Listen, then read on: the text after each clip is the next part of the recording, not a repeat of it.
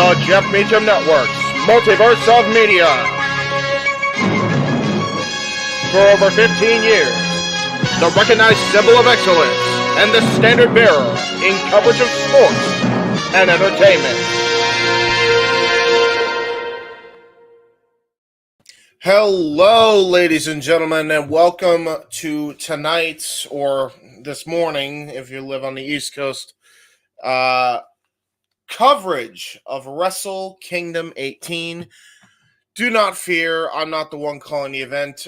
Your commentator extraordinaire, the simple man with a spectacular voice, Noah Foster, will be here momentarily. He is booting up his PC now, last I checked.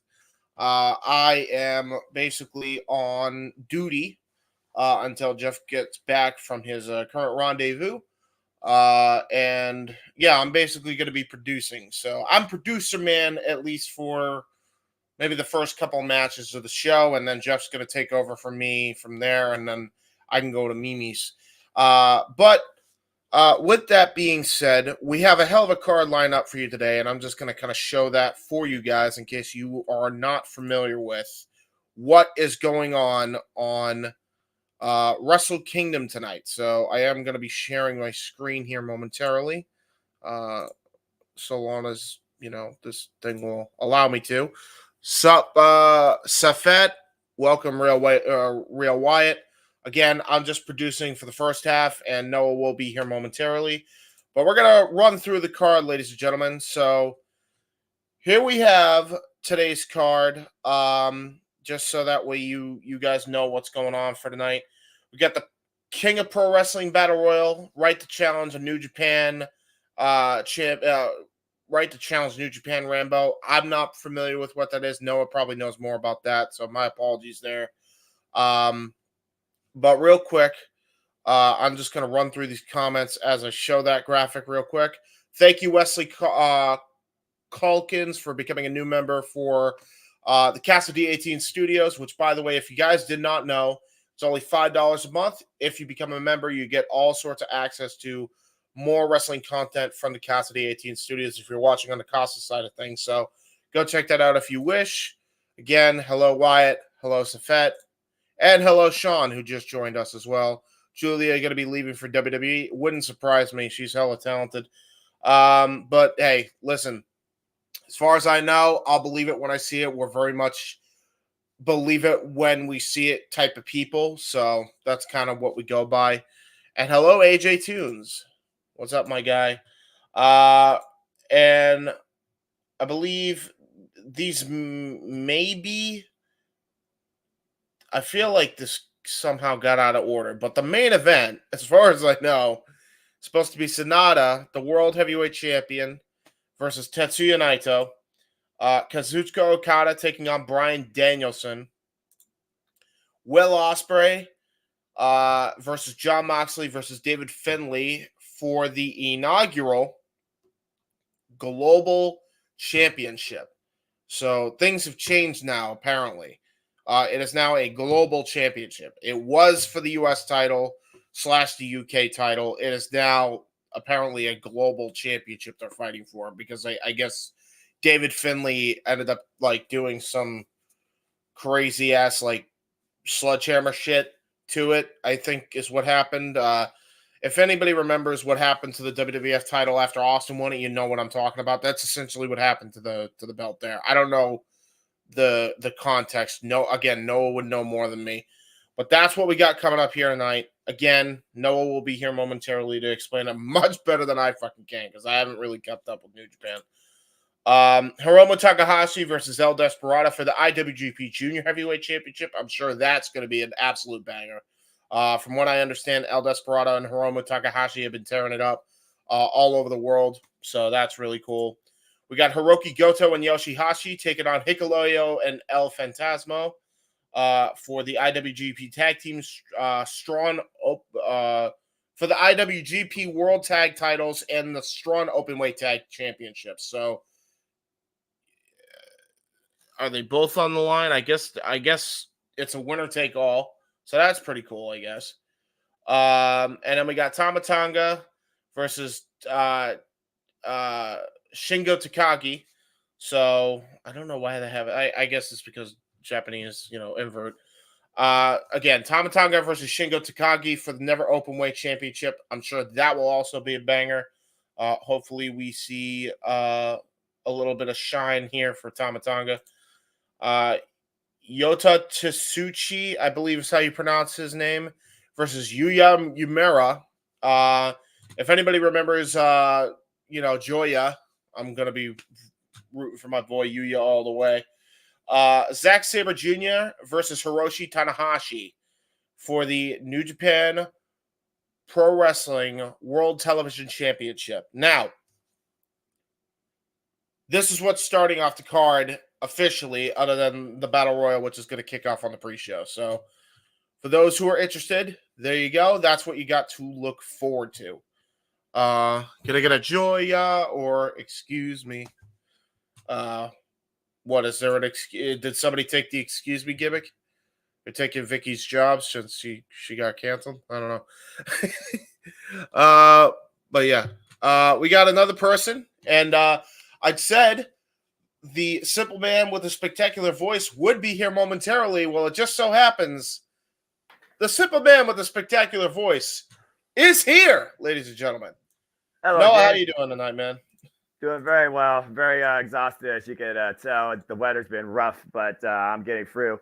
When you think one point you're overheating, and then you're literally out in the frozen tundra too. But I'm here, and I'm ready to call Wrestle Kingdom 18. Looking forward to this after an incredible launch for All Elite Wrestling. And again, this is my goal into every year. This is my standard, my bar. This is my most anticipated. This is my most worthwhile compared to anything else in this industry. Nothing excites me and invests me more than Wrestle Kingdom each year. And this one is looking incredible. That is fair. That is absolutely fair, my friend. What match are you looking forward to the most? Because I just ran down the card for the people in the chat right now. We got Sean, we got Real Wyatt, we got Safet, we got JJ in the chat. Everybody is here pretty much, and we also got a new member. So thank you very much, Wesley, for signing up to the Casa. Appreciate that. It's really hard to pick one match on a card that is so stacked, so dynamic. You got generational talent showcasing. You got an amazing story of someone trying to finally own a presence versus somebody that's been on a career-long journey to fulfill his destino, the roll call in the Tokyo Dome. And then you have the Dream Match rematch where it feels even more personal and might be showcased as versus more professional. So across the board, this card looks incredible. I think for me, though, probably because he has been the most consistent champion in the modern era, not just in New Japan, but in general. I think Zack Sabre Jr. and Hiroshi Tanahashi is my sleeper, despite the fact it's 15 minutes. If you consider how the history of these two, you can Wikipedia it and how many times they've traded victories, whether it's inside Kratos, net Kratos, or tap out via breakage of the near arm. I mean, you know that firsthand at G1 Supercard 2019. It's one of those things where I think for me, especially because he's now the president of Japan Pro Wrestling, I'm curious to see if Zack Sabre Jr. gets to V20. Tonight marks V17, and I think he is definitely capable of doing it.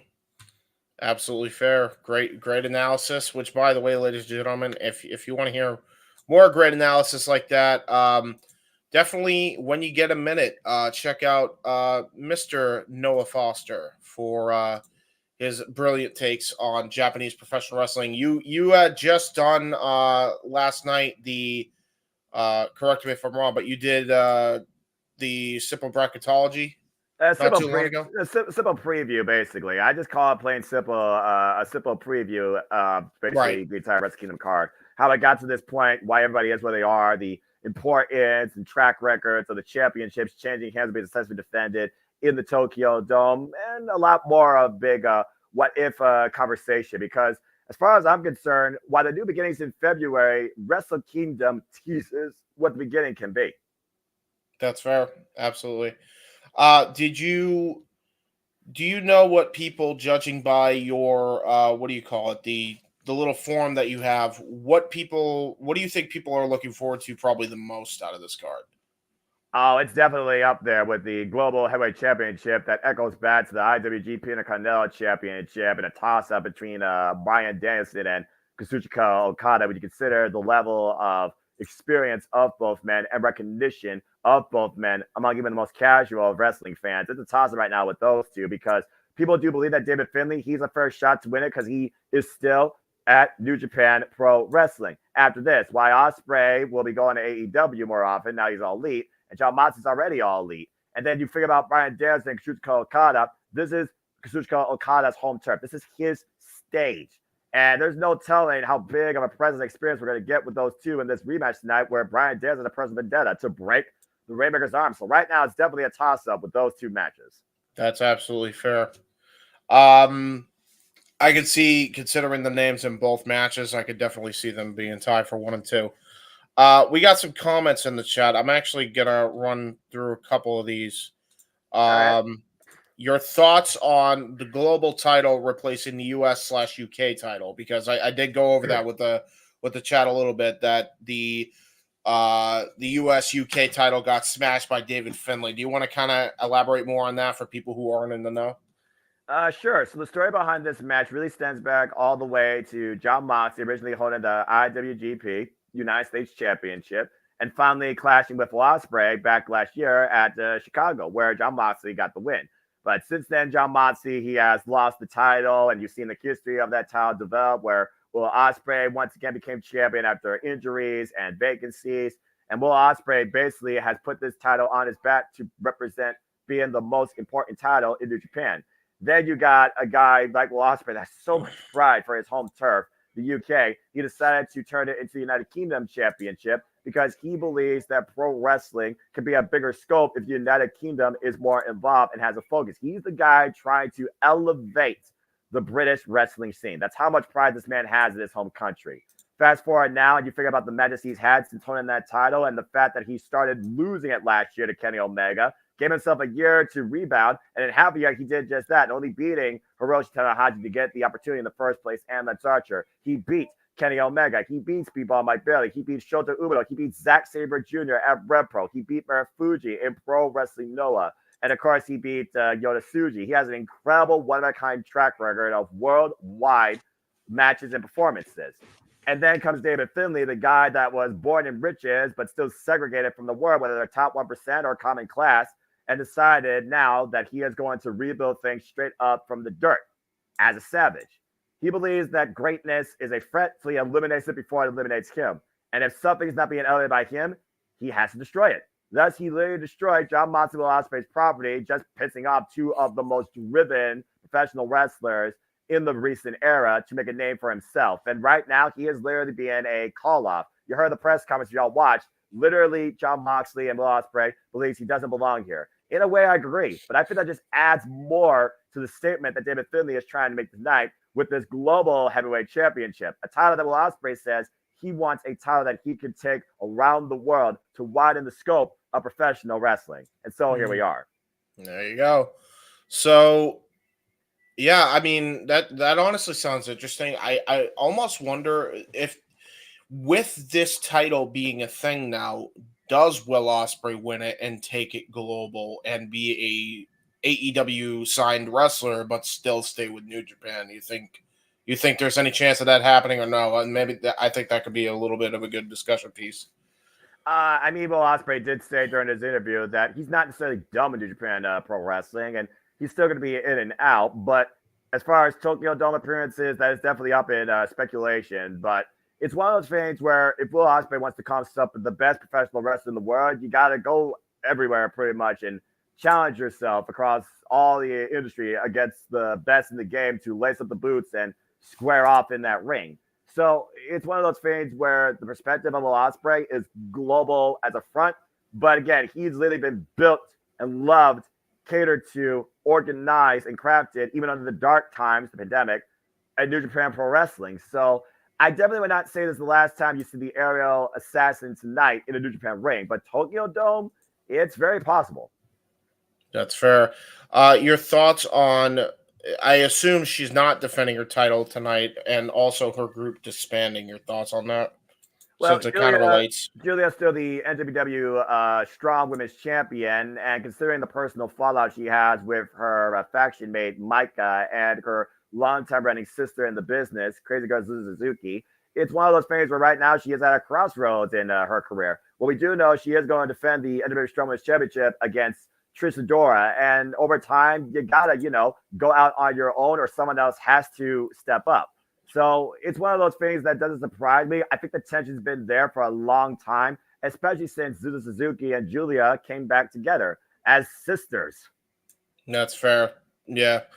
I mean, Julia is a hell of a talent. I mean, apparently there's, and I'll emphasize this, rumors and innuendos, but we don't really delve into those. She could go to WWE, but she's super talented. I will say that. I can't imagine you haven't seen the work that woman has put in and not have an eye on her. Like, she's really kind of proven herself. So just figured I'd kind of throw that in there. Just to give a little praise to Julia there. I respect that, considering, again, this year I think it's going to reshape the professional wrestling landscape, as we saw the Virtuoso now all elite, thank Christ. And also, of course, Julia is still the strong champion. Megan Bain still has her eyes on the title. Mike is now the World Stardom champion. Mayu Iwatani, current IWGP Women's Champion, challenging against Siri. I haven't looked at the results yet as somebody that follows Stardom, because I had to get some rest, because it's one of those things where right now I do think we are in a reset stage. I think Jeff put it perfectly. Big old F12, reimage, wipe the system, give everything a clean slate.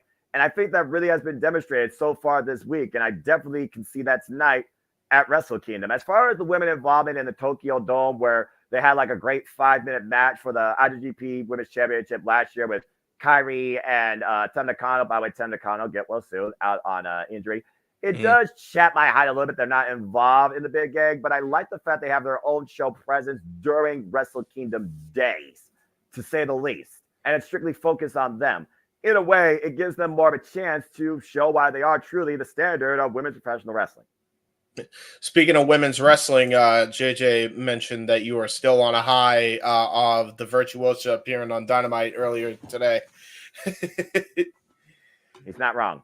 He's not wrong. Dude, you guys should have heard the message, man. Noah was ecstatic and elated she made her debut tonight. So that's really good, man. That's really good for them. I say it once, I'll say it again. I don't give a yin-yang what letters you support in this industry. But you got a blinder vision if you only look at one company. There sure as hell is more to this industry than the WWE. And for anybody to pursue further growth, different challenges under different circumstances and different terrains, that's a wonderful thing. And that's more of a possibility now than ever. With TNA, AEW, New Japan, Ring of Honor, and so much more than just the WWE. And I'm really going to see that. And even people within WWE, it's one of those things that fans need to realize. Workers within the industry at other companies support their friends, even if they don't go to the same place they work. What a crazy concept. Right. So I'm very happy to know that the first free agent signing of 2024 is all elite, and it is the virtuosa, Deonna Purrazzo. Yeah, that's absolutely fair. So there are no women in the Tokyo Dome. All their matches, all are having their matches in which they are at the main event as I type this. Yeah, so. that again, because they're doing that Stardom show now. And to your point, Micah and Meg versus Julia and Suzuki went to a 20-minute draw, and Julia has officially announced that Donna Del Mondo, Women of the World, will disband. As she gave one final DDM roll call, naming all the members past and present, including the retired Jumbo Princess, Himeka. Shout out, by the way, to Aphrodite, the Stardom Goddess of Stardom Tag Team Champions, as Utami pinned Saki with the German suplex in 6-person action as Queen's Quest continues their role into the new year against God's Eye. So congratulations to Saya Kamitani, the daughter of High Speed Asumi, and of course the Queen of Roses, Utami Hayashita, which just leaves the main event to Sandy's point as I'm looking at updates here, courtesy of the Stardom official Twitter. And yep, currently underway right now is Mayu Iwatani, the Icon of Stardom, versus former West Stardom champion Suri. So I'm very curious to see if the IWGP Women's Championship takes a different direction after tonight, in Mayu losing it or retaining it. And this is why we have him as the main play-by-play guy, because he just rattled off those names like they were nothing. I would have butchered like the first two in like 5 seconds. So, oh, come on, James. You can give yourself a little bit, I think, too much there. You definitely could try. I mean, I try, but I fail sometimes, depending on the person. JJ, I hear you. Speaking of which, JJ is correct. I could hear the screams from Toledo coming from here in Cortland. If you really want to know, if you really want to know what my reaction was, Go ask King from ATW. What's up, bro? He was there as we did our usual weekly engagement, reflect, and just passive enjoyment in life, engaging in AEW and just making sure that life's okay. Because Wednesday nights are always all right, and so are Saturdays. So if you want to know more about my actual reactions, James, that are never going to see the light of day live, go ask King A-Train. That's fair. We got a little question here from Cassidy 18, Mr. JJ Williams. Any chance of Mercedes Moné appearing tonight? And also, there's Sean with kind of a follow-up comment. She may be all elite as well. I mean, we could talk about this a little bit. I mean, AEW very much is lending talent, especially for New Japan, for their, blossoming women's division. And Mercedes Moné has definitely been a star factor in that, even though she's, just about to come back from injury now, I assume. Right. Could you imagine in AEW's ecosystem and in New Japan's ecosystem, Deonna Purrazzo and Mercedes Moné? I mean, holy all-star, like a couple of all-star picks, if I do say so myself. I mean, just that match alone would be enough to sell me on watching at least one match from the show, or one match from any New Japan show if they booked it, or any All Elite show. Yeah, take my money if they book them. But to your point, Mercedes Moné, she definitely made more of a name for herself, challenging her in Japanese strong style after winning the IWGP Women's Championship last year at Bound the Valley, one of the best matches of the year against Kairi, and then followed up. She worked with Stardom's Hazuki and Asume in a great triple threat 10-minute speed classic at Sakura Genesis. So she definitely gave presence to women's professional wrestling as the IWGP Women's Champion. She gave that recognition and value too. And then the icon of Stardom, the most recognized name in Stardom history, former Ring of Honor Women's World Champion Myra Tani, beat Mercedes Moné in a very game contest last year in April at Dream Kingdom. So it's one of those things where I definitely couldn't rule it out. And I think right now, Deonna Purrazzo, this is the closest she has to competing with Stardom, if not at Stardom, because AEW offers that flexibility in their relationships. I mean, we just saw Mariah May, the Glamour, former Goddess of Stardom Tag Champion, make her debut tonight, Club BS Forever. I gotta imagine that Mina Shirakawa was smiling ear to ear, and it was a great match. So, again, I am very excited in the perspective of women's professional wrestling in more than just TNA.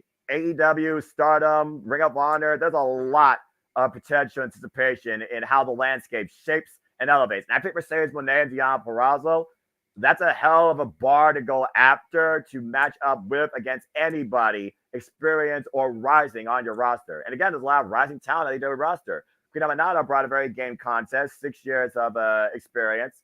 So against Mariah May, who had 99 matches before her Stardom leave just last year. I'm just saying. That's true. Speaking of the king that you mentioned, speak his name and he shall appear. We believe in King Adrian.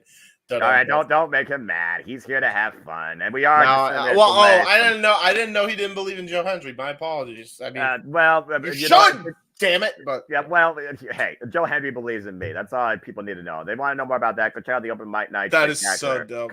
I'm still pissed I didn't get mentioned. Damn it. Anyway, and it is Mayu Iwatani has successfully retained the IWGP Women's Championship, pinning Suri with a poison rana from the top rope. Good lord. There you go. By the way, Zombie Mayu Iwatani must have been on full display. You think Murder Ibushi's dangerous? See Mayu with that zombie-like smile and try and challenge her and see what happens to your head. Well, speaking of which, we got Josh saying your very famous catchphrase now. Yeah, of course. All the wrestling, the professional wrestling, damn it, and sports entertainment. Yes. Okay, I've already strained my voice a little bit, so maybe the Deonna Purrazzo thing was a little bit too much excitement.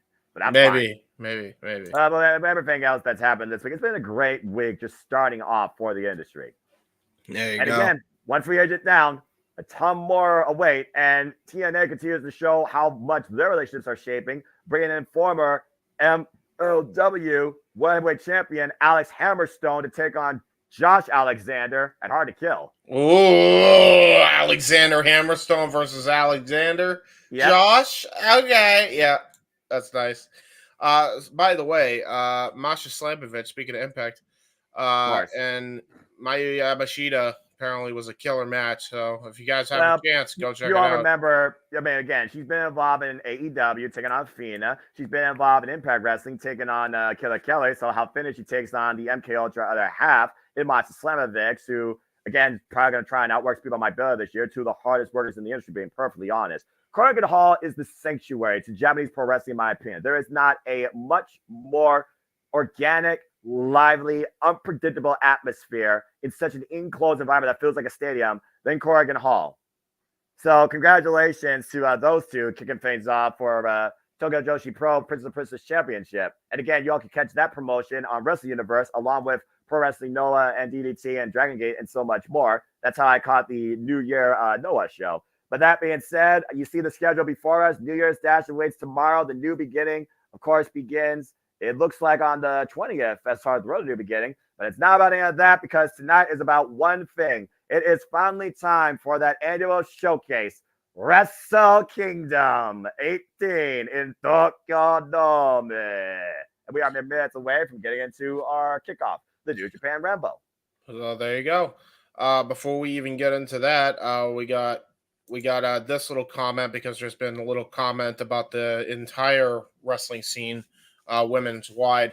This is more of a, I would say, speculation on Josh's part, as per usual. But his speculation, I would personally like this. I think for all three. I mean, Deanna, Mercedes for AEW, TNA gets Camille. Yes, I mean she'd be a shoo-in. And then Trinity and Mickie James for WWE, I think is a fair shout. Yeah, I mean, again, Mickie James and Trinity, former WWE superstars, Camille, but just that presence and that strength dynamic, put her up against like Savannah Evans or Kylan King, just to start with the depth of that roster. I can definitely see her doing incredible things there. And I think that Deonna Purrazzo will be better recognized for her professional wrestling prowess. And I think Mercedes will definitely raise the presence. And Gus Sanada wants to raise the presence, of course, in fulfilling his dream tonight. So I think that's a fair shot. I think that's a very balanced act. And we'll see how it pans out. But again, Trinity is defending the Knockouts World Championship at Hard to Kill against Jordan Grace. So we'll see if the Juggernaut makes history once again. Yeah. Again, I'm only going to flash this up on the screen. I hope this isn't the case. I doubt it will be because even during, what was it, the dark days of Enochiism, they were losing money. They were losing money, but I think the arena was funded by the government anyway, so I don't think it's going to be closing down anytime soon. Now, I could be wrong on that, but I feel like Tokyo Dome is such a... It's just as, if not more, respected than Korakuen Hall. So I can't imagine them just closing that down. Plus, how many sporting events do they host there other than just wrestling? I mean, they host football games there as well. And baseball. So I don't see them closing that down. There's other sports that are there. Now, granted, if the stars align and somehow the rumors turn out to be true, and we'll say allegedly, then maybe. But even then, like I've seen New Japan be in the Tokyo Dome in a lot worse off circumstances. So I think people are jumping the gun on that a little bit, either freaking way you look at it. But you look at the games before Wrestle Kingdom was a thing, and Tokyo Dome was always that center stage. I mean, at this point, there's been over 33 different main events from New Japan Pro Wrestling alone in the Tokyo Dome across January 4th in this company's 52-year history. So, and of course, the 52nd anniversary is coming up in March, of course. And it's one of those things where I think that Tokyo Dome is the immortal stage of professional wrestling. I mean, it played to the Last Love show, Keiji Muto's global collaboration of Japanese professional wrestling, and of course, culminated his retirement match against Tetsuya Naito and followed with friggin' Masahiro Chono. Good Lord, that was friggin' hilarious. Tiger and Tori, hey man, doing the count. So I think that Tokyo Dome would not be used as a presence, at least at this stage. It's kind of one of those things that I just can't buy. I mean, again, Korakuen Hall has played towards some G1 climax, incredible, great moments, some incredible wars on New Japan Road, and of course, Korakuen Hall always plays to the road to Tokyo Dome. So I just think that, again, I just can't see Tokyo Dome not being part of New Japan Pro Wrestling's immortal stage. And that being said, as I see the little circle on my screen, it is about showtime here. So let's see how we get underway at the Rumble. I see Chris Charlton's hyped up on the Twitter, which I don't blame him. So without further ado, and I might have a hoarse voice where I might yell like Brock Lesnar, let's freaking go, folks. Here we go. Why do you have a hoarse voice? Oh, because you were screaming about the other. Well, that, and also I'm a little bit sick. Oh, no. It's just a fever. Like I said, there were chills, there was super heat, and then I'm here. It's all right. I'm fine. I promise you. I'm fine. All righty. Besides, after this, I'm doing nothing but sleeping the entire duration of the day. Me and JJ can town hall gather as far as what we do with tomorrow after I take care of my mother and do grocery shopping and watch New Year's Dash. Priorities for passions, as always. Thank God you have the day off. Holy shit. Well, I'm a glutton for punishment. Yeah, that is true. All right, let's go ahead and refresh. Connection was lost. Trying to reconnect as we get ready for our opening contest here in the kickoff, which, again, after this ramble, there's still going to be an intermission until we hit bell time at 3 a.m. Eastern Standard Time, or 2:30 a.m. Eastern Standard Time, excuse me. So, anyway. And that being said, for those that don't know, the New Japan Rebel starts with 2 individuals, and a new individual comes out every minute. We're going to keep going with eliminations. Elimination occurs via pinfall, submission, or thrown over the top rope. The last 4 standing will challenge for the provisional KOPW 2024 championship at New Year's Dash tomorrow.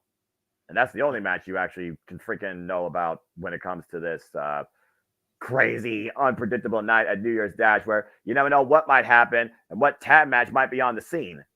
That's fair. I'm gonna head out from the studio. You do your thing. I will be in the green room, good sir. You have a great call. I appreciate it, man. Thank you, James Hebert, everybody. Always appreciate what he does and his outlook, of course, towards the network. As we get ready here for the festivities to occur in Tokyo Dome. Yoshigashivas, everybody. Happy New Year to you all. Konnichiwa. I hope everyone is doing well. Welcome once again to the Jeff Live Watch All Events here at the Jeff Network Multiverse Media as we bring you our coverage of Wrestle Kingdom 18 in Tokyo Dome with the kickoff, the New Japan Rumble. For those that don't know, I am but a simple man, forever great professional wrestling, and the voice of the JMN, then, now, forever, damn it. And my name is Noah Foster. And again, go figure, Chase Owens has to be number 1, a glutton for punishment, but always out to try and prove a freaking statement. He is a flippin' madman, and I stand by that, you crazy son of a gun. Oh, gosh. Well, we'll see how that pans out for him. I sense destruction coming his way, if you know what I mean. Especially last year when he freaking started off against Tomohiro Ishii and Minoru Suzuki. I'm just saying. Oh, this is going to be fun. I love this. It's always a fun time. It's just one of those things where it's like, you never know who's going to come out at the buzzer. And that's part of the fun of the Rambo. Excuse me. And of course, we're continuing on. And again, we have no idea the depth of the field even. Excuse me. Oh my God. I can't freaking latency issues. That's all right. I just go ahead and do the Japanese one. See if that works. And we go here and we see right now Chase Owens trying to outlast the field as he only can do. Oh, man. This is going to be fun. And Chase Owens right now just trying to... Oh, I froze. All right. Let me go ahead and fix that. Oh, technical difficulties. I knew that New Japan Pro Wrestling, with this being the biggest show of the year on the new NJPW World app, was going to run into some technical glitches, but that's all right. Like anything else, you just work around it. You work with it. Excuse me. Excuse me for 1 second as I get my backup device out and my notes here. For those that are wondering what the New Japan Ramble is, it's kind of like, a chaos thing, pun intended for the group. It's a weird battle royale where all sorts of shenanigans can come into play. I've seen multiple stack ups and Troy Young's brought in handcuffs, so you never know who will enter the Ramble and take advantage in their own way. All right. And we're going to sign in here and continue. All right. And of course, you're working double duty. Appreciate you as always, Sandy. Always loving your support. I hope that you've had a happy new year to start you off the right way too. Oh man. And again, spoiler alert, folks, for those that don't know, the crown jewel Chase Owens is number 1. I repeat, the crown jewel Chase Owens is number 1. And we'll see if he actually holds out in the field. Well, if anything's going to cause us technical difficulties, it might as well be during the 0 hour, the Ramble, where it is literally a field of anyone can show up, anything can happen, and you truly don't know. So it kind of is, except there is a participant that comes out every minute. And the addition is you literally can eliminate somebody via pinfall or submission inside the ring. And this actually ends when you have only 4 people left, as they will face off in a fatal 4-way tomorrow at New Year's Dash to become the provisional KLPW 2024 champion. Oh man, my throat is really messed up tonight. Scratchy throat. That's all good though. All right. Well, looks like I'm not the only one having issues, so we'll just continue to talk about KLPW. For those that don't know, KLPW was established a few years ago. It took the place of the actual show called King of Pro Wrestling, introduced by Chairman Shigebayashi and Kazuchika Okada. It was more of an experiment for Okada, where he was trying to redefine himself and find himself. So he realized you need to use the damn Rainmaker if you're going to be something effective in New Japan Pro Wrestling. And Kazuchika Okada was involved in the inaugural Fatal 4-Way for the title that was won by friggin' Yano, Toru Yano. Toru Yano made the matches via fan vote stipulations. Anything included not limited to body slam contest, 2-minute drinking game, put your opponent inside a dog cage, the shenanigans that this guy did, remove the turnbuckle pads, which of course he does in like 4 seconds. So the amount of shenanigans that Toru Yano made out of this title still gives me anxiety to this day. And then, of course, other people were able to grab this championship and redefine it their own way. At one point, by the way, he literally tried to take out Chase Owens' eye. Just put that in perspective, folks.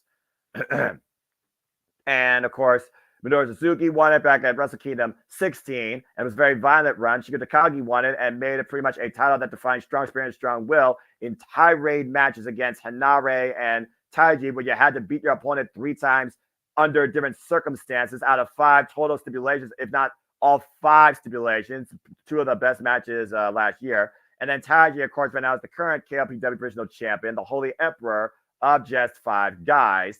And he will be defending that title. So he will be, I believe, the last participant in the New Japan Ramble. And the New Japan Ramble has reached out to have people involved from Ring of Honor, GLEAT, Pro Wrestling Noah, Legends of the Past, etc. So just to give you a little bit of a background on the New Japan Ramble that's become basically a tradition that was lost for a little bit under this type of stipulation and then brought back a few years ago. And they've stuck with it since. When they weren't doing the New Japan Ramble, they were doing the gauntlet for the 6-man never overweight tag team championships. And now again, any luck with the stream or no? No, do you have any luck, brother? I haven't gotten a. It's still airing out. So they get what's Jeff say? Get you together. So they need to figure out. So it's again. Let us know. Issue. It's an app issue. So let us know if you're having the same problems, just so we know. Yeah, because I've been saying I've had the same issues. It says error even on the Japanese feed. So they need to get they need to get their stuff together. But if they're going to have botches, then it might as well be during the freaking New Japan Ramble. And Joe, I appreciate your support here and hope that you enjoy the show as well. Oh my gosh. Well, I guess we're going to be waiting until they get their feedback up. Yeah, pretty much. It is what it is, folks. Technical difficulties. But again, we're just shooting the breeze here as we wait to see what is ahead in New Japan Pro Wrestling. Well, there we go. As long as they get their stuff together by the main card, we'll be fine. It's one of those things. Probably go to their Twitter. They're probably working on it as we speak. You probably can follow NJPW World or NJPW on the Twitter, and they're probably working on it as we speak. If I have to, that's a good point. Yeah, let me check that real quick. All right, you do that. I'm going to keep refreshing my feed until we get what we want here. So again, folks, technical difficulties. It's basically everyone right now that is having these issues Indeed. So we're all just going to keep, our nose to the grindstone and wait and see what happens here as we still try and get ready for the main level card in Tokyo Dome. So there you go. There's nothing here yet. I don't know. Oh, okay. But I guess there is trending. So there are people having a very similar issue as far as there you go. Yeah, there you go. Yeah. I figured that. I figured as much. So again, hopefully they get their stuff together. But only time will tell. Going back into the feed, refreshing, going into. There we go. Finally got something here, and it looks like Hanare, the face of Fury, is coming in, and it looks like it's still trying to buffer here. Buffering. Oh no. Well, again, what are you using to watch this? Just New Japan World as it is? NJPWWorld.com on my laptop. Looks like we have one of the War Dogs, Alex Coughlin, in the ring. The other War Dog, Gabriel Kidd. Hanare, one of the most improved wrestlers of last year. Definitely somebody to watch out for here. And that's right, JJ. He offered a ceasefire to John Moxley with 2 non-alcoholic beers because they believe, again, David Finlay does not belong in that contest. So after the 5 minutes, all bets are off. But they're going to do everything they can to literally, in Will Ospreay's way, unleash 7 pounds of absolute bleep. I love how it had to be specifically non-alcoholic because he knows John Moxley's trying to be clean. Hey, exactly. That's funny. That's funny. Oh, and Hanare just eliminated Alex Coughlin. We got Great O'Con in there. Oh, hell. Alrighty. I'll be out now. That everything's in working order. Oh, you're fine. We got Jeff Cobb, Great O'Con, and Hanare going 3-on-1. I love the set, by the way, against Chase Owens. And right now, Chase Owens in a world of trouble here in a 3-on-1 handicap situation. Meanwhile, here comes the Stone Pit Bull, multiple-time never openweight champion and 1/3 of our current never openweight 6-man tag champions, Tomohiro Ishii. Yep. But frankly, if you go back in, it's actually working right now for me, and I'm actually looking at the English feed. So I'll guarantee you, folks, I'm looking at right now, capacity crowd on Kian at the Big A, the Tokyo Dome. Beautiful sight to see. And, of course, they'll be full-on loud and boisterous tonight. Tomohiro Ishii, of course, no stranger to adversity. Literally fights every match against his life. And walking right into the hornet's nest in 3 angry men of the United Empire after Ishii, Tanahashi, and Okada successfully defended the 6-man never openweight championships against United Empire in the last match of the year at the Road to Tokyo Dome in Corrigan Hall, of course, December 21st. Yep. Again, the app is having problems, just to make sure everyone understands that. The app's having problems, but it is working at least now for me. And thank you, Franklin, for your viewership and also for the update. Knife edge chop by the Stone Pit Bull. Previously nearly made it to the Final 4 one other time, but was denied by Bullet Club, ELP, and Show at the time, I believe. Again, right now, Ishii, just clocked Hanare in the jaw. Again, the Rambo rule, you can eliminate somebody via pinfall, submission, or thrown over the top rope, and both feet hit the floor. As we get ready for our next participant, TMDK in the building. It is Mikey Nichols. Mad Mikey Nichols, of course, previous challengers towards the IWGP Heavyweight Tag Team Championships. Also previous challengers, the 6-man Overweight Championships. And impressive show in his first ever G1 Climax. And right now the field's starting to fill up here. Again, it's just literally all-out war inside the ring as Mikey Nichols makes his way down, taking his time, which I think probably is a smart strategy, knowing who is in there right now.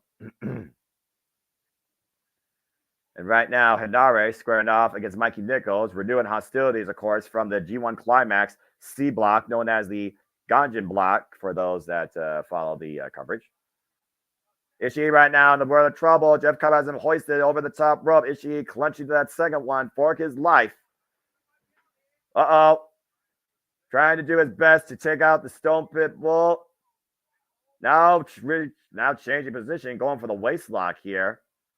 Squeezing Tomohiro Ishii, preventing him to have any sort of strength to hold onto those ropes, and Ishii fights back. Ishii down right now, but not eliminated. Again, this is just one of those fun little matches that just, it is what it is.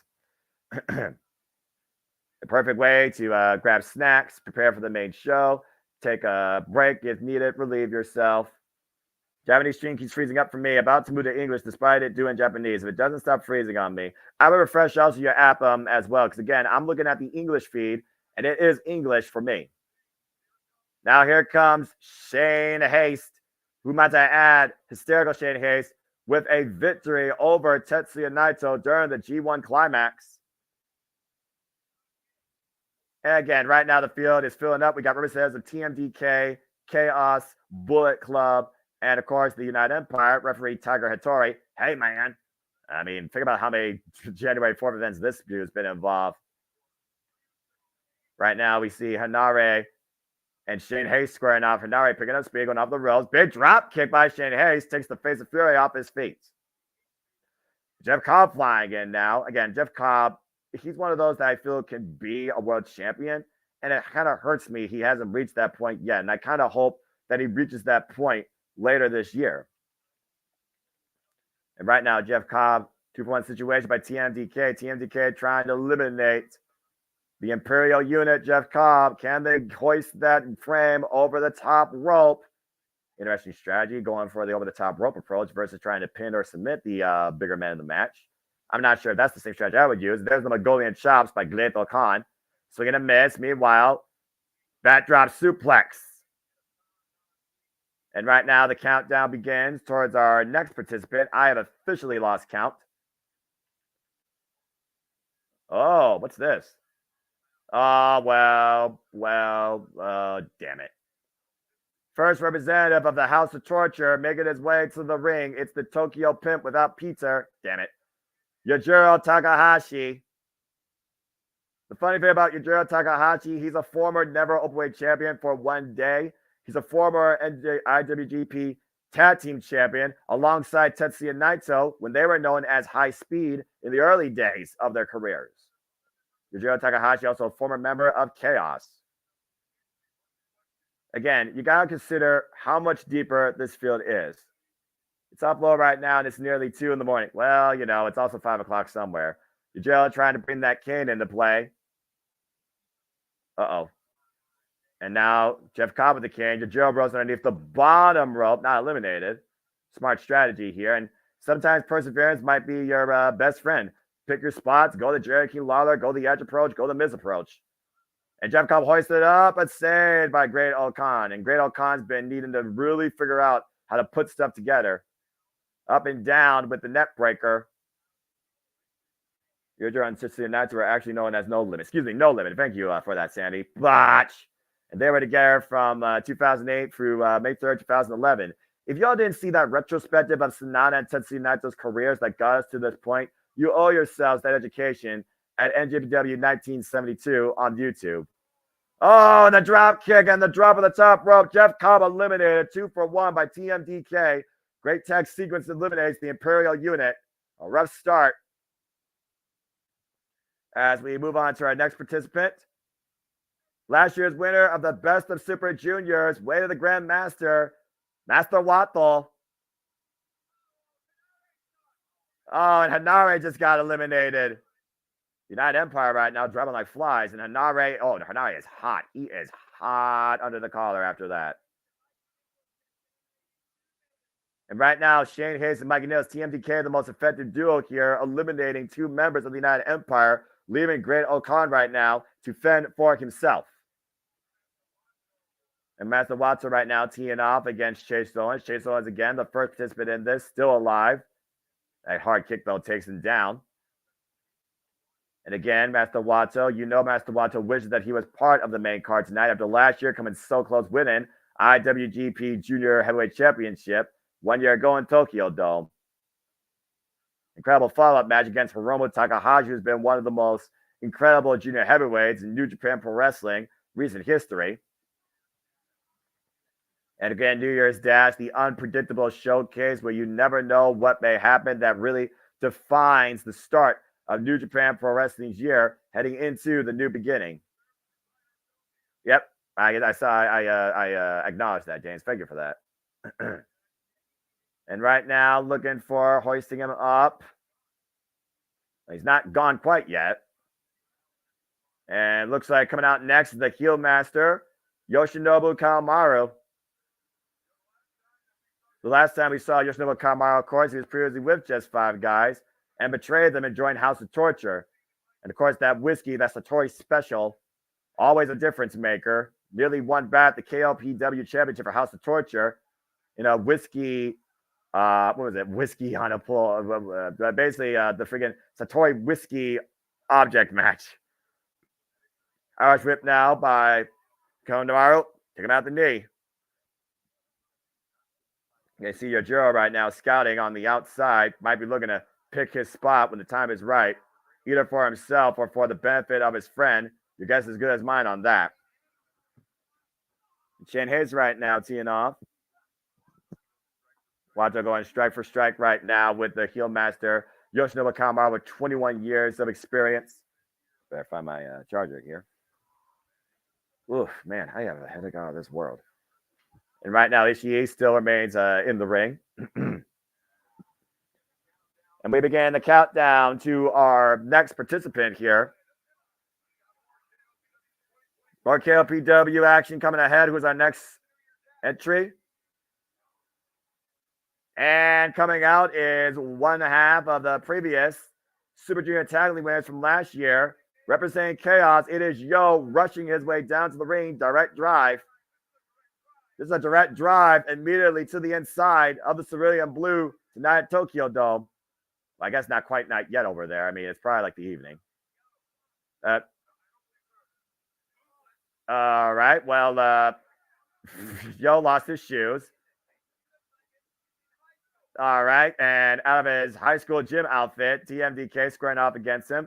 Chuck Cage, good to see you. We're just reacting and covering right now Wrestle Kingdom 18 and the New Japan Ramble. Oh, my gosh. That's worse than a Chakla by Selena Vega. Just whipping the man with his own shoes. Finally, Tiger Tori removes the shoes from TMDK's hands, used as foreign objects against Yo. I did not expect to see that tonight. Appreciate y'all for tuning in again. I hope that you enjoy the duration of this in and out. And again, please subscribe, comment, tell a friend as we cover all the biggest shows here across all the brands of wrestling here, literally on a weekly basis. And my voice is used for every single one of them, even under less than 100% conditions. Double DDT by Tomoyoshi E. Oh, crap. Well, this Rambo just got a virus. Here comes Sho. From Yo to Sho, representing House of Torture, the murder machine. And right now, Sho with, I imagine, a foreign object underneath that cloth. And, Yo looking to meet Sho in the middle of the entranceway. Oh, boy. Or maybe not the wrench. Whoa, good scouting there by Yo, avoiding certain destruction. He did not need a tune-up tonight.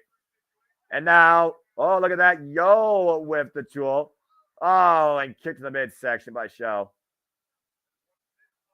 That's one pitch black heart right there. The most negative player I've seen. Waistlock right now in the entranceway. Meanwhile, Yo and Sho jockeying for the wrench. We've seen the damage that tool has done. You've also seen that used by Momo Watanabe in Stardom. As Yo right now loses his footing on the entranceway and Sho getting the better of his former Roppongi 3K tag partner and Chaos running mate. And again, Chuck, let us know your thoughts on the Ramble. Let us know your thoughts, folks. You know New Japan Pro Wrestling and what name you think could be part of the 4 or who you think could start up as provisional KLPW 2024 champion. Again, this New Japan Ramble is the right to challenge for the provisional KLP4 2024 championship. And what? Who's that? Whoa! And Sho right now looking at a dark ghost. Fujita Junior Hayato. And again, I did say any Japanese promotion can be involved here at the Rambo. And again, he was his tag partner during the Super Junior Tag League. Yo and Fujita have developed this friendship, this bond. And right now coming to the aid of his former tag team partner. Well, I mean, for a moment. But again, it's one of those things where it's like every man for himself. What an incredible moment here right now. As right now, Sho and Yo being dragged in the side headlocks back towards the ring. And right now, bringing them back inside. Ugh. Again, doing well, Chuck. Thank you for your tuning in. And again, the actual show will start, folks, at, I believe, 2:30 p.m. Eastern Standard Time. There will be a small intermission once this ramble is over. Nice flatliner there. There's the Irish whip, the spinning soba right now. As Vegeta tees off. Beautiful drop kick. Takes Sho off his feet.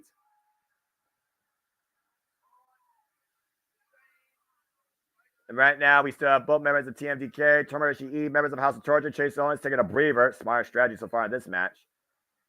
And now here comes the Bone Soldier for Bullet Club, former IWGP Junior Heavyweight Champion, Taiji Ishimori, after losing to Aroma Takahashi in the rematch last year in Osaka at Power Struggle. It was last year at Wrestle Kingdom that Taiji Ishimori came in as the IWGP Junior Heavyweight Champion. Of course, Master Wato, the feuds he was involved with, Master Wato pinning the IWGP Junior Heavyweight Champion last year. And right now, Shane Hayes making it. Oh, no! Shane Hayes eliminated by his own TMDK partner, Mikey Nichols. And right now, Mikey has Ishii up on the apron. Both men, the deadlift German. And Mikey and Ishii both on the apron, jogging for position. Dangerous territory here. This is a very tedious game, but the House of Torture looks to try and eliminate both these men. And both got clocked in the jaw for it. Meanwhile, Vegeta, Ishii pulls Mikey Nichols out of the way. TMDK eliminated. Taiji Ishimori yet to enter the field here. That pump kick right now. Then meanwhile, Sho trying to eliminate and a double team effort. God bless it. House of Torture eliminates Tomohiro Ishii once again this year. Oof. Man, I definitely got a headache. I'm going to have to get some medicine tomorrow. And right now, Master Wato, Vegeta teeing off in the ring. Missed the big spinning heel kick. The waist lock, looking for that Imperial high angle German suplex. Master Wato set up and over to the apron, though. Lands on his feet. Blocks the shot coming in. Nice step of Enziguri. Meanwhile, Yoshinobu pushes Vegeta into Wato. Wato eliminated. Hit a hard landing, hitting the blue barricade. And right now, who we got? It looks like Doki, representing Just Five Guys, coming in. The winner, of course, of the bodybuilding competition, the Concursion. You can find that on www.1962.com. It's Doki, Kevin. It's Doki. Wait, you're not Kevin. Who are you, Walter? Well, Walter, let me tell you the greatest of Doki. Gino, when you come here. Shout out to Gino Gambino. I wonder if he's going to be involved tonight at Wrestle Kingdom. Vegeta right now teaming up against Taiji Ishimori, and right now Doki going after the former IWGP Junior Heavyweight Champion. Doki really had a great standout year last year when you think about his performances, especially in the Best Super Juniors. This crazy mammoth off the second rope with a back elbow strike takes the Bone Soldier down. And right now you look at the playing field, a very dynamic field here. When we get to Umino Kiyomi Everest Naito, need much backup to hold. Yeah, I completely understand where you're coming from. Of course, so much to come tonight, including that special tag match. And the sleeper right now, the KID, the guillotine, middle of the ring. Will Doki submit? If Doki submits, he will be eliminated. And right now, he knows that if he submits, he will be out. Oh, no. Wait. And everybody takes out Doki and Vegeta. Man. And here comes the bane of my existence. And the inaugural, and also, I believe, two-time KOBW champion, Toru Yano. Goodwill ambassador, my left foot.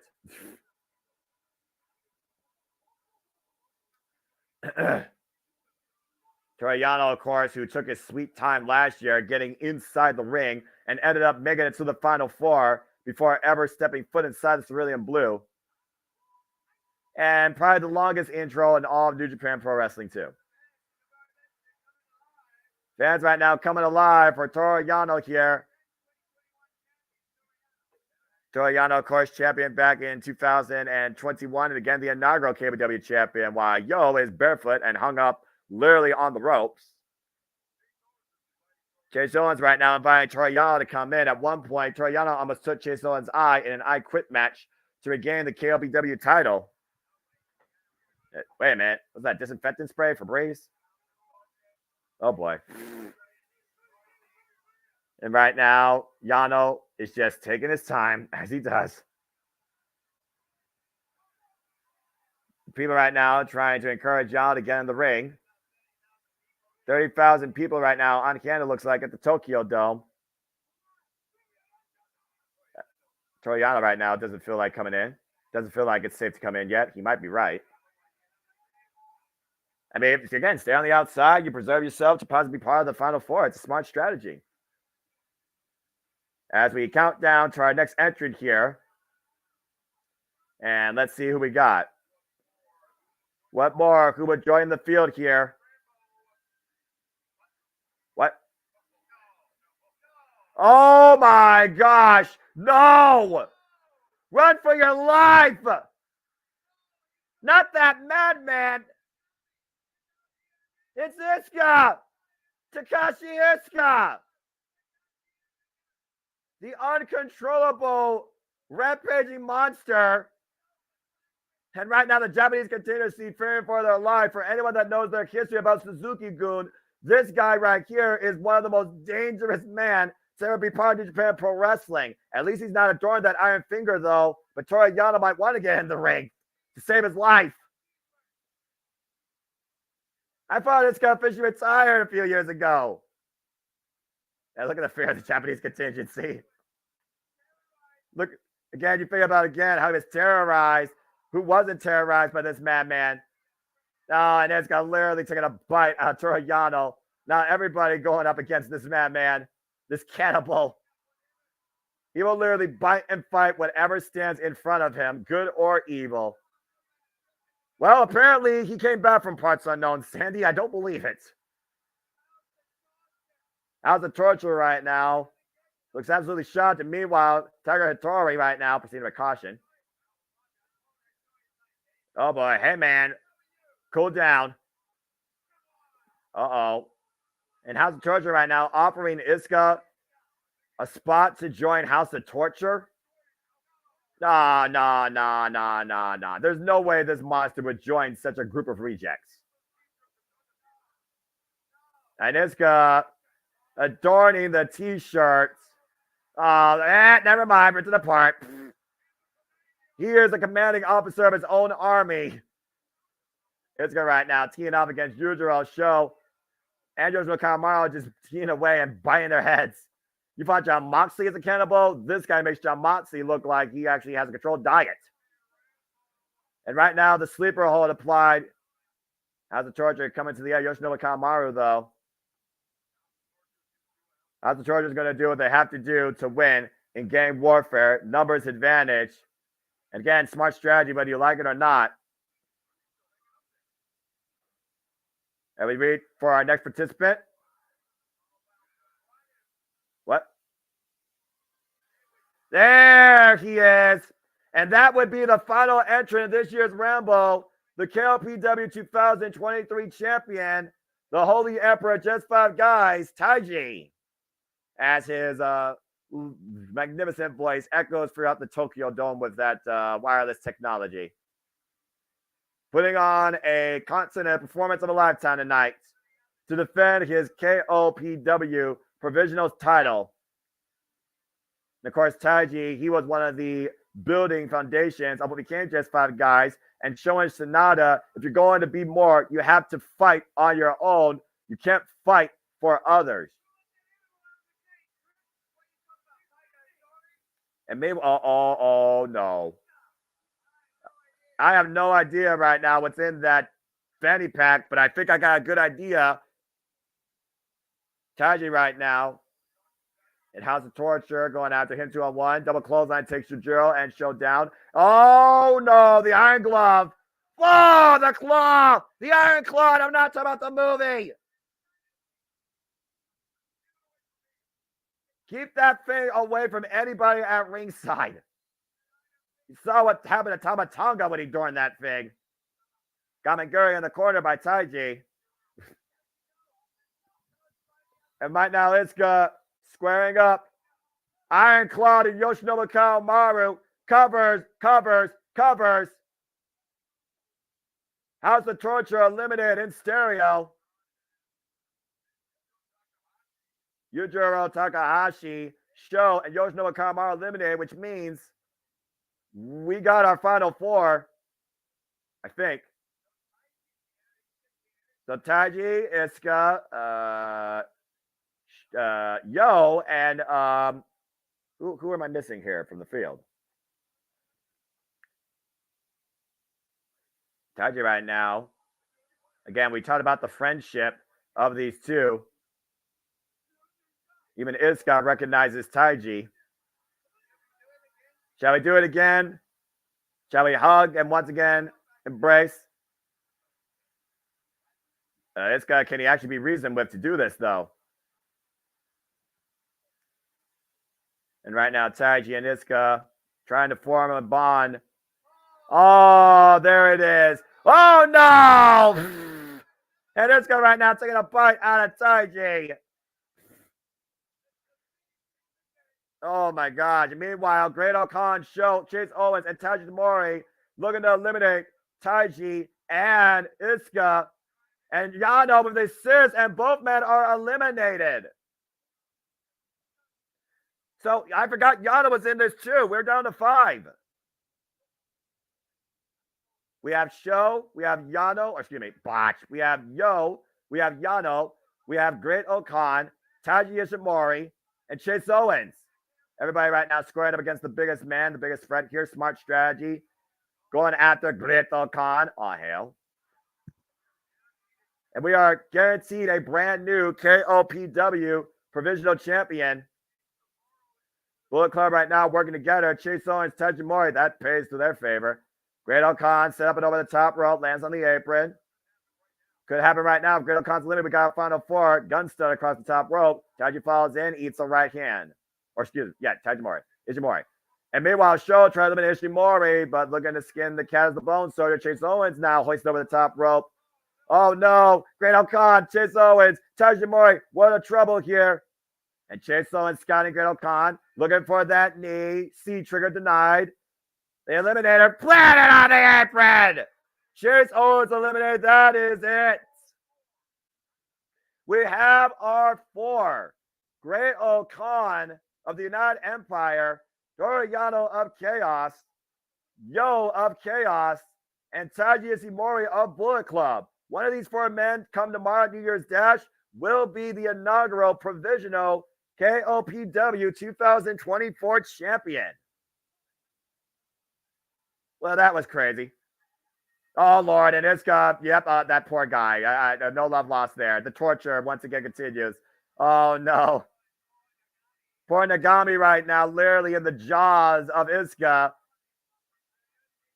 I don't think Nagami signed up to get a paycheck with this involved. And right now, Taiji trying to rip Iizuka off of him. We got Young Lions and fellow supporting members of New Japan Pro Wrestling here trying to rip Iizuka off of him. Oh, dear. Oh, my gosh. Well,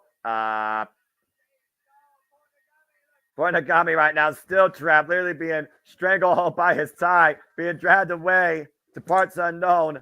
Jeez. So the match is over, I assume? Yeah, but the chaos isn't, and Nagami's trying to get out of the building for his life. So who advanced for this? It was Yo, Taiji Ishimori, Great Khan, and Toru Yano. Oy. And then who was the other guy? I know Toru Yano. Toru Yano, Taiji Ishimori. I always get the two confused. Again, I'm really tired tonight. Yo, the good one of the two, Roppongi 3K. Yeah. And Toru Yano. Yeah, who was the last guy? I already got the other 3. Yo, Taiji, and Toru. Yo, Taiji, Toru. Great Khan. Right now, Fujinami is literally just trying to get his breath back after the shirt was literally ripped off his body. Oh, dear. Well, that man might need some psychological counseling after that renewed experience. Well, what a way to come into Wrestle Kingdom. And Chase Owens right now jaw-jacking Taiji Mori. Alrighty. All right. Oh, I forgot to hit scroll. The ticker, yeah, you gotta make sure it's ticker. Hello, ticker. Were you all surprised at the fact that Yano once again is part of the KLPW Fatal 4-Way? Let's be honest here. As much as I can't stand it, he has to find that trophy and that championship. Again, still to come tonight, speaking of championships, our main event, IWGP Heavyweight Championship on the line. Sonata defends the gold against Tetsuya Naito.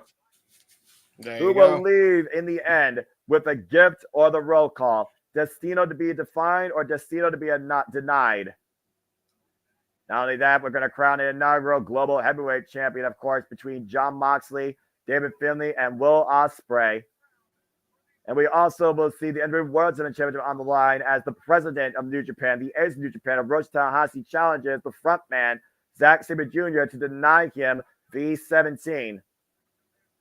Again, New Japan Pro Wrestling, Kia Sports Streaming, and we are just literally a little bit under 20 minutes away from Wrestle Kingdom officially beginning. So go ahead, folks. Grab a drink, saddle up. We got a break here right now. Oh, my gosh. Again, it is one of those things. We saw Despondent not to us after Wrestle Kingdom 12. So I wonder if Rocket Romero is going to join them on commentary again. Shout out, by the way, to the new play-by-play guy for New Japan Pro Wrestling. This is his first Wrestle Kingdom. Yeah, by the way, since you said you were dealing with the flu and have a headache, best advice I can give for stuff like that, aspirin and a lot of toilet paper. They'll hopefully help you get through it. You know what? I've been through this enough over the years. I know how to handle it. It's the inaugural stages. It's just a freaking common cold on a gray, mundane winter segue right now. That's fair. Walter Stewart, thank you for the name, Sandy. Whew. As we go inside the ring, representative of Ashi TV, the host of Simiji Mitani. Apparently, the Nogi Dojo. Okay. Yeah. Well, that's going all the way back to his roots right there. I actually do remember reading something about that when he retired. So,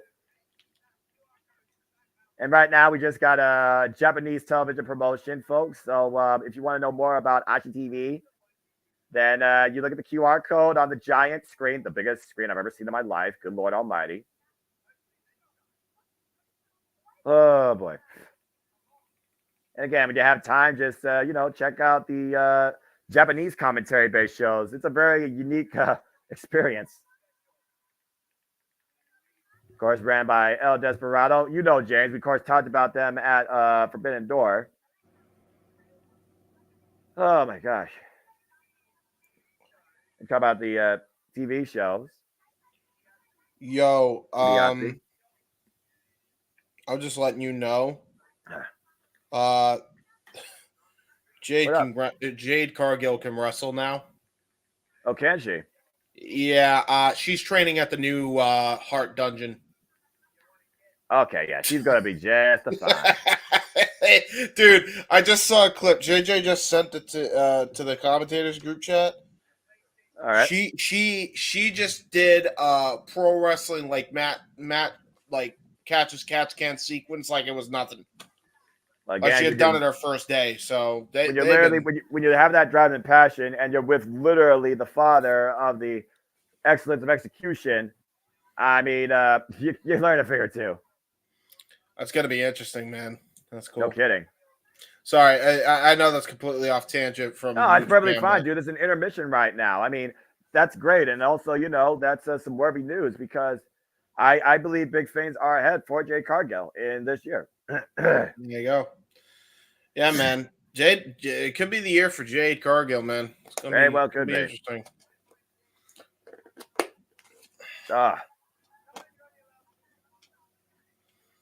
And again, right now it's just, Ashi TV, Japanese television promotions, as a custom here, New Japan Pro Wrestling. There you go. Oh, by the way, I feel like we'd be reminiscent if we didn't mention this at least once during the stream. What's up? Before the big show begins. Your thoughts on Hiroshi Tanahashi being the new president of New Japan? Well, he's following the steps of Tetsubi Fujinami and Obari, for being perfectly honest here. We've seen before the president step to the plate in the corporate position and in ring position.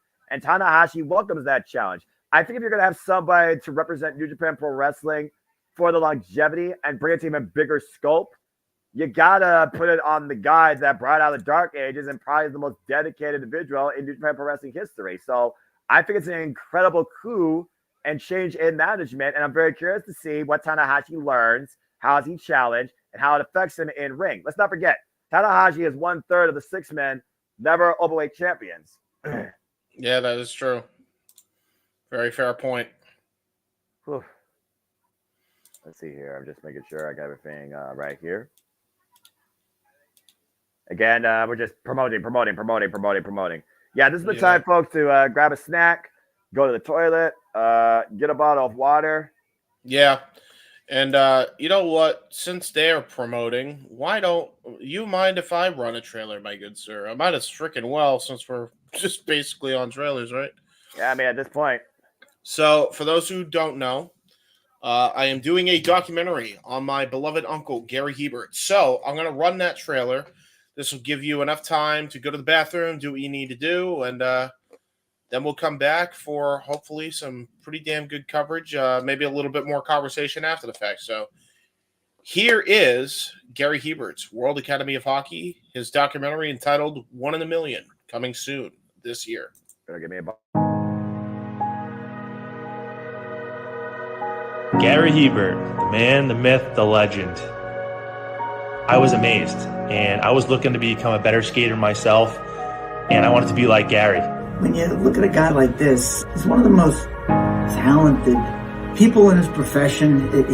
He's been given gifts by God. It can get frustrating at times when you're trying things that maybe don't come as quickly to you as other things. And, you never really felt that sense of frustration with Gary. It was always about improvement and positive reinforcement. Was it really the end? Was that head injury really the end? God has called Gary to continue to be a blessing to others and to be a passionate example. My name is Gary Hebert, and this is the World Academy of Hockey, otherwise known as the Inside Edge. I would recommend anybody that have a chance to come to his hockey school. I think it'd be well worth it. It'd be rewarding to all the kids and anyone he coaches, from whether it's an adult, a professional player, to a little kid like a Mike or a Squirt.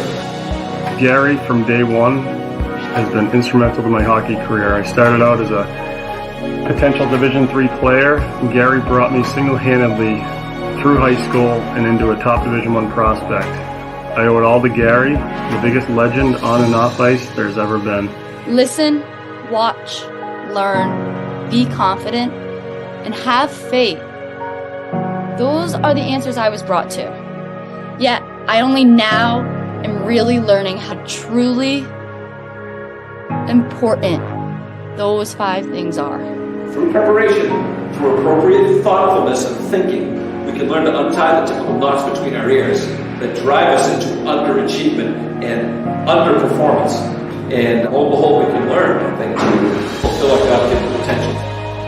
Gary has the innate ability to make people not only better players, but better people. The life lessons they learn from Gary are incredible. You can always remember leaving that rink knowing as a player I got better or I had something to improve on to get better. And I think that's what you excelled on as a coach, is giving us the knowledge to know what we needed to do to get better. There's coaches who know the game, but can you communicate and create passion in your kids and in your players? And Gary's able to do that. Gary's got great knowledge and the great hands, but more importantly, his ability to connect with people and care for them. His communication skills, to me, really stand out and separate him, and that's why he's one of the best, in the world.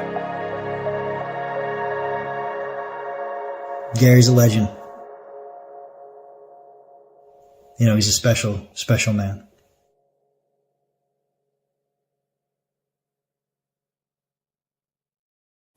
And there you go. That will be the trailer coming up for my uncle's documentary. And speaking of stuff that is upcoming, here is what you can see when it comes to specials for the Jeff Meacham Network Multiverse of Media.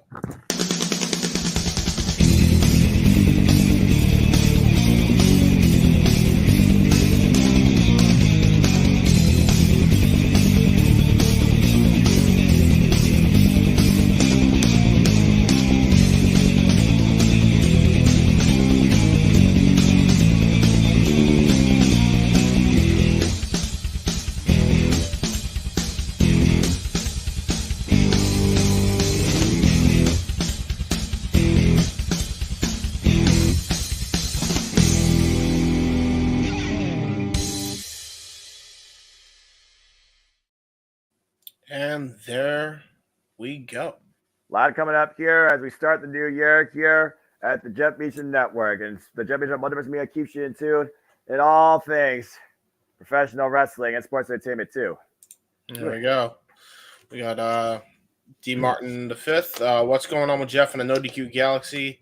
Well, I'm not Jeff, but Jeff will be here momentarily. What are your thoughts on the New Japan Rambo so far?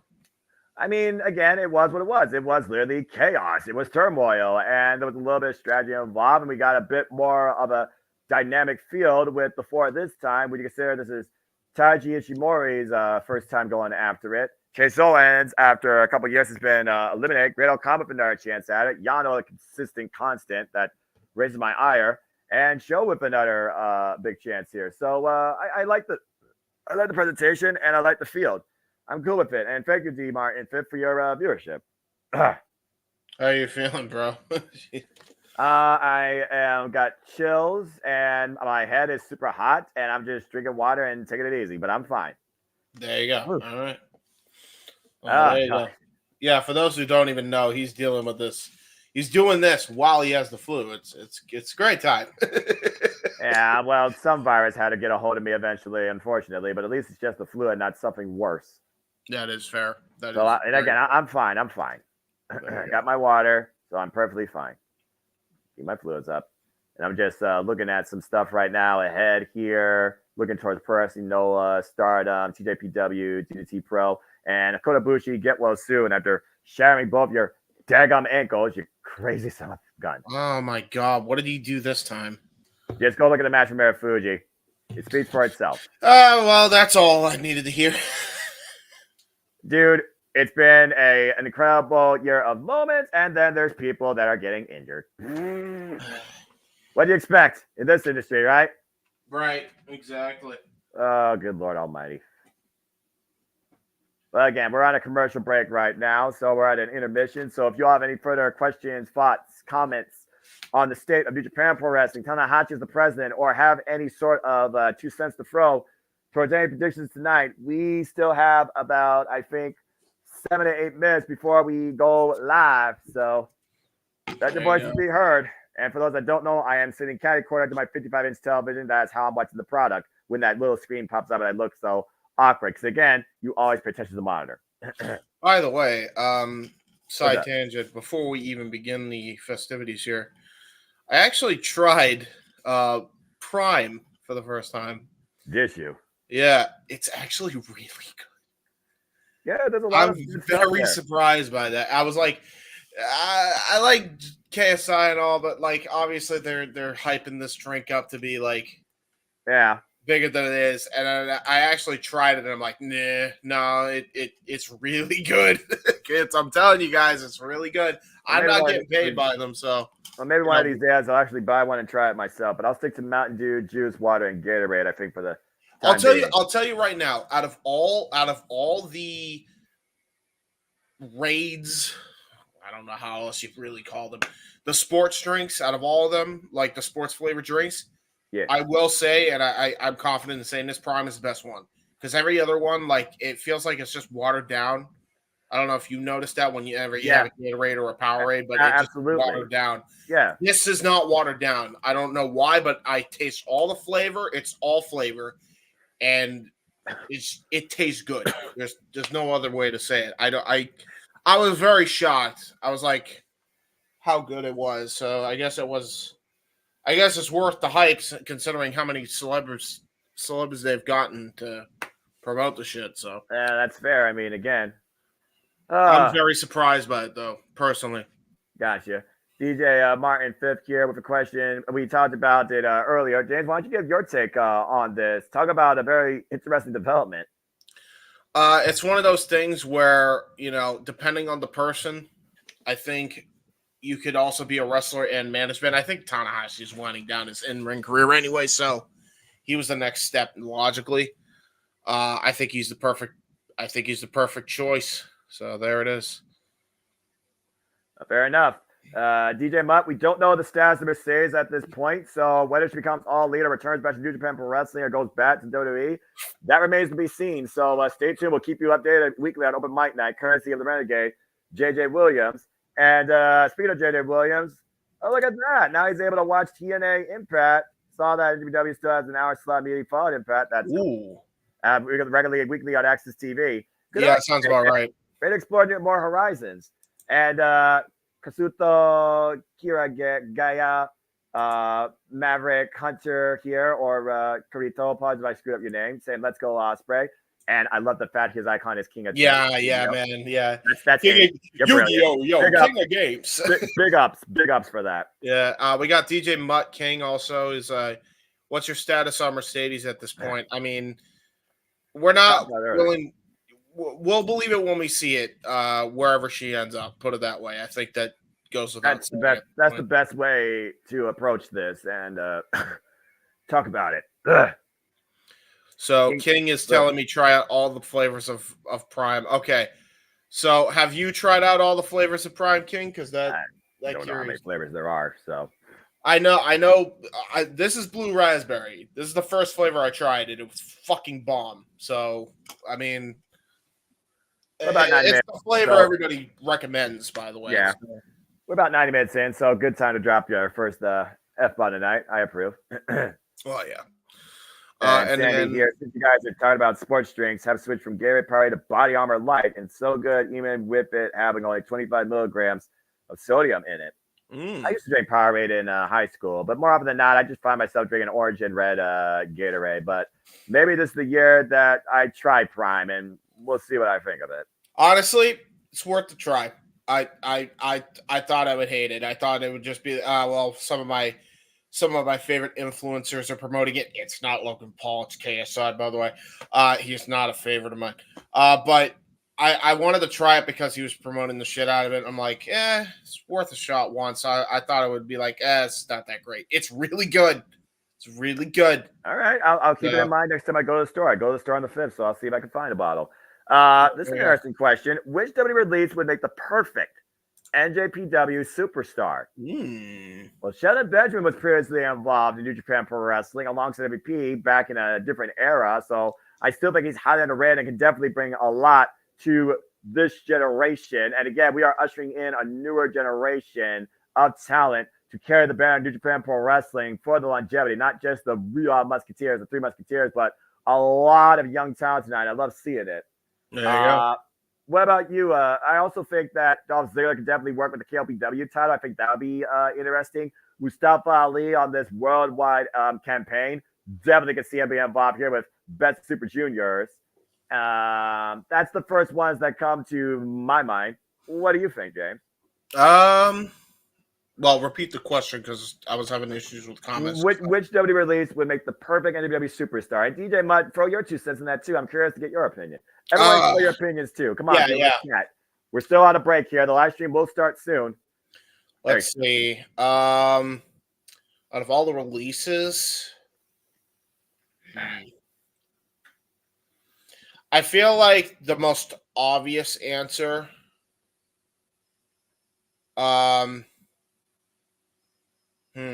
Actually, maybe it's not so obvious. I don't know. Is anything really obvious with the wrestling industry anymore? Yeah, exactly. WWE releases. Who got released this year? There's a lot of people that got released last year, dude. But I know at the front of the list, you had Shelton Benjamin, Dolph Ziggler, and Mustafa Ali. Those are the key 3 I think about. Ooh, you know what? Mustafa Ali.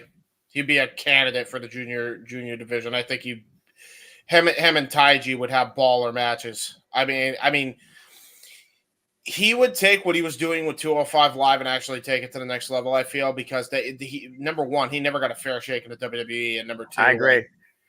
He would make waves there, I think, in New Japan. I think he would really do a lot to reinvent himself.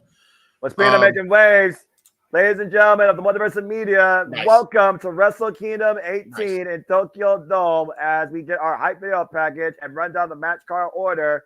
It is going to be a sensational, phenomenal show, and tonight, Destino to be defined or presence to be found, an inaugural new champion to be crowned. Bryan Danielson seeks revenge and a vendetta against Kazuchika Okada, who's looking for pride and a turnaround.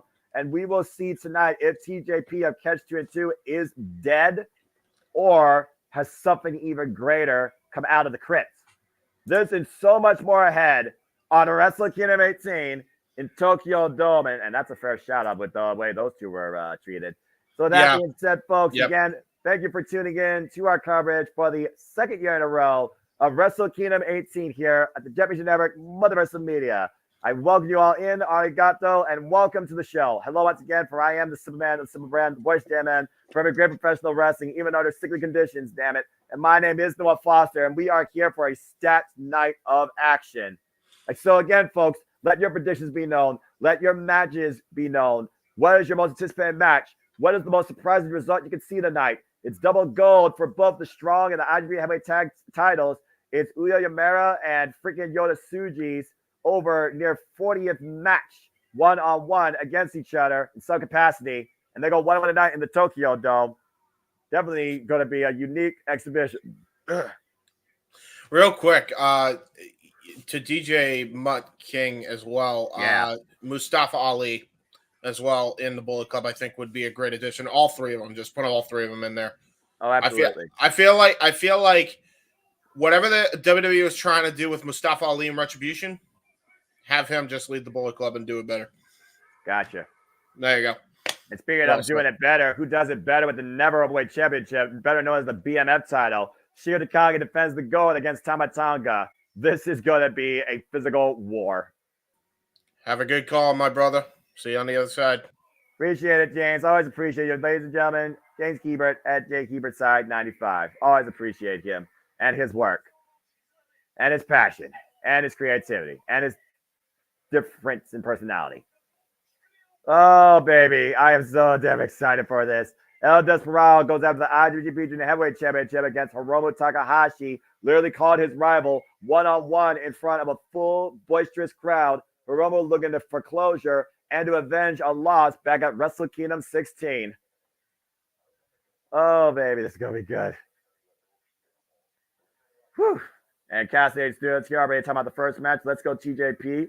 Longtime friend of the JMN. Oh, there you go, folks. Desperado, let's have some fun. You want fun? I'll show you fun. Oh, it's going to be very fun. The 7th match of the night. And then the brand new global. Oh, I got to say right now, that title is absolutely glorious. It was not glorious with David Finley's actions, putting his nose where it doesn't belong in long-term business. John Moxley and Ospreay have been looking to settle. But now we're going to crown the inaugural global heavyweight champion. It's going to be a hell of a war there. As again, folks, we are just live reaction, live commentary, live watching the stream. There is no pirating. You can check this out yourself at NWWworld.com.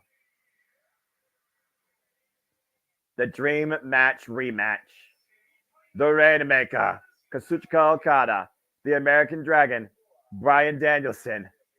Bryan Danielson promises to break Okada's right arm so he can never use the Rainmaker again and see if Okada can actually improve when he loses his best weapon. Is he truly the next Inoki or just another wannabe? A match of physical and emotional top-tier mentalities clashing once again. 20 years later, the American Dragon makes his way back to the Tokyo Dome to take on the man that has owned the least besides Tanahashi for the better part of a decade, Kazuchika Okada. And in our main event, the IWGP World Championship will be on the line as Tetsuya Naito looks to define a destino, while Sonata looks to confirm a presence. A match with literally over 18 years of history, with both these men's journey getting to this point. Naito, the challenger. Sonata, the champion. Sonata, the guy rejected by New Japan Pro Wrestling in a trial when he was 17 years old. Tetsuya Naito, making his way through New Japan Pro Wrestling at the age of 23 years old. Became ungovernable. He's looking to strike out a home run tonight in the Tokyo Dome and fulfill his destino for that roll call. Will a gift be denied? And that is everything and more coming up tonight, as once again, we bring you Wrestle Kingdom 18 live in Tokyo Dome. And you can watch in both English or Japanese. I do both personally, but because of just the fact that Chris Charlton will probably give some great notes tonight, I am looking at it in English. Here we go, folks. You're looking live at the Tokyo Dome, 30,000 capacity crowd on hand. Welcome to the show. Catch 2 and 2 looking to show that they are not dead as they open Wrestle Kingdom once again, this time as challengers. And there's that coffin that TJP was put in. Oh boy. Again, Junior Heavyweight Tag Team Championships are on the line, but also coming tonight, something brand new that the War Dogs may not be ready to deal with too. Since December 22nd. Where's TJ? And what is TJ? What in the world?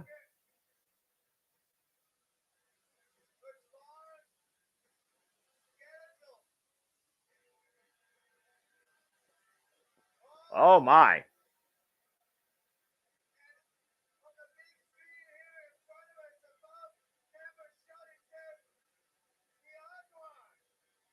The Oswan. Filipino creature of myth. Part vampire and werewolf, a transformative figure. The Aswang being challenged tonight by TJP. And again, you can watch it in English or in Japanese. Both feeds are available on nwworld.com, Real Wyatt. And look at the outfit by TJP. Good grief. I will just say to Real Wyatt, you want to watch it in the Japanese commentary because there's a very good chance you'll miss a very, very, very breaky, bishy. That's fair. All right, I'm out. TJP channeling Philippine folklore tonight. After the first ever coffin match in Corrigan Hall that the War Dogs put TJP inside, TJP left for dead. Catch 2 and 2 looking to show they are very much alive tonight. Francesco Akira making his second match debut in the Tokyo Dome alongside TJP again. Catch 2 and 2 last year came in as champions and left as champions. Now they look to leave as champions once again, coming in for the challenger position. I'm very curious to see how this affects TJP's mentality and in-ring style.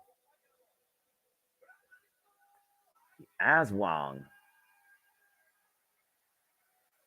Francisco Akira, part of the best Super Juniors, of course. The Fireball. And TJP right now. Maybe taking off that straw hat or that mask. There's a different mentality through TJP's mind tonight that you can clearly see. The Oswang is a whole hybrid of legends and predatory creatures that prey upon people in the Philippines. But this is the Philippines. This is Japan. Exactly, D. Martin.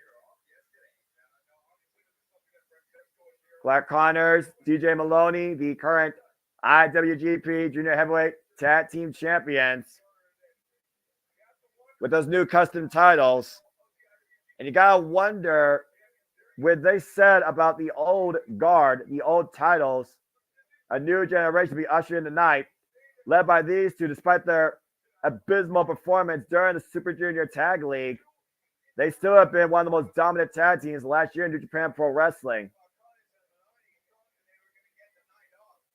Clark Connors and Drew Maloney thought it was just going to be an easy payday, a handicap match, a night off, and that definitely is not the case. Racker Romero on commentary. It's one of those things where the champions are going in against something that's unknown to them.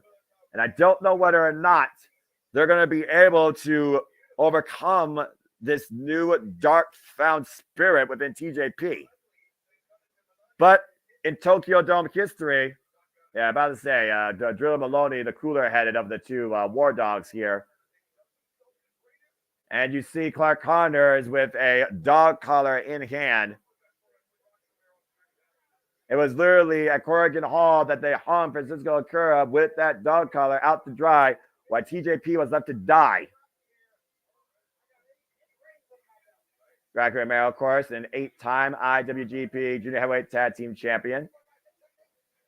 But again, the trend has shown that Francisco Akira and TJP have got it done before the Tokyo Dome. And also the IWGP Junior Heavyweight Tag Team Champions have remained retained by the champions coming in the last 4 years. And Clark Connors and Drew Maloney with that war dog mentality. If you can't bring gold, bring bodies.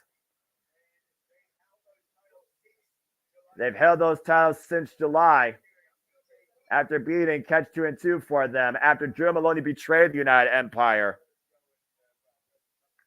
And speaking of United Empire, Great Okan at ringside with the Japanese contingency, including Milano Collection 18. And again, folks, you're Legacy Bosch. I hope that you all are doing very well. Happy New Year to you, and welcome to our coverage of Wrestle Kingdom 18.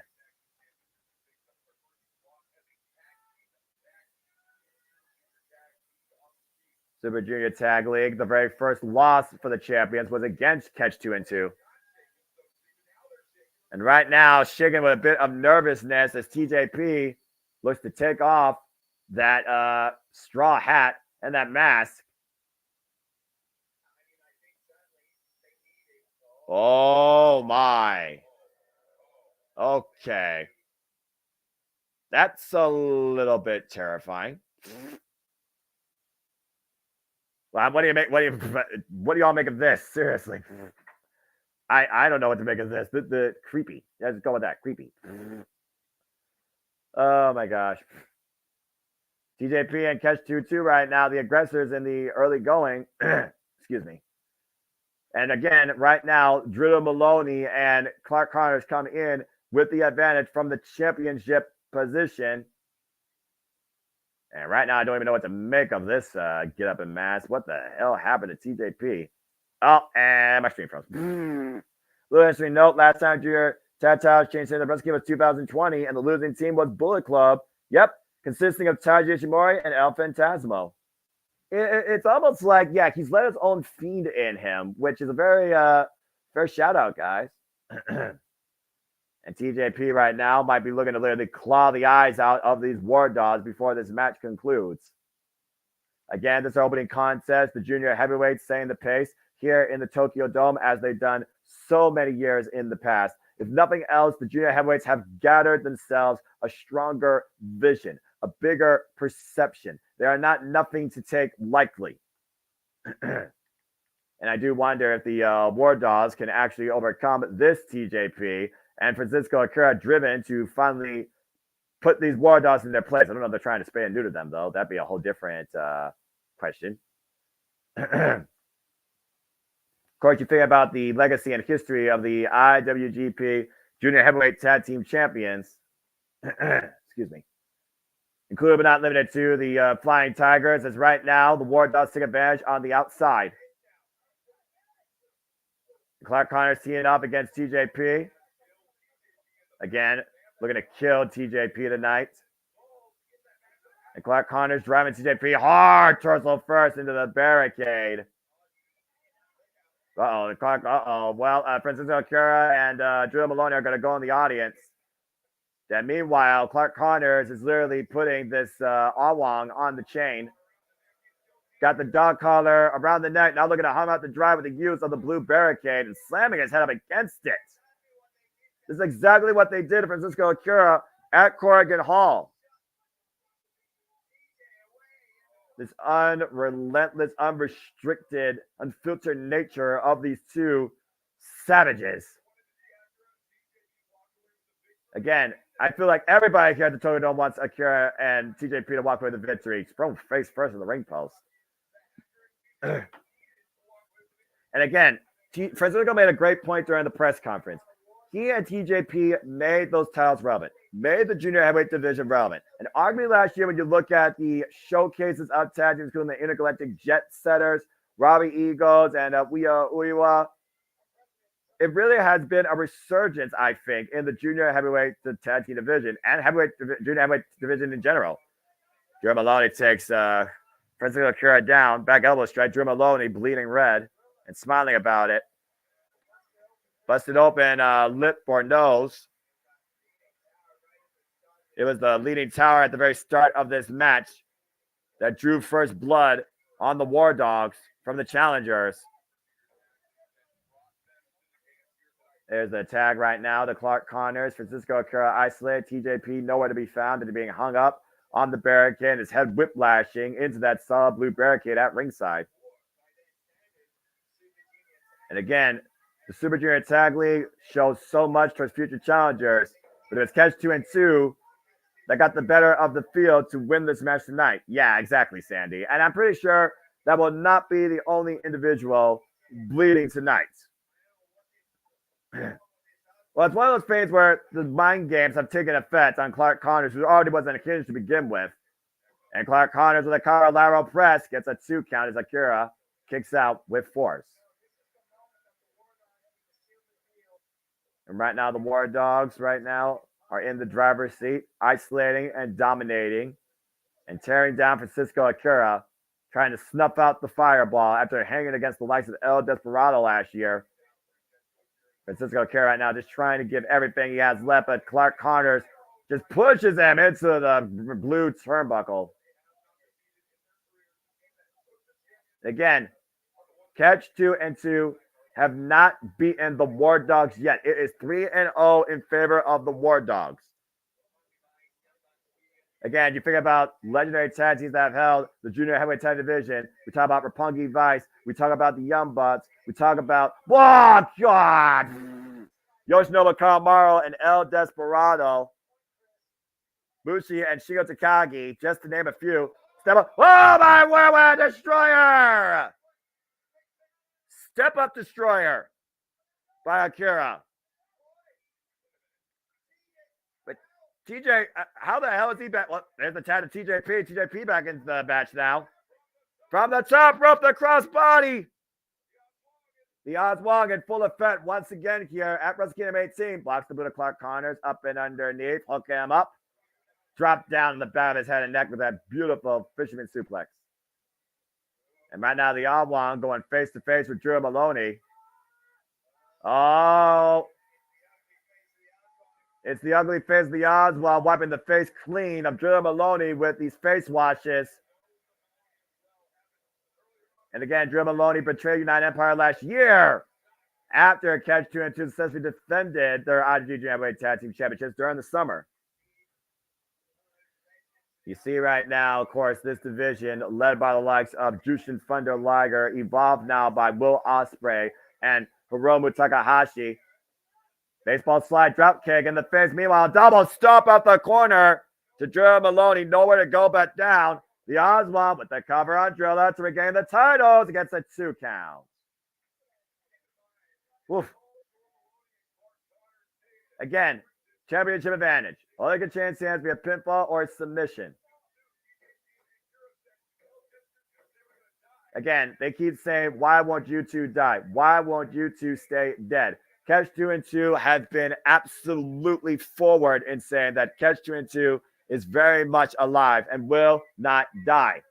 Now the odds one right now, atomic drop, power slam combination by the War Dogs, double stomp through Drew Maloney, through the Oswald, and just like that, sudden counter impact, the War Dogs back in control. And Drew Maloney right now with the game plan, scouting the Oswald in the corner. TJP set up. TJP up and over, though. And now out of the corner, satellite DDT denied. Meanwhile, catch by Clark Connors in the front headlock. Going to hoist them up. Brainbuster. Oh, no. Oh, no. Driller. Killer. And a Driller Maloney with the cover. And the Oswald stops the rest count. That's one way to stop a 3 count. Oh, boy. Now TJP has Drew Maloney in his clutches.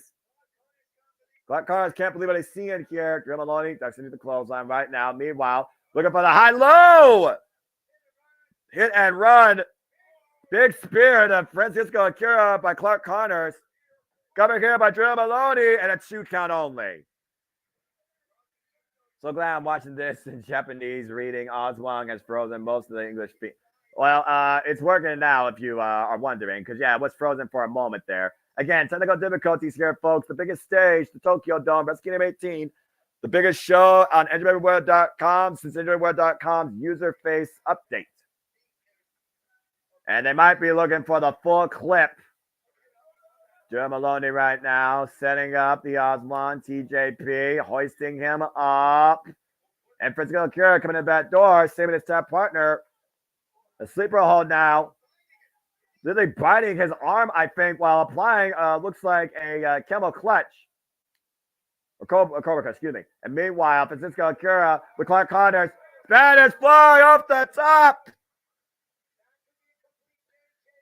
Francisco right now driving. Oh, and a red mist in the face of Drew Maloney. Or was that blood? Akira off the top rope with the freaking high as a moonsaults. Wipes out Clark Connors on the floor. And catch 2 and 2 right now with a huge chance here. Drew Maloney right now caught. Cross jacket DDT. And we literally might be one last move away from once again seeing Catch 2-2 be the IWGP Junior Heavyweight Tag Team Champions.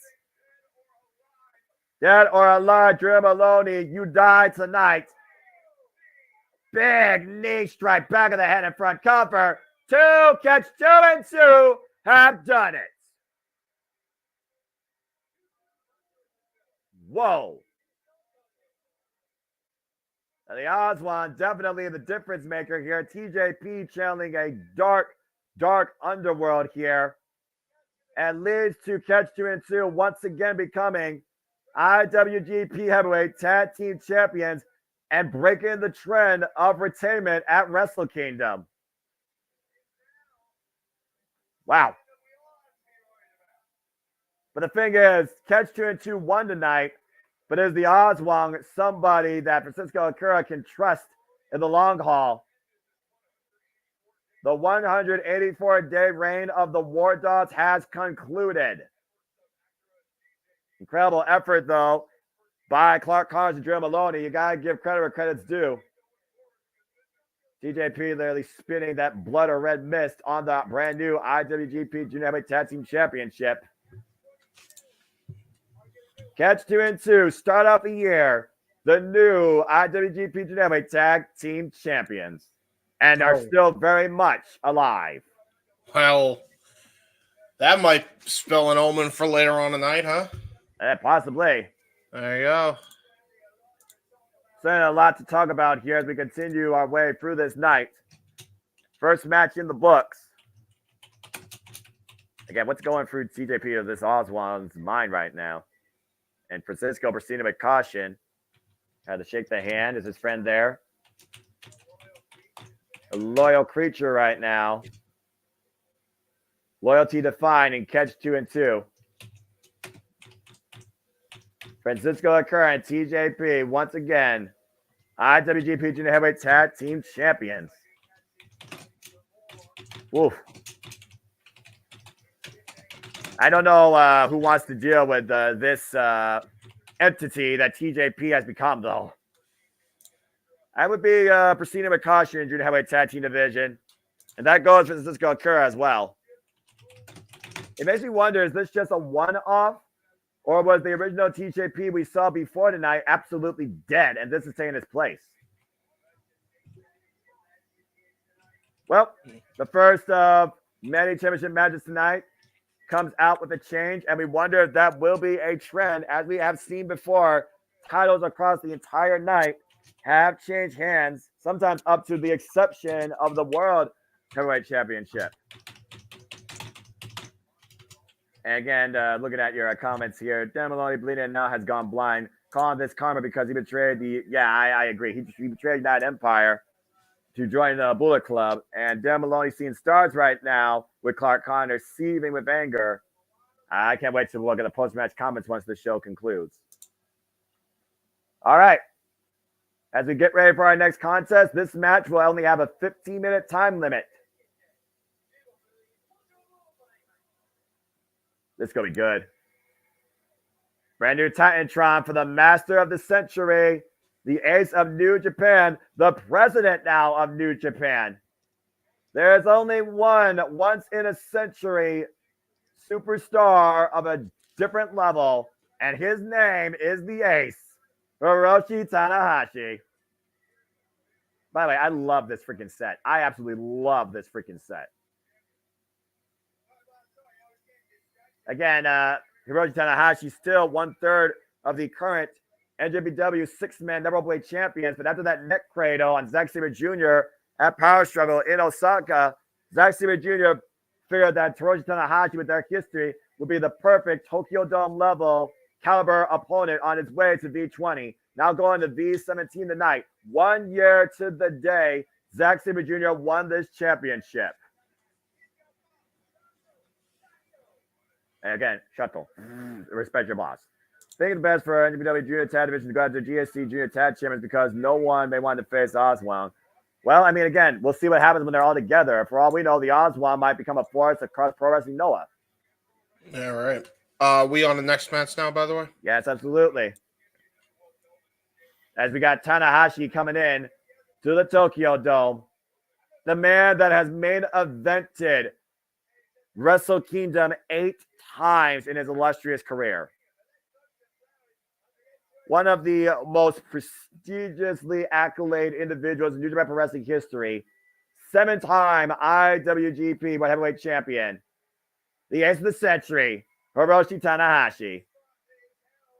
It's one of those things that Tanahashi even put on himself. If he doesn't show how much he can go, he doesn't want to be playing the G1. So this match really is a launching pad for him to prove that he can still go. As we'll see this match for the first time ever, NJPW World Television Championship, Hiroshi Tanahashi and Zack Sabre Jr. We've seen Zack Sabre Jr. and Hiroshi Tanahashi go under 10 minutes, go over 15 minutes, go upwards beyond 25 minutes. Oh boy. Tanahashi going to be walking out as dual champion tonight, but he has to beat the front man. And the most effective, you see the names listed there on the banner, professional wrestler of the last year. Shota Umino, Tomoyoshi E, Blake Christian, Tom Lawler, Rocky Romero, A.R. Fox, Jeff Cobb, Bolton Oleg, Metalik, Speedball, Mike Bailey. Jeff Cobb, by the way, twice, for those that don't know. First time was a jaw. Satoshi Kojima, Action Andretti. You see the names, the accolades, the track record that Zack Sabre Jr. has racked up since becoming the front man last year.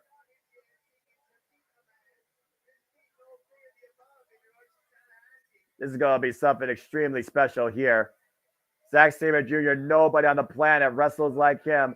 The front man of TMDK, accompanied by his young boy, Kosei Fujita. And Tanahashi going to make Zack Sabre Jr. the official prime minister of New Japan if he wins tonight.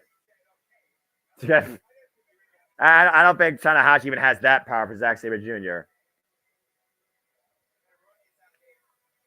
And Rocky right here, right now, petitioning. Oh, good grief. Make Rocky Romero the leader of the social media for New Japan Pro Wrestling.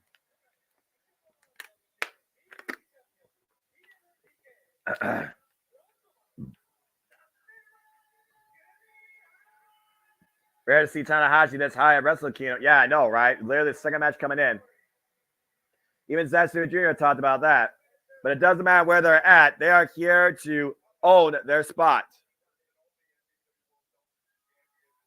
Again, Zack Sabre Jr., the inaugural and the only NWA World Television Champion now for the last 365 days to the day, as we see the successful IWGP Women's Heavyweight Champion at ringside still. The icon of Stardom, Mayu Iwatani. How fitting the icon watches the Ace in New Japan.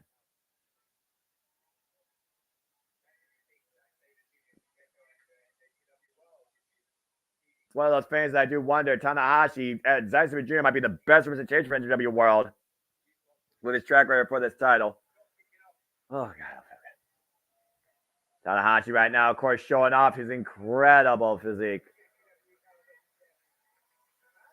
It's very possible we could see a changing of the guard, and the boss might out-wrestle his employee.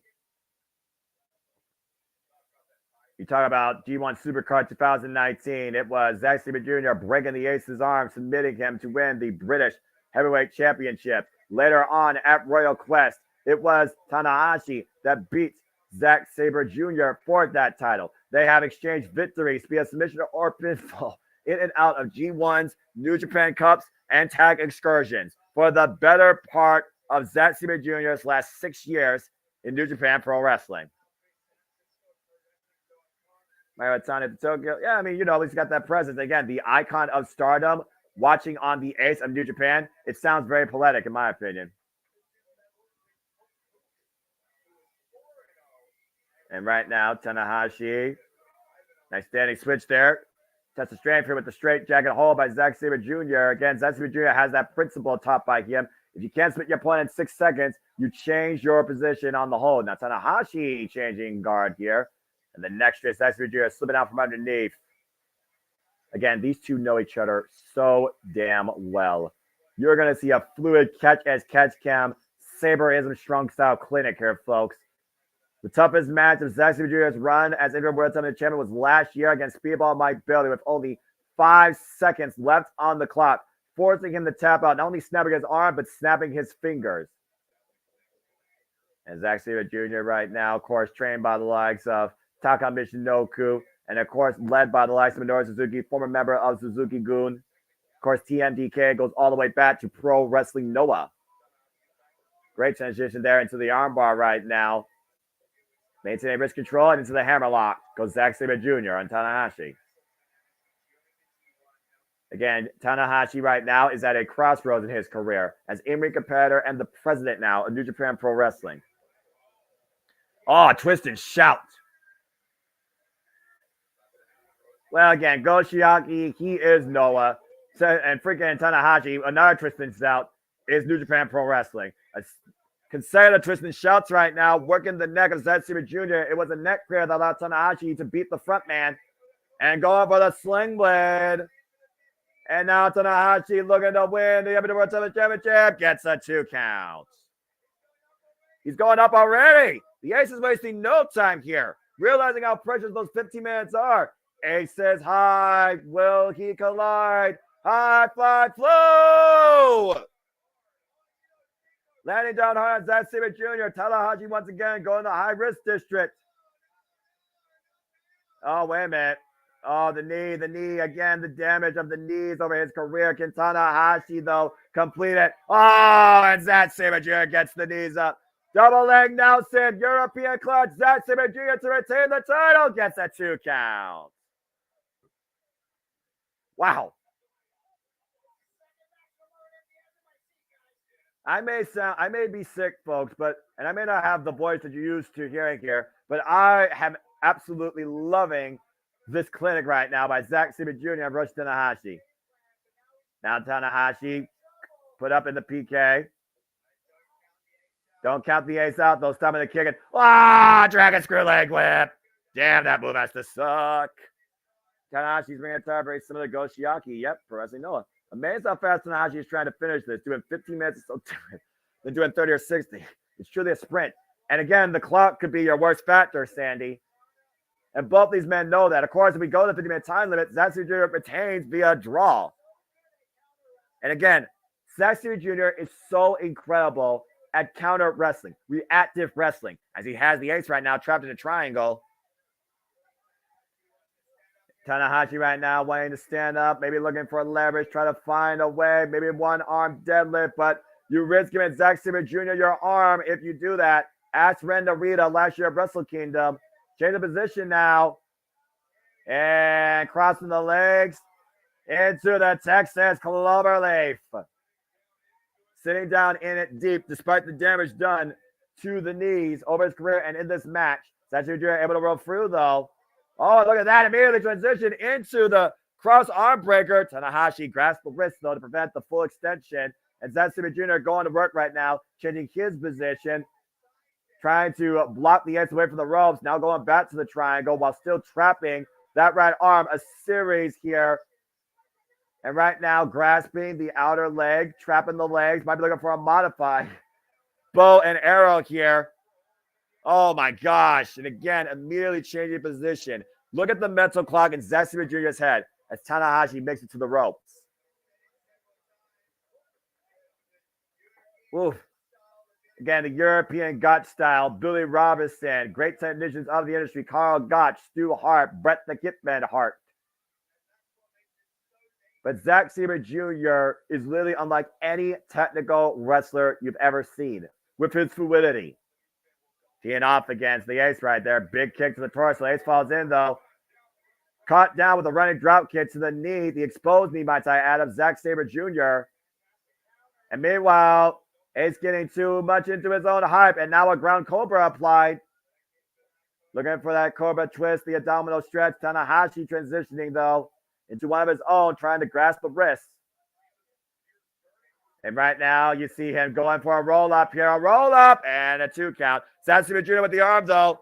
Arm breaker right now trying to be applied. Tanahashi trying to alleviate his body weight, though. Prevent the full excruciation extension of it. And again, great awareness of Tanahashi. The roll-up on Zack Sabre Jr. Nearly captured the title. Again, right now, the clock will have to come into a factor. You're going to see even more rush pacing, counter offense here as this match continues. And Tanahashi right now asking Zack Sabre Jr. to meet him at center. And now we go from a test of catch as catch can to a test of will in the striking affair. Zack Sabre Jr. with the uppercuts. Rocking the aces like we're living for a moment there.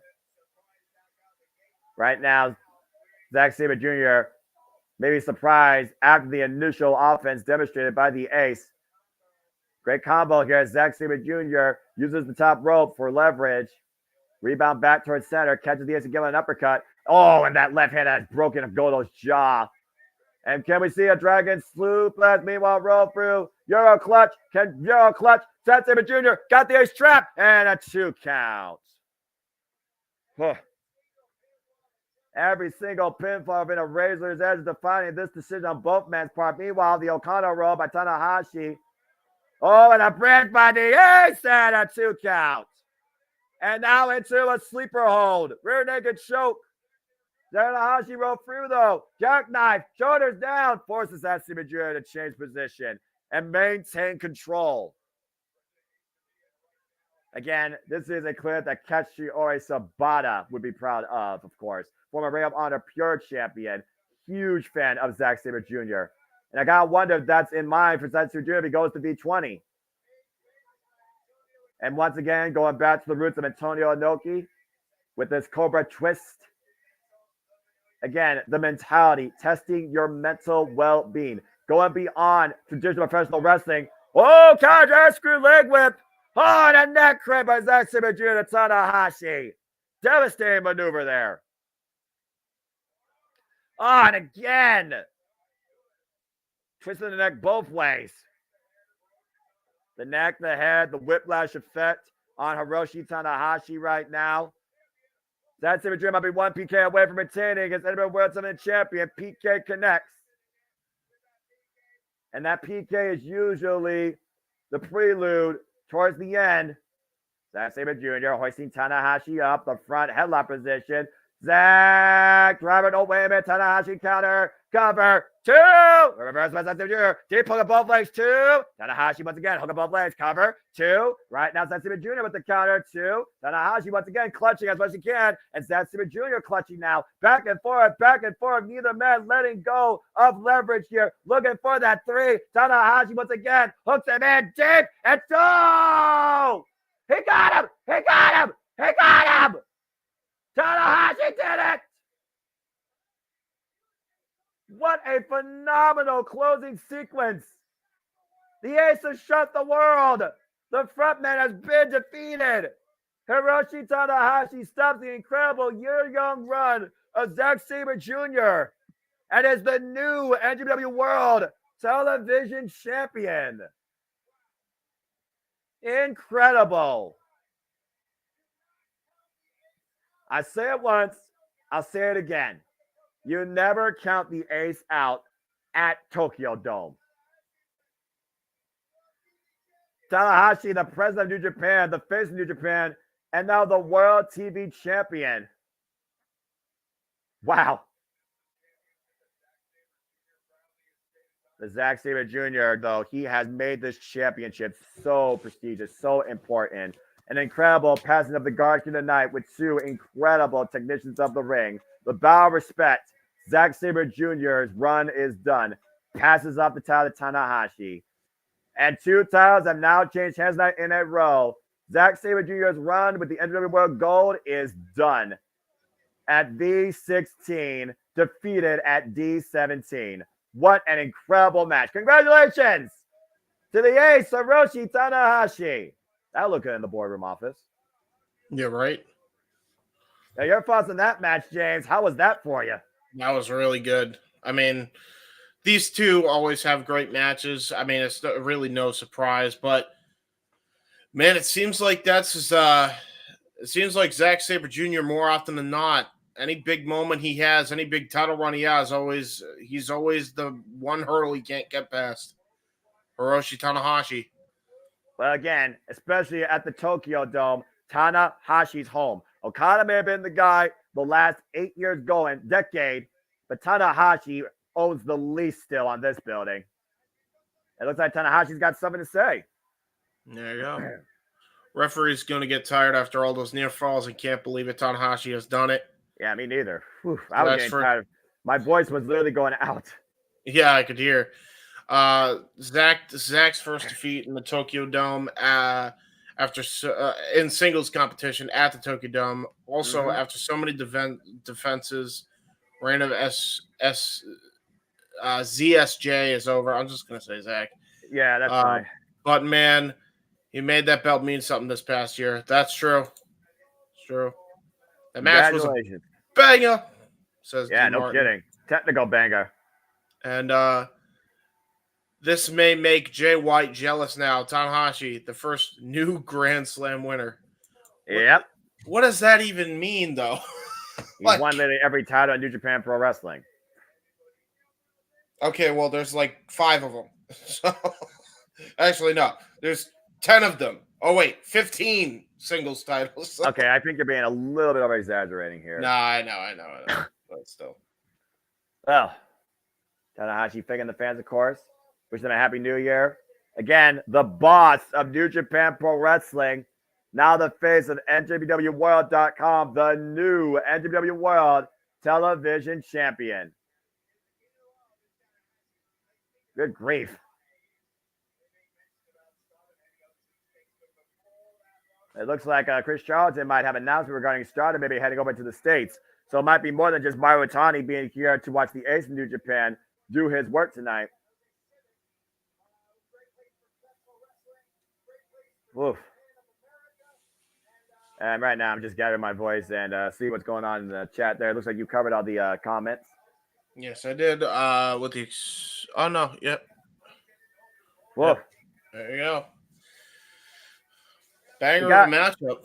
Yeah, you gotta wonder if Tanahashi is going to represent that title in America, and who's going to be the first to step up to him. We saw how far Zack Sabre Jr. was willing to go to defend this title against anyone, anywhere, in any company. That is true. Woof.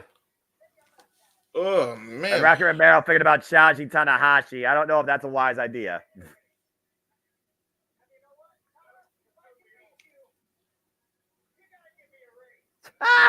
If I beat you, you gotta give me a raise. You beat your boss, you get a raise. Wow. Screw the paperwork. Get it done in the ring. Oh, man. Just 5 guys. And we now change gears. 5 guys. Yes, just 5 guys. Bottomless fries. Sorry, wrong just 5 guys. Am I wrong? Even with a bad voice, I can still crack a joke, apparently. You're not wrong. That's brilliant. I'm definitely going to eat that when I'm 100% better because I know I should avoid salt right now for darn sure. So this match is a unique exhibition, and we talked about generational arrival of talent. Uyemura, the Heat Storm, arrived back in Ryogoku last year at the Destruction Tour after losing Feast or Fired in Impact Wrestling, working alongside his tenure mostly with Joe Hendry. And of course, Uyemura and Yota Tsuji have been locked in combat since their young lion days. Both men looking for a statement win to start off 2024. I would argue that Yota Tsuji had the bigger impact, though, in last year, coming in and challenging Sonata and then raising his game, challenging Will Ospreay. But Uyemura right now has a very bright upside after capturing a pinfall win on Yota Tsuji. And both these men look to really raise the game and continue to rival their score now at Tokyo Dome. And this is Yota Tsuji's and Uyemura's first ever main card Wrestle Kingdom debut in singles action nonetheless. Uyemura's first singles match since coming back from excursion happening right now. That's right. And you have Uyemura winning this one, Sandy. Okay. Uyemura with that fighting spirit and the flowing head of Tanahashi, some has compared. The Heat Storm looking to rage tonight.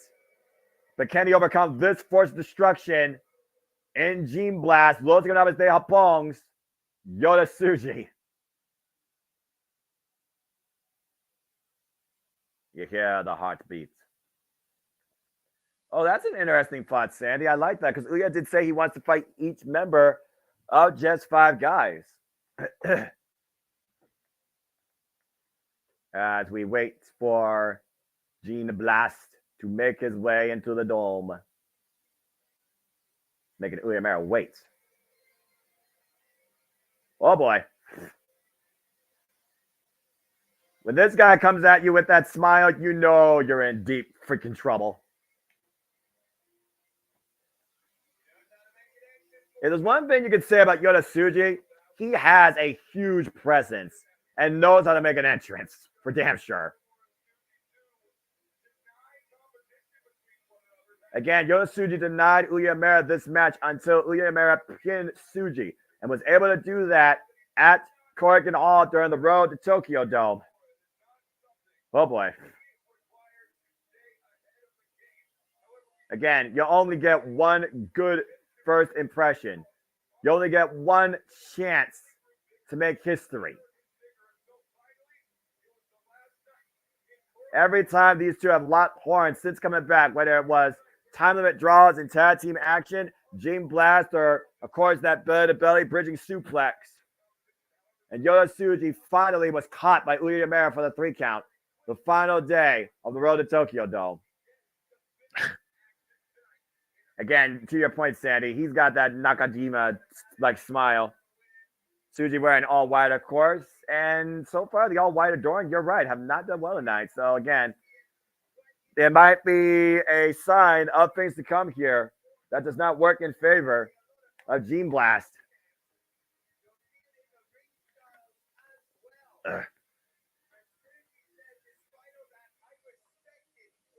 Obviously, there is deep found respect in these two. And of course, he respects Uyemura's journey to get to this point. While Yota, of course, was an excursion through the UK and primarily Mexico, Uyemura went to excursion in America through Impact Wrestling, hand with the likes of Josh Alexander.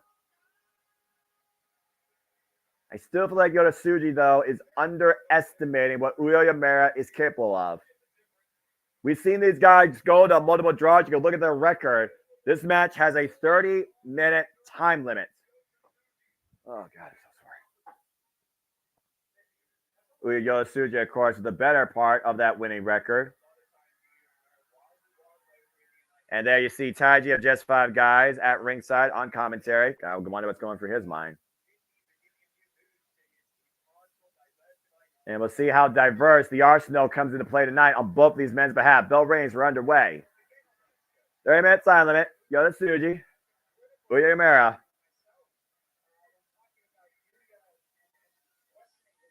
You think about Uyemura and his vision and his mindset. Still not fully defined yet, in my opinion. And Yota Tsuji, of course, has left nothing but destruction in his path. Kind of a tie up here. And again, these two could be potentially in the New Japan Cup this year, or even the G1 Climax in the same block. Of course, Uya came back after the G1 Climax concluded last year, while Yota Tsuji, of course, was involved in the A block and hung with the likes of Sanada and Kaito Kiyomiya. And Shota Umino, nice that headlock position there, but maintains wrist control. Goes Uyemura. Yep.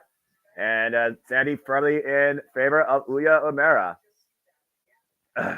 Again, for those that wonder about my voice, thank you for pacing along with me. It is what it is. I am not feeling 100%, but I'm still here, damn it, to give you a broader perspective in the world of professional wrestling outside sports entertainment.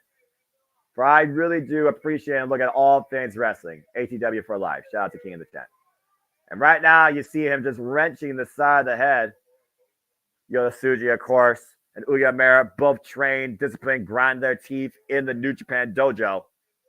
Yota Tsuji, the former young lion of the Ace New Japan, Hiroshi Tanahashi, and thrown off here on the ropes to drop down by Uya, looking to pick up speed. Yota Tsuji catches him. Oh my God! The scouting with that spear spinebuster combination by Yota Tsuji, landing Uya in the mat. And Yota Tsuji right now. Uyemura's not safe on the outside. If you wanted Yota Tsuji in the past, looking to pick up speed and Tope Suicida.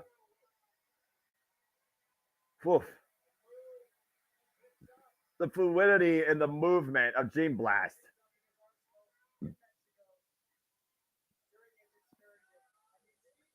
And you see the growth that comes out of, excuse me.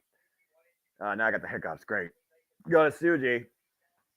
He's coming back from excursion in Mexico, where he wanted to hone his craft.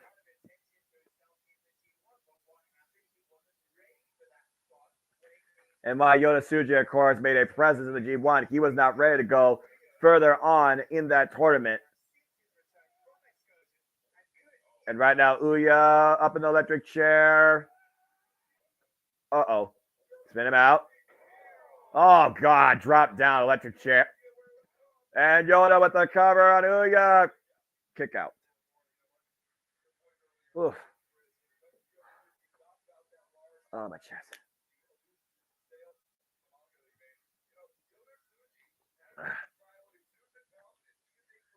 It's one of those things when you look at that devilish smile, those pearly whites. It really shows how absolutely confident Yota Tsuji is, despite the fact he challenged Sanada when he immediately came back and fell short in claiming the IWGP Heavyweight Championship. Still one hell of a first impression.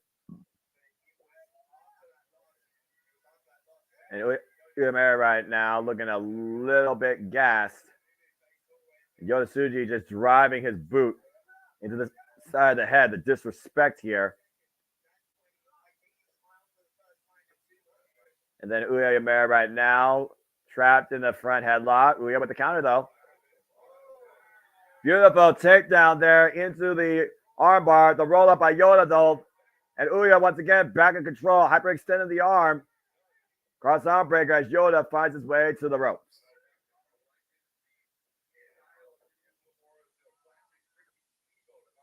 I look at those deep arm drags, and I think about what I called with JJ, with Ric Flair, Rick Dragon Steamboat, and I see that execution there by both of these men here. Oh, God, hiccups suck. Just read an interesting note from Chris Samsa. Tanahashi's wins. Second one, he's won under 15 minutes in the Tokyo Dome. Oh, wow. Well, there you go. And right now, both men, open palm strike exchange. Oh, God. Oh, not the win out of you. And Uya taken down with the shoulder block. And Yoda right now with the lateral press gets a 2 count. Oof. Oh, my throat is so hot. So sore. And right now, again, all it takes is 3 seconds. Do not count Uemura out of this contest.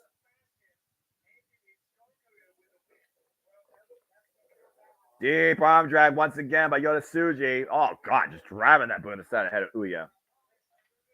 Now, I'm very curious what the first line is, Sandy. So congratulations to the Ace. Once again, continue to make history. Again, there's no talent like him on the planet, let alone New Japan Pro Wrestling. Ugh. And again, that boot to the side of the head right now, and Uya is still out and down on the mat.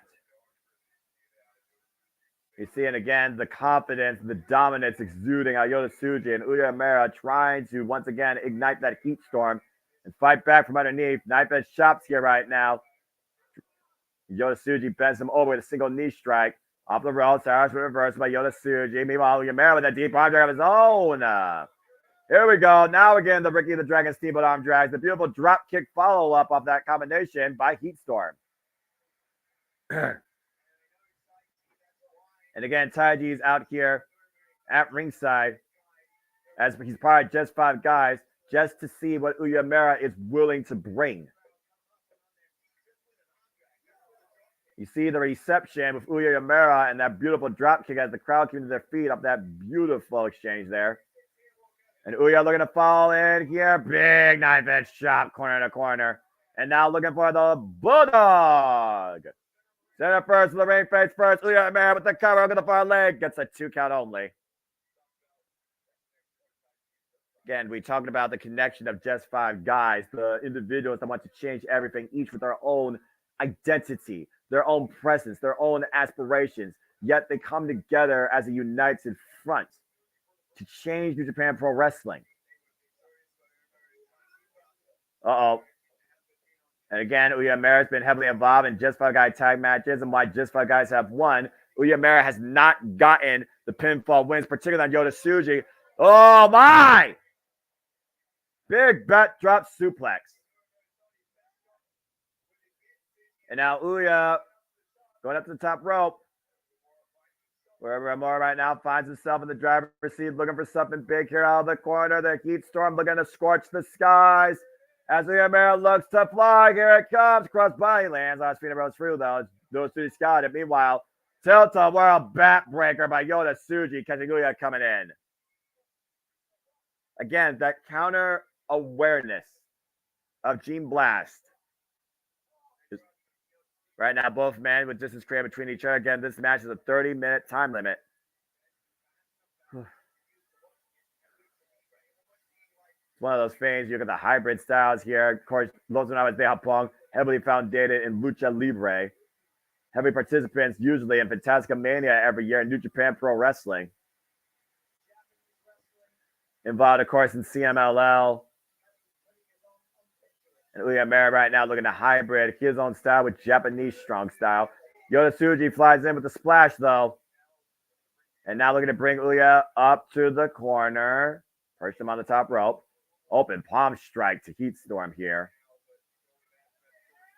And right now, Yota Tsuji looking for something huge and devastating out the corner. Uemura needs to fight back here. Oh, no. Oh, boy. And not a position Uya wants to be in as Yoda has hooked Uya. Uya, though, trying to find his base. Whoa, and Yoda thrown up and lands on his feet with the roll-off. Meanwhile, comes by, super kick. Out of mid-air. Mid-air collision of Uemura. Jesus. Center of the ring, Tiger Driver, and a 2 count. Brainbuster bomb, excuse me. Hybrid of an X-Plex almost and Tiger Driver. Of course, he didn't fall down with it and didn't hook him on it. Ridiculous hybrid offense here as Yota Tsuji is getting the 3-point stance. That football background, we've seen the impact of this Gene Blaster, this spear coming in. Uemura, he is poised, and Yota, whoa, common deep arm drag. He's not being a cork and come. Oh, so close. Uemura once again, driven face down after the backbreaker and cursed up in the mat. And right now, Yota Tsuji looking for another curse stop. Ouya able to scout it, though. German suplex. Yota Tsuji rolls through. Back up to his feet. Uemura hooking him. Big Uranagi plants Yota Tsuji. And right now, Uemura believes that this is not enough to get the win here tonight. Looking into perhaps the death bomb. Got the arm hooked. Both arms hooked. Dragon suplex, high bridge 2, and no! Yota able to find a way to kick out again. These two are two of the great young generation talents to lead Japan Pro Wrestling in a golden future. And you see a first night at the Tokyo Dome. Uh-oh. Looking for that Karogi suplex. Meanwhile, up and down, got him, hook cover, high bridge. Ouya has done it!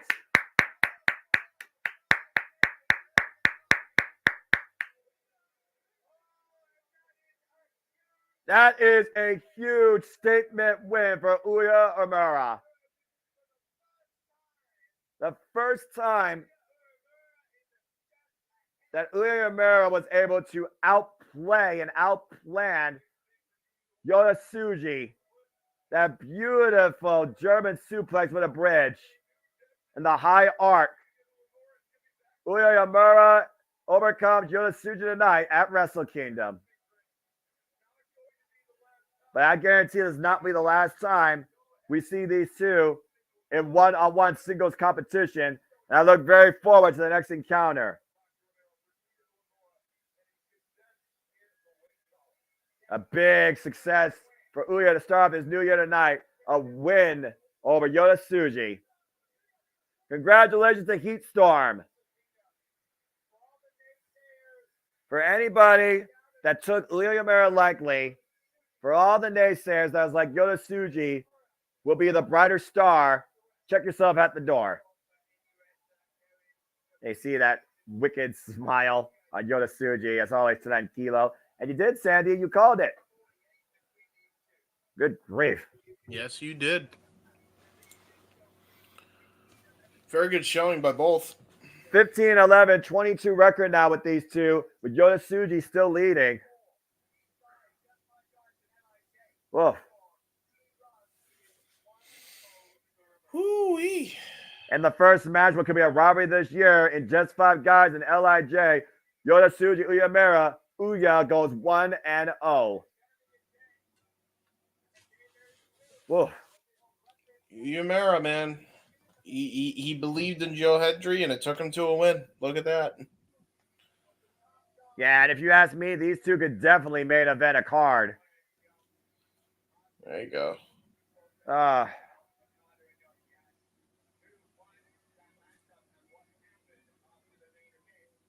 Ooh-wee. And it's almost like one of those things where I feel like Uemura is almost being compared to Yota Tsuji in the early going, which is just going to be an adjective in singles. Uemura, though, far from it. Great win, great match.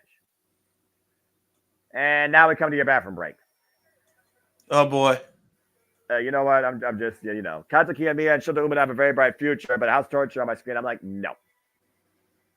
But you know what? Maybe that's for a good thing, because again, I am definitely.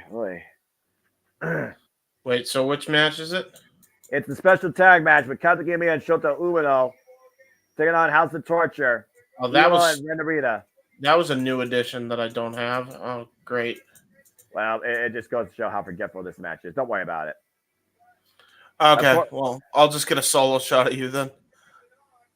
Of course, you figure about Evo and his dark run as of late. being the instigator. And Kata Kiyomiya coming to the aid of Shota Umino after Shota was betrayed during the World Tag League. Kata Kiyomiya making his Tokyo Dome New Japan Pro Wrestling in-ring debut. You look at World Tag League Alliance, you figure about with Shota Umino and Ren Narita, you thought there was going to be a mutual bond there where both men were going to become stronger together. And then Ren Narita sold out and joined the House of Torture. And of course, we have Ryo Oira at the broadcast booth as Ryo Oira and Kata Kiyomiya. They are in pursuit of Pro Wrestling Noah GHC Heavyweight Tag Team Championships. I don't know where Shota Umino is coming from in this building tonight at the Tokyo Dome. Oh, God. And I'm sure he'll find his way in eventually. All right. Where are you at, Roughneck? Gotta look a little bit harder. Oh, there he is. And look at this guy making an entrance. Coming in style. The Roughneck or the Japanese Death Rider. Shota Umino riding in style on a sports bike. Looks like a Suzuki. Shota Umino making one hell of a presence and making one hell of an impression since his return to New Japan Pro Wrestling. His biggest marquee moment, no doubt, last year was against Will Ospreay in that 40-minute plus classic, challenging the Aerial Assassin and nearly claiming the IWGP United States, United Kingdom Championships. Shota Umino fought to consider Ren Narita a friend, a running mate, somebody to work with and grow strong together, a pareja possibly, if you will. And was it lies the whole time as Evil once again had his ways and Ren Narita truly sold out to something worse than the devil?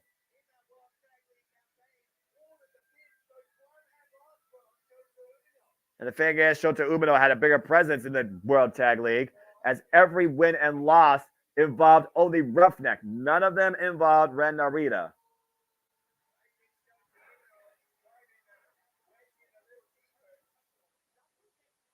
Galaxy View, Kata Kiyomiya, former GHC heavyweight champion. Shota Umino still looking, Roughneck still looking for his first piece of gold in New Japan Pro Wrestling. And Umino knows that Ren Narita likes to ride bikes, taking a page of what he thought was a former friend's playbook. And that's right, Sandy. Shota Umino coming out, Kamen Rider style. Remember that motorcycle rode by one Takashi Hongo, portrayed by Hiroshi Fujioka from 1971-73. Great callback. Oh, boy. Of course, Ren Narita at one point literally suffered an injury prior to his initial debut, was thinking about hanging up the boots, but then came back and challenged Katsuyori Shibata in a one-on-one contest at Wrestle Kingdom. And you hear the words echoed out of the House of Torture. Ren Narita and Evil saying they've only just begun. You doing all right, man? I'm a little bit winded and exhausted. Just I'm fine. You sure? Yeah, I'm good. I'm just, like I said, I'm gonna take it easy during this match because this match right here is the definition of filler for me. This entire card looks incredible. This is where I would have changed this out for the Women of Stardom and the IWGP Women's Championship. Do you have like phlegm in your chest right now, or? Congestion is always a thing, but I'm also just really hot right now. I'm fine. What I would recommend, a couple things. I'm taking a break right now. Take a break. Getting my bearings. Folks, we're going to give you some promotional material here during this bathroom break. Please pray that Kata Kiyomiya and Shota Umino win tonight. I will be back momentarily as I regard myself. Please stay tuned and apologies in advance. Thank you. I would also recommend, Noah, if you can still hear me, blow your nose as well, because that will help a lot. Yeah, we'll do. what we are going to do is we're going to do a little bit of a trailer for the Friends of the Jeff Meacham Network Multiverse of Media. Stay tuned for that one.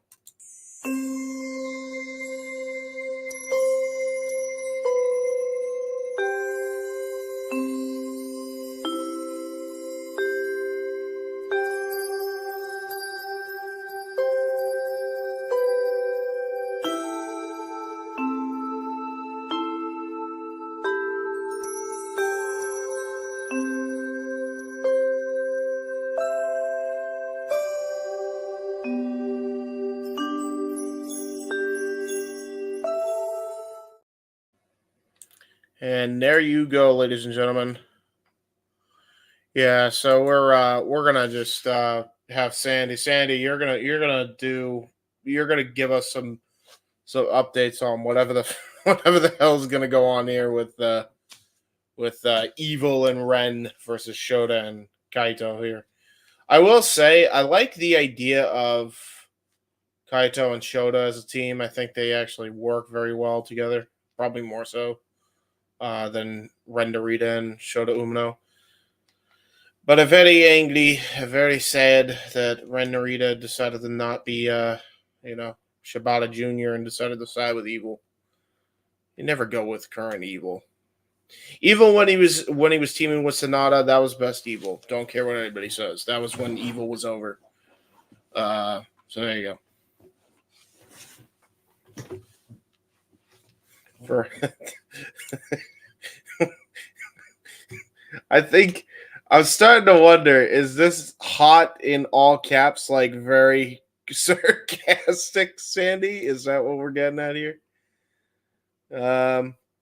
Fun fact, at one point, Io Sky was once engaged to Evil.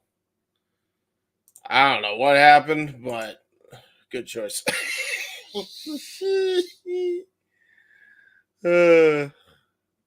That's awful. Yeah.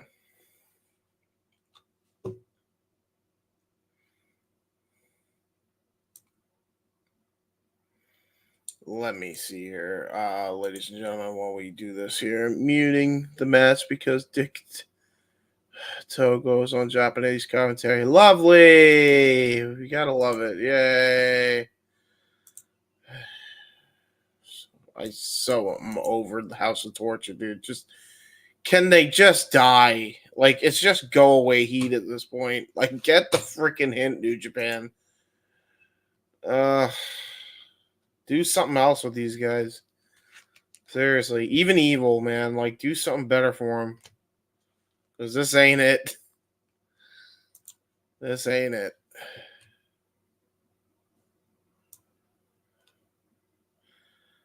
Alrighty. Let me see here.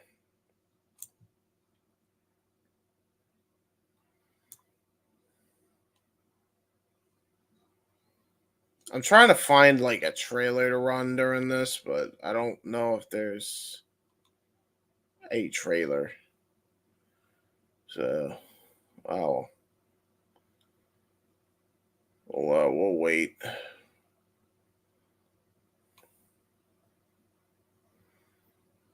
So yeah, Noah is trying to get unsickly here, ladies and gentlemen. He is here, but he's not calling this match because he needs some sort of break right now because he's actually calling the 6, so he's actually trying to blow his nose, get rid of some of that congestion, and hopefully get some of that phlegm out of his chest that's causing congestion. Of course, I think he thinks it's a cold, but he's got shortness of breath and he has a fever. Very well may have COVID. We're about to. He doesn't know yet, but we are COVID safe because none of us are near him right now. So that's good. So he's taking care of that right now. I'm hoping he'll be able to get through the rest of this. No problem here. Whether it's Jeff producing it for the full time or if I'm producing it, but yeah. Noah's doing what he can right now as this match is going on. So I'm basically kind of relying on you guys. In fact, I might as well just kind of give myself the solo shot here. There we go. I'm just kind of here. So, yeah. Hold on. I'll actually turn the light on. This match is very... We don't like it. We don't like Evil. We're very not like Evil right now. I'm pretty sure we'd probably be able to call it with no problem. But we're here for Naito, says King Mike. That's true. That's for true.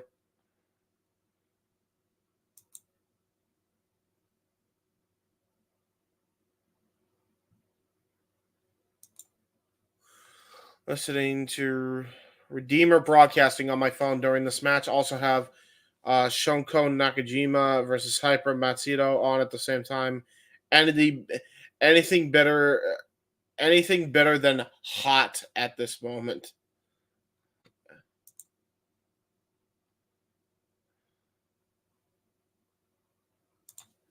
Everyone's sick. My dad is sick. Yeah, that's for true.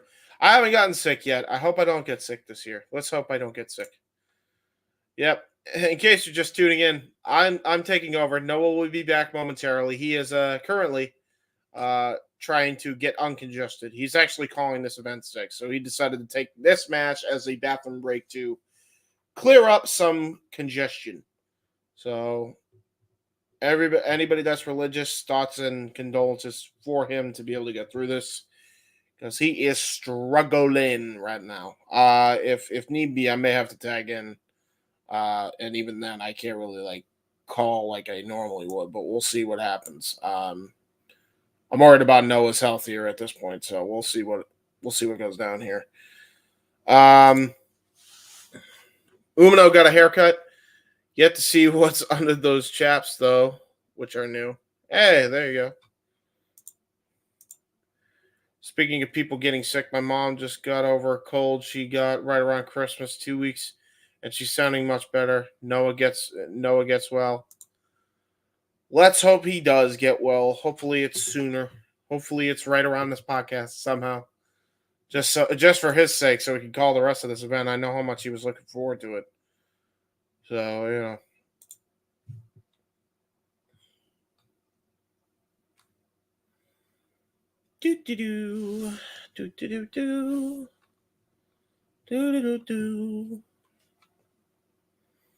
Meow. I don't know. I'm just making random noises now because I don't know what to do. I don't want dead air. That's the worst thing you could have is dead air, so I don't know. Let's see.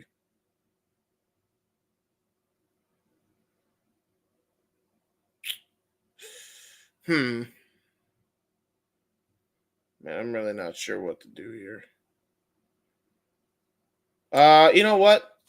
For those who are into sports, I ran my Gary Hebert trailer before, but I'm not going to run that again. I'm actually going to run a Jeff Meacham Network show trailer. You guys could check out the Stat Boy Sports Bar every Tuesday, 6 o'clock p.m. Eastern Standard Time, as far as I know, is the permanent time. And this is the official intro for that show, so check it out. You ever wanted to come into a sports bar where the barkeeps know their game? Well, the Jeff Meacham Network, Multiverse of Media, has got a production just for you. Sit down and relax as the Stat Boy and his partner break down the statistics in all things sports. Whether it's football, basketball, motorsports, baseball, hockey, soccer, professional wrestling, mixed martial arts, boxing, and much, much more. All are welcome. Your barkeeps here keep you up to date and in the know of everything going on in sports, while also having a pleasant conversation about it all. Your host and owner of the bar, Stat Boy Mike.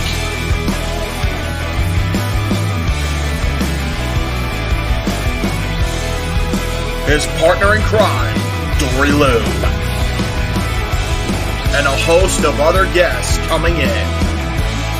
The food's hot, the seats are warm, the drinks are ice cold, and the sports talk is plentiful. Casa de 18 Studios presents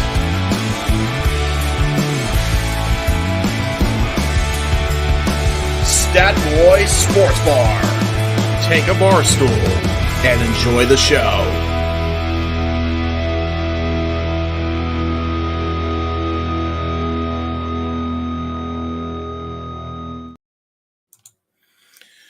Oh boy. Well, apparently during that ad for Stat Boy Sports Bar, Hot sadly wins. Ren Narita used the push-up bar on Shota Umino. Is that his new weapon of choice now? The freaking push-up bar? Okay. Sorry to all who had to suffer through that. Never again. Disband Hot ASAP. How about they just disband the House of freaking Torture in general and just cut their goddamn losses? How about that one? Like, it's clearly not over. Like, even for an American, it's definitely not over. If it ain't over for a Japan audience, it definitely ain't over for an American audience, and it might as well just be go away heat at this point. I don't know why they insist on keeping them together. Like, just take the damn hint. Who's with me? Who's with me here? Type a 1 in the chat if you want the House of Torture to be disbanded. Come on here. Type a 1 in the chat if you think Evil and his bag of goof troops should disband and move on to better shit. Type a 1. Type a 1 in the chat if you think so. Silver lining, though, at least this tag match was a little better than Ibushi Marufuji from 2 nights ago. That main event in Arike was a total nightmare. Hey, stuff happens. I mean, is that's where Ibushi got the injury, the wicked bad injury, right? Damn, man, that means the Elite are all gone, right? At least for the time being. We actually have a producer. Hello, Jeff. Noah's actually out trying to decongest himself because he actually ended up getting a cold. I'm hoping he comes back relatively soon here. James, I'm sorry, repeat that? So Noah ended up getting a cold. He just came back now. He actually used the Shota Umino and he used the House of Torture tag match to take a bathroom break. Okay, I got you. Okay. Hello, Jeff. Himself. Okay. Yeah, I'm on the freeway heading home. We had a moment where I couldn't find my keys. Turns out they never left the house. So, but I'm en route, brothers. I'm on my way. I promise. All right, perfect. Yeah. Sorry, James. I know you're dozing off, brother. I'm sorry. Yeah, no, it's not your fault. Luckily, the chat was able to keep me up, and we entertain him. We've been roasting on the House of Torture for like the last. How many matches left? Out of curiosity. 1, 2, 3, 4, 5. Okay, perfect. I'm only like half the show. Perfect. Okay, cool. That's cool. And now it's time for the BMF title, the Never Overweight Championship. Did TJ win his match? Yes, he did. Yes, he did. Yes, yeah. Right on. Which you know what that tells me, Jeff? Also, that might mean that Ospreay could take the win. By the way, and I only say that because why would you give the United Empire and New Japan any titles if Will Ospreay is supposedly leaving? Well, it's one of those. Will might not win if he's going to stay with AEW, but we all know Mox is looking for that break, so maybe David Finlay gets thrown a bone. Yeah, maybe. Maybe. Anyway, guys, I'm gonna be off the phone here and not be rude to the driver, but I will be home soonish. I promise. All right. Yeah. Much appreciated. If you could actually do color call with Noah just to give him a break because he is struggling, bro. No, you're good. I intended to call the show with him if I was going to be home. I didn't know that was going to be the need, but I'll be home soon. Yeah, You're he's fine, brother. I'm only doing that because I know he won't say it, but he's dealing with the cold, and I don't think he or I are sure if it's COVID or not because he's dealing with. That's why he's the MVP. It's just he doesn't always like putting himself over or praising himself. But we love that man, and no, I'll be home to help out shortly, my brother. All right, sounds good. All right, guys, enjoy the rest of the show until I get there. All right, man. The 41st never openweight champion coming in to Wrestle Kingdom 18 in Tokyo Dome, the BMF title for the baddest players in the game. Togi Makabe, Tomohiro Ishii, Katsuyori Shibata, Kenta, Hiroki Goto, just name a few. A title that was originally made for people under 30 years old to try and give a younger generation a shiny goal. And over the years, it's become nothing more but the roughest, ruggedest title to fight for. Shinya Takagi and Tama Tonga, by the way, folks, are over 40 years old each. The Never Openweight Championship has changed hands, of course, at Wrestle Kingdom over the last few years, with the exception of Wrestle Kingdom 15, when Shinya Takagi successfully defended against Jeff Cobb in front of an audience of silence. Now, Takagi and Tama Tonga come in with a fully vocalized crowd that's going to bring even more out of these two heavy-hitting powerhouses. Real quick, no, when you get a minute, I think to help you out, you could probably take your blazer off. I think people get the point of how professionally dressed you are. Yeah, It'll probably help the heat a little bit. I thought about that too, but I'm actually a little better right now, but thank you. It's all good. All right, perfect. I appreciate y'all. I truly appreciate y'all. At the end of the day, it's not about me. It's about professional wrestling. So if we all can come together and just focus on that and connect and enjoy what the sport offers, that's my only inspiration and encouragement while I'm on the screen tonight at 3:56 a.m. Eastern Standard Time. This is a man who loves professional wrestling, that he may be potentially battling COVID to call this. So don't say the Jeff Beacham Network, and especially this man on that is currently this man with the spectacular but sick voice, doesn't do anything for you people. I'm just saying. Good luck, my brother. This is one of the matches I've been waiting for the longest time, and I'm going to try and literally stretch my voice out for this. 41st, never openweight champion, Shinya Takagi. Of course, Shinya Takagi won this title last year against Tama Tonga at Fighting Spirit Unleashed and defended so far once against Trent at Lone Star Shootout. After Tama Tonga and Tomoji went to war at Royal Crest 3, and Shinya Takagi and Tomoji went to war at Royal Crest 3, and Tama set his sights on holding up that title against Shinya Takagi. Real quick, before the match gets too underway here, there's this comment from Sandy. She just kind of made a statement there, but this is more of a question. I want you want to probably educate the new viewers. What exactly is a never openweight championship, and what are the stipulation to a never openweight championship for those who are tuning in for the first time? The Neverweight Championship is a title that defines fighting spirit, strong style, the toughest, the roughest, the baddest motherfucker in the game. You literally put your all in this. You try to break your opponent to the point that they cannot fight you no more. Never say die, never quit, never surrender. That is the moniker of the Never Openweight Championship. It is where you put your heart, soul, and body on the line with a beautiful drop kick by Tama Tonga here. And only the strongest are able to hold it, let alone retain it. In the history of the Neverweight Championship, there have been defenses that have gone V0 because of the physical toll that this title puts on the champion and the challenger for that matter. And of course, Tama Tonga right now looking to regain the Neverweight Championship, looking for an exploder on Shinya Takagi. Shingo fighting back here.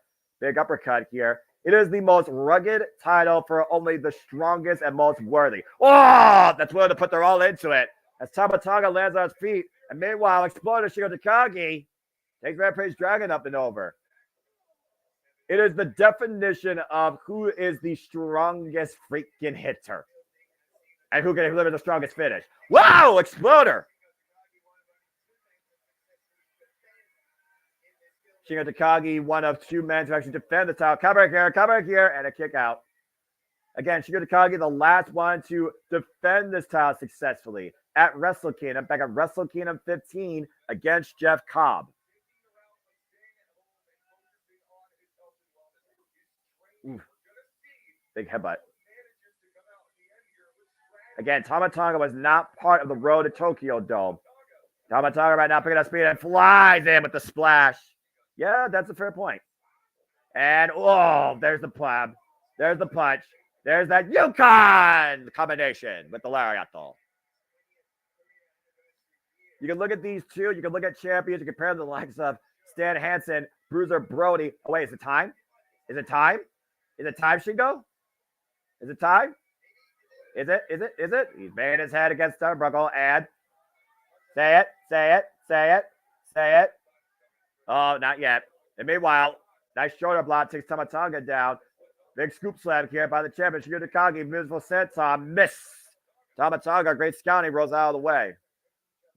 Ugh. A little bit better now. Thought I cleared my pores. And now Tama set up and over. Ooh, awkward landing. Almost got caught on the top rope there. Could have hyperextend a muscle in the leg. And Shingo, woo, man, drives Tama down to the floor. And Shigeru Takagi flies with that tope on. Hello. To the outside, wipes out Tama Tonga on the entranceway. That elevated plywood. Yeah, just watch this, Emmanuel, and witness truly physical dominance personified. And who leads to the night with this rugged title?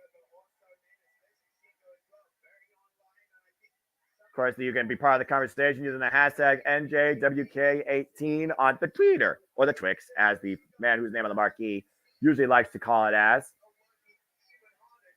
Again, it's one of those things where as the Neverweight champion, you're not the main event, but you might be the hardest worker than the workers in the main event. For you try and steal the show. You try and demonstrate you are the strongest one of all that never gives up. And I don't think John Cena would survive in the Neverweight Championship against these two behemoths. I'm just saying. Hoist him up and down. High impact on the back of the head and neck with a Steinberger suplex and a 2 count. Yeah, exactly, King Mike. It used to be called the U30 Championship, held by Hiroshi Tanahashi. Wait a minute, is it time? Is it time? Is it time? Yep. At the star! Go, go, go! It's tea time. Shout out to my friends over across the pond in the UK, including that limited too. I'm Mary J. Please follow her on the Twitter and our social media platforms to continue to prove that J's worth more than gold.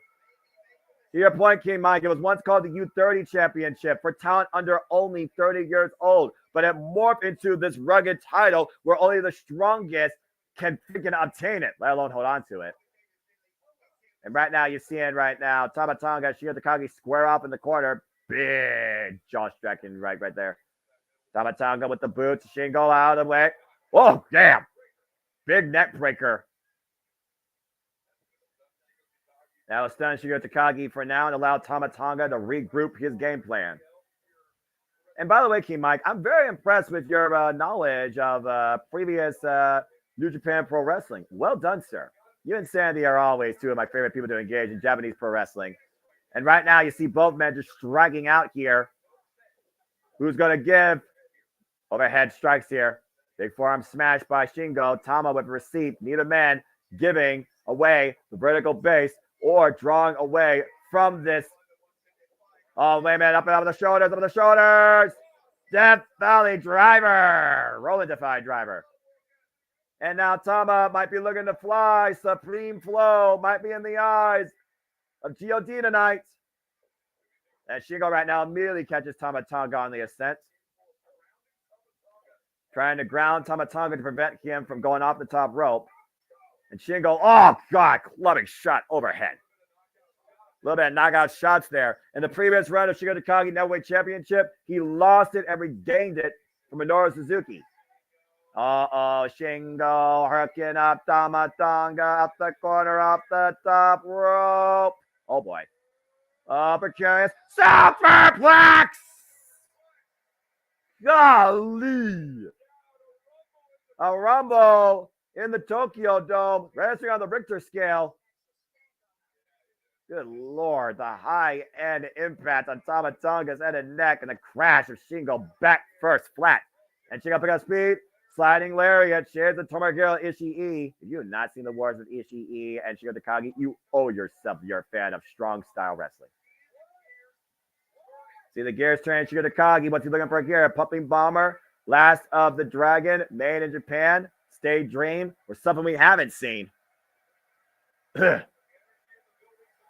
The hell with this sickness. I'll be damned if I'm held down tonight and not enjoy Wrestle Kingdom.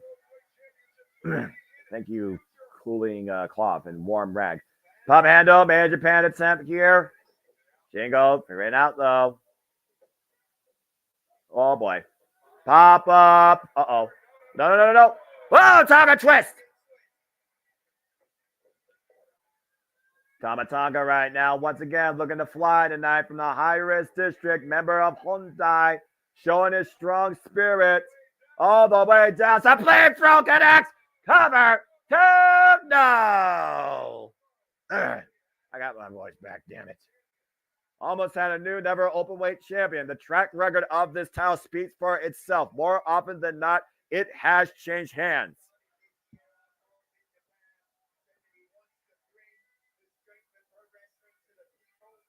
Tama Tonga, Shinya Takagi, two define incredible athletes. And one gun stun might be all Tama Tonga needs to once again regain this rugged championship. Yeah, hard might be an understatement, Emmanuel. They bounced those plywood boards underneath that mat, guarantee you. The fighting spirit unleashed once again at Tama Tonga. Looking for something bigger. Shingo up to his feet.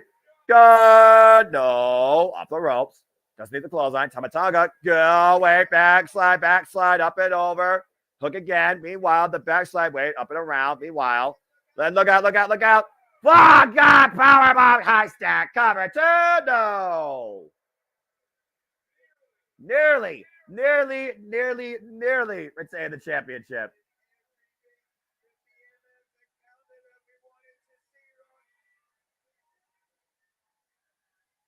What's it going to take? These two had their first one-on-one encounter last year at G1 Climax, 20-minute draw. Shingo got the better of Tama Tonga and won the Neverweight Championship, clubbing shot in the side of the head, that vicious elbow. And now might be looking for up to his feet. Pick up speed. Puppy Bomber. Inside out, upside down with a lariato. And Shinya Takagi firmly in control. The crowd is roaring around the Rampage Dragon. Shinya Takagi looking at Rampage in 2024, still never played champion. There's a pump handle. Here it is. Oh, gun stun! What an incredible transition to the gun stun out of the Made in Japan. But he can't capitalize. The energy is still there. The atmosphere is on full display here. 30,000 on their feet, cheering on both these gladiators to fight with every fiber of their being for the Neverweight Championship. Shinya Takagi, Tama Tonga. It seems like brushing my teeth definitely helped even more. You see Shinya Takagi right now clutching that neck, and he's had a history of neck injuries. And of course, the gun stun is focused attack on the neck. Been a hell of a battle so far. Been a hell of a night for all the champions, as the championships have all changed hands up to this point. A lot of history here. The double underhook. Wait. Breaks it. Oh, man. What a right hand. And she got to look at the following again. Meanwhile, Tama Tonga hooking him up. Good God, bloody Sunday. Cover. A 1 count. Are you kidding me right now? Shingo right now is not looking to go down. Wow, puppy bomber by Tama Tonga. Smashing lariato through the dragon. Goes this gorilla looking to fulfill destiny once again as the new never overweight champion. But can he hold down Shinya Takagi for a 3 count? Neither of these men are submissionists. Double underhook. DSD. Double underhook pile driver trying to hoist them up. Double leg takedown, jackknife floater. Recover by Shinya Takagi. 2. Ooh, almost escaped. And meanwhile, the back elbow strike. A headbutt to the heart. And Shingo with a headbutt to Tama's heart. Izaguri rocks the dragon. Tama Tonga right now, forward offense, move for move. Double underhook. Oh, the counter. Hurricane Rana counter. Clemming shot to that arm. Tama Tonga is rolling right now, but can he reach the finish line and regain the never overweight title tonight?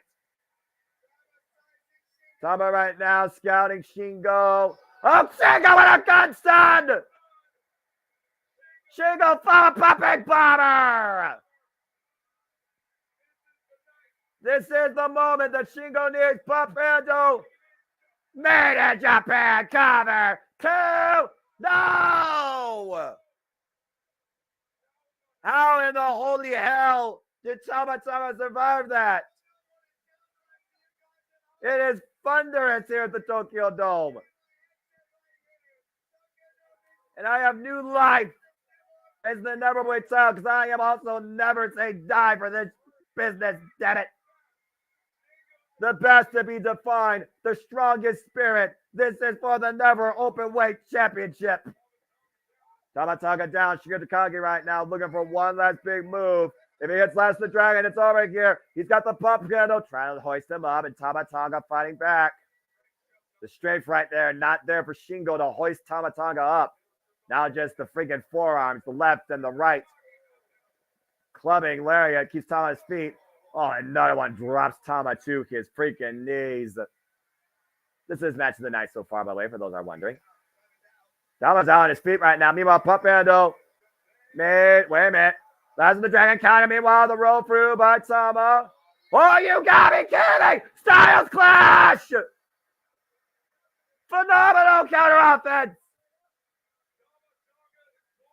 Tama Tonga put out all the stops and then some from the greatest repertoire. Gunstein! Cover! 1, 2, no! How in the hell? The Bloody Sunday of damn it. The freaking phenomenal Styles Clash of AJ Styles. The gun stuff, GOD, double underhook. Jay Driller! Cover 2! Tama Tonga's done it!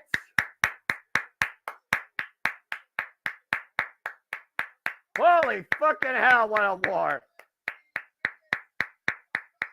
19 minutes of badass edge of your seat, physically taxing, hard-hitting affair. And Tama Tonga stands tall in the end. Another title changes hands. And the Neverweight Championship changes hands again at Wrestle Kingdom. 2 years in a row for Tama Tonga particularly.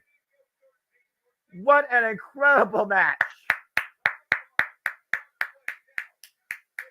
Never count out Tama Tonga and that fighting spirit. That is the kind of effort you need to put in to hold and call yourself Never Openweight Champion beyond V4, which usually is the average. Shigeru Takagi's second run as Neverweight Championship comes to a close. Excuse me, third. What a freaking war. My God, that was incredible. That's professional wrestling. Damn it. I'm giving a nod of respect to Shingo Takagi. Tama Tonga with the victory. I gotta imagine Shingo Takagi once again a bad start to the new year, losing the Never Openweight Championship. Yeah. Darren G says, sounds like an amazing match. So he's living vicariously through your call, my friend. I'm happy to bring that spirit, that fighting spirit, that passionate, invested spirit in the New Japan Pro Wrestling and what they represent. That right there is what New Japan Pro Wrestling is all about. What a match. Bit surprised that isn't a finisher of the year contender. Looked nasty, says Emmanuel. Jay Driller, I mean, he literally took a page from freaking Jay Briscoe. Yeah, I mean, Mark Briscoe actually uses it quite often ever since Jay Briscoe's passing, Emmanuel. All right. But yeah, that was Tama Tonga. That was definitely a shout out to them boy up in the sky right there. So, man, and I mean, those two went to freaking war. I still love that ladder war between those two, man. So that was a great tribute. Absolutely. The future is bright for Tama Tonga, but will the Dragons start off a roaring rampage after tonight, after being stopped dead in his tracks? Tama Tonga, your new Never Openweight Champion. We've seen the growth of Tama Tonga ever since being excommunicated from Bullet Club. And now you see how far he's going by himself without Jado, who's got to be smiling ear to ear right now. Tama Tonga has an incredibly bright future, and he is a leader of this company to lead the younger generation. Yeah. Tama Tonga, never say die spirit. New never openweight champion. I can't wait to see who comes after him first. Could he be the one Gaijin that doesn't leave Japan? Ain't nobody really that gorilla. I mean, again, James, God was made in Japan, quite literally. Yeah, true that. That's why. Oh my God. That's why I bring up the question, man, because you know it's something to even to actually consider. Like, I know you want to. Wait. Hello, John Ziggler, Ryan Nemeth. Huh? What the hell? The Nemeth brothers. What? Huh? Well, I'll be damned. Huh? Off the record, the show is arriving in New Japan. What? I thought Ryan Nemeth still in AEW? As far as I know, he is. I'll check the roster page. Yeah, why don't you do that as they prepare for a gold for gold tag team title match? Bishamon versus Hikuleo and ELP GOD DNA full display. And it's winner takes all. Now we're getting to the good shit.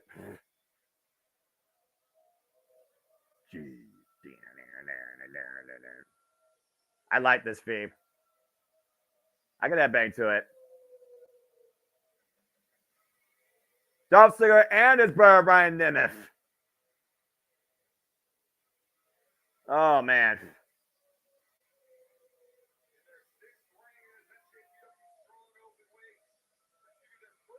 Botch, Walter, their first run. After beating Alex Copeland and Gabriel Kidd last year, Hikuleo and ELP, the current NWA Strong Openweight Tag Team Champions. And they literally could be adorned in double gold by the end of this contest. So I can confirm Ryan Nemeth is no longer on the AEW page. So they're in New Japan full out. Like they're free in New agents. Japan full stop. They're free agents. Yep. Good God. Oh my Lord. I mean, then again, he might be on the Ring of Honor page, and I haven't checked that yet. So who the hell knows? Yeah, that's a fair point. Yeah, you want to get some. Yeah, I need to get some water after that match. Yeah, for sure. How about fighting from underneath? My voice was, and so were those two men. There you go. I would also blow your nose off camera if you can a little bit. No, I'm fine. There's nothing right now in it. Good. Of course, we're looking at history here being made after Bishamon beat ELP and Hikuleo in a 40-minute, I kid you not, World Tag League final and clinched for the third year in a row, winning the World Tag League. And as IWG PMA Tag Team Champions for the first time in history, they have chose their opponents at the Tokyo Dome. And if you're going to fight with the strongest spirit, with all the gold on the line, you can't get a better team right now on the scene than ELP and Hikuleo.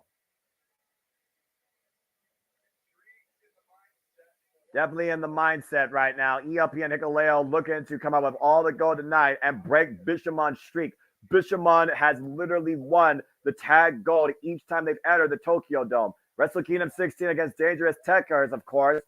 It's Zack Sabre Jr. and Taiji. Wrestle Kingdom 17 against FTR. And now they come in for the third year in a row as the champions. And looking to continue their winning ways at the Tokyo Dome. This is going to be good. Hey, King Mike, I see you. Hey, oh, boy. Well, if you think about it, Dolph Ziggler and Ryan Nemeth, they are brothers. They could be a very dangerous tag team. And again, out tonight, one of these teams is going to have 2 sets of tag team championships. And you know the Nemeth brothers are going to be gunning for both of them, by the way. Oh, without doubt. I'm not sure if Dolph Ziggler and Ryan Nemeth have been tag champions before, though, as brothers, somewhere else. Oh, boy. I would argue to say, honestly, right now, the best tag team in Japan is Bishamon, and maybe the best tag team in the world right now is Bishamon. Unprecedented history, their third reign as IWGP Heavyweight Tag Champions, and the winner of the World Tag League 3 years in a row, and the only team ever to dictate their competition at the Tokyo Dome. It was one of those things, like I said earlier, but Yoshihashi was an afterthought, an adjective for failure. You can't win the big one when it matters. The same was said for Hiroki Goto for quite a period of his life, but Goto's been a tag team specialist alongside Katsuyori Shibata and disciplined by him. And ever since we've seen Bishamon come together, it truly has been the strongest presentation and run in both men's respective careers. It's so strange seeing how far the bonds go with these two. Former six-man, never openweight tag team champions with a VD record. Currently being rivaled by Okada, Tanahashi, and Ishii. I think they just did V6. Of course, we saw what happened during the World Tag League and how even before the final, it was Hikuleo and ELP that beat Bishamon. The record stands at 1-1. So now they look to sell the score at Wrestle Kingdom with all the gold on the line. May the strongest prevail. And yep, to your point, Sandy, the white has been an omen for a dark ending for champions.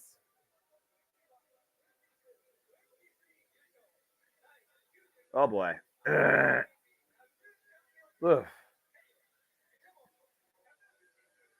Yeah, I do agree about that. And Dre Atkinson, good to see you. Yoshihashi and Hiroki Goto, the 99th IWGP Heavyweight Tag Team Champions. If Hikuleo and ELP wins, they will be number 100.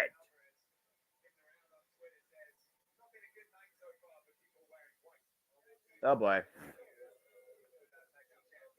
The curse of white may continue. And we got Toru Yano, also a previous tag champion in his own right.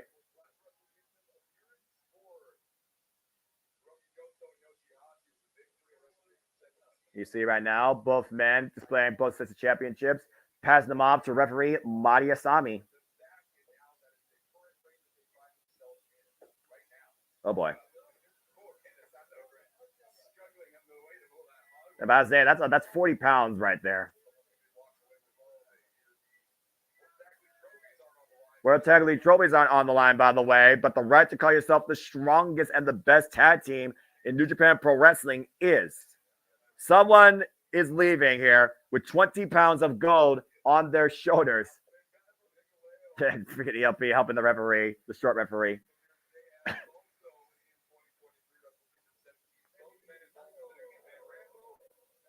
You see mutual respect right there with the fist bump.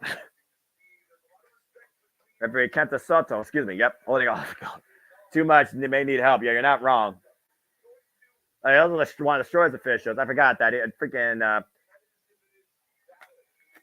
Mari Asami wears the silver shoes. I was about to say, bro, if you need to cough, go ahead and cough. You can mute I'm your fine. mic. I took a drink of water. Yeah, I cough. I'm good. No, but I mean like a big ass cough. That way, it's not a big cough, honestly. It's not like anything is in the back of the throat. But I'll keep that mind. Bell rings right away. Here we go. Their last encounter went 40 minutes. And this match is a 60-minute time limit, so buckle up. Yoshihashi, ELP, former participants in the G1 Climax in the same block, I believe. Also previously involved in last year's Wrestle Kingdom. Knife edge chop there by Yoshihashi and ELP. ELP, who has once again acquired the love and the affection of the New Japan Pro Wrestling fans ever since being excommunicated from Bullet Club War Dogs. Beautiful show of agility there by ELP. Again, you hear the respect of this audience for these two incredible tag teams for this contest. Accurate. And Kendall Styles, the referee, used the elimination match involving House 2 nights ago. Did an amazing job there. Yeah, I agree, unfortunately. But it is what it is when you get the call. And Bishamon looking to say, oh my! Hikuleo with the power advantage. Takes Bishamon up and over.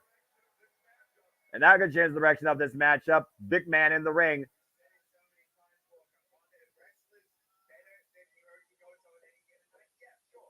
Irish whip. Yoshihashi throwing the ropes. ELP now.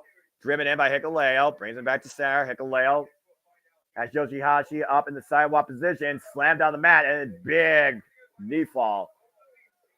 Again, it's one of those things where anybody could be the best team at any given night. But at this stage, I would argue that the strongest heavyweight tag team in Japan Pro Wrestling is Bishamon. Big high five. It's that unique bond, that working class relationship with Bishamon. Simple fisherman at heart. Raised on New Japan traditions. You see him right now. Goto with the, whoa, my God. Spinning heel kick. Hoisting ELP up. Big suplex, Saito variation on the back of the head and neck. And again, ELP endured Bishamon for the last 10 minutes of that 40-minute contest. And there were no tags made after Hikuleo was driven through a table. ELP right now, scouting ELP. Knife edge chop in the corner. Ooh, knife edge chop again. Again, only one of these two teams can make history tonight at the Tokyo Dome and leave both IWGP Heavyweight and WWE Strong Overweight Tag Team Champions. Yoshihashi right now taking Hikuleo off the apron. And isolating ELP. You see the Russian leg sweep. Oh, God, got it with the roll through cutter. Good combination there. Yoshihashi in the cover. Goto broke it up. And of course, you have Jado, who's been scouting, tutoring, crafting, fine-tuning God here in Hikuleo and ELP. Excuse me for 1 second. There we go. That one actually did come up. Yoshihashi and Hooky Broken Goto taking ELP up and over.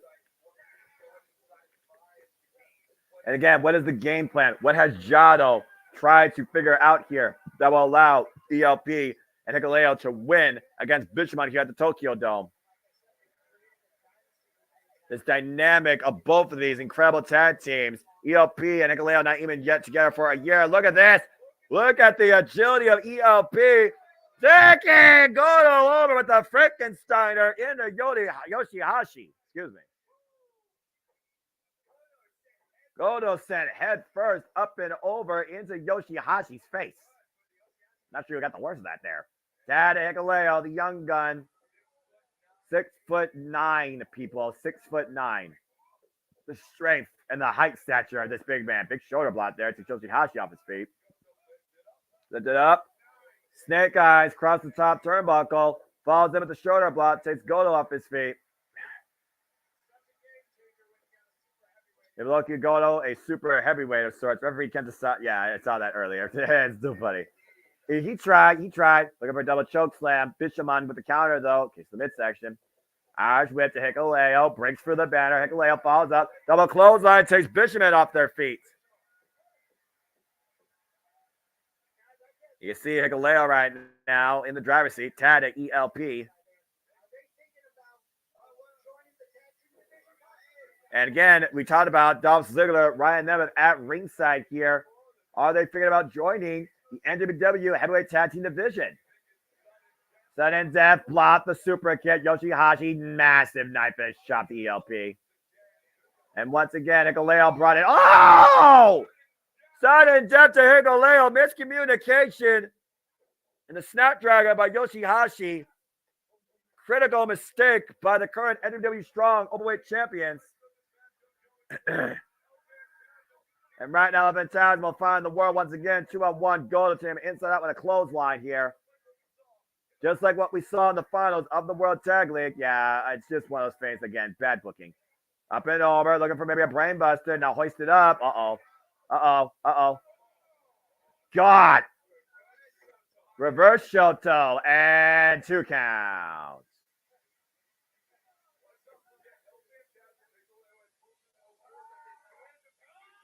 Again, the record stands at 1-1 for both these incredible teams. And might be looking for Shoto. Put the lights out on ELP.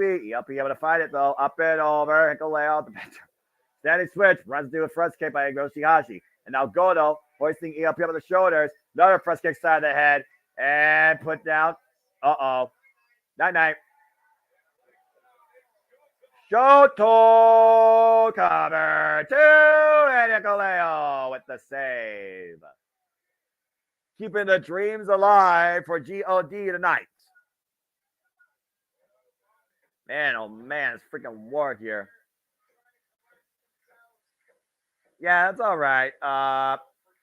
Again, it's one of those things where streaming services are what they are, Sandy, but it's nice to have that, lapsed reaction on one feed. I think that really helps change the dynamic. So as long as you're enjoying the show, pal, that's all that matters to me.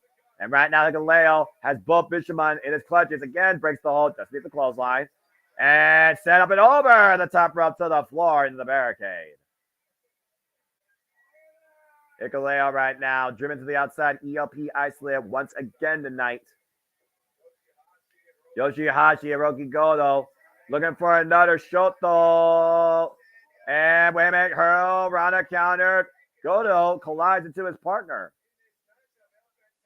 El Phantasmo once again able to counter strike Bishamon. And there's a tad of Hikuleo now. A lot of quick successive taps on both sides here. Hikuleo grabbing the small of his back. Clothesline sends Yoshihashi up and over to the outside. And Goto right now, former never overweight champion. And meanwhile, Guzzo. Oh, good Lord. That'll put some hair on your chest.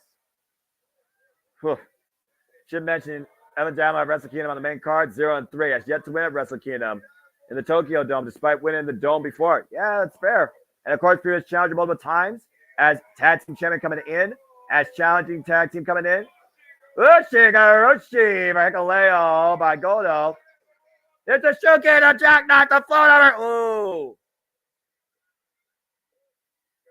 Goto nearly had Hikuleo there. ELP previously challenging Hiromu Takahashi for the IWGP Junior Heavyweight Championships, previously defending IWGP Junior Heavyweight Tag Team Championships. But ELP has butt kissed at Wrestle Kingdom. Uh-oh. Might be looking for GTR. Hikuleo able to counter. Hikuleo looking to hoist Hikuleo up. Just give me Goto looking to hoist Hikuleo up. And Hikuleo hoisting Goto up. Goto out of the back door, though. The waist lock. There's the sudden death super kick by ELP. ELP on the top rope, moves up to the outside. What's up, Yoshihashi? It could be time here. Hikuleo got Goto Guzzoed. Choke slam. And the rocket launch elevation ELP. Thunder kiss 86. The cover. 1, 2. It's not over. Nobody has ever kicked out of that combination of tag team offense. And Bishamon just did that. Now Jado has to get his boys to regroup. We've seen frustration come out of ELP and Hikuleo before to the point that they use the table. CR2. Oh, God, pile driver instead. And Hikuleo, what the hell is Hikuleo doing? No way. No way. No fucking way. ELP looking to hoist Hikuleo up on his shoulders. Oh, my gosh. What a splash. Cover 2. Got him. GOD has done it. We have new IWGP Heavyweight Tag Team Champions. And another title change hands. The trend continues. Congratulations to the 100th IWGP Heavyweight Tag Team Champions. ELP and Hikuleo GOD with a victory. And ending Bishamon's Wrestle Kingdom streak. What a match. Yoshihashi looks like he's in utter disbelief. This tag team division has not looked stronger in a long damn time versus what we've seen here tonight. ELP and Hikuleo now with new hardware. Now the strong openweight and the heavyweight tag team champions at Wrestle Kingdom. Well, one thing's for sure. When we want to talk about the Nemeth brothers, there's going to be a long list of challengers lined up for GOD. But you got to respect Bishamon and what they did. Oof. Again, Bishamon chose them. And GOD rose to the occasion and won. All right, so their team name is Bishamon, right? Yes. Got it. Thank you. Bishamon lost. Just like we saw with Shingo Takagi, with the War Dogs, with Zack Sabre Jr., every title has changed hands tonight.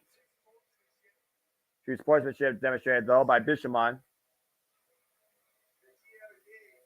GOD with a victory. A continued trend in this incredible family. Wow. Whew.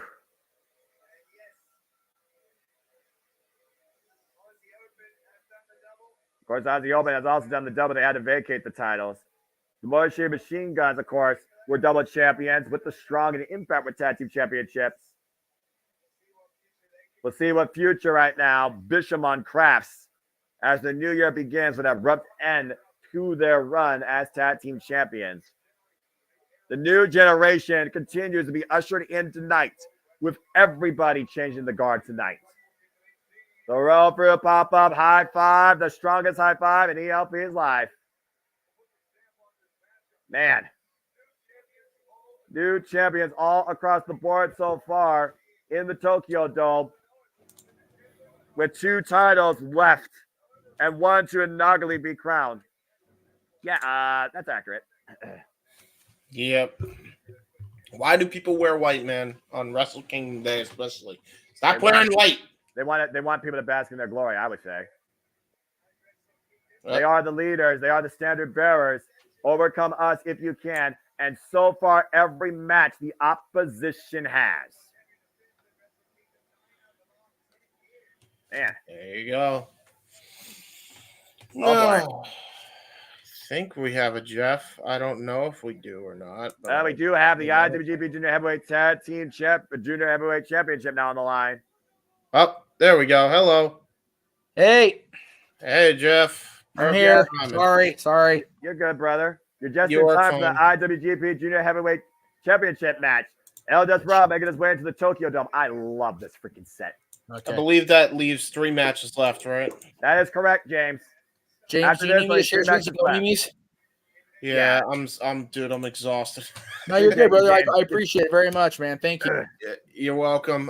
This has been my parting for the evening. Before I go, since I am in the producer's chair, I will flash my little graphic up for y'all. If you liked my producing skills.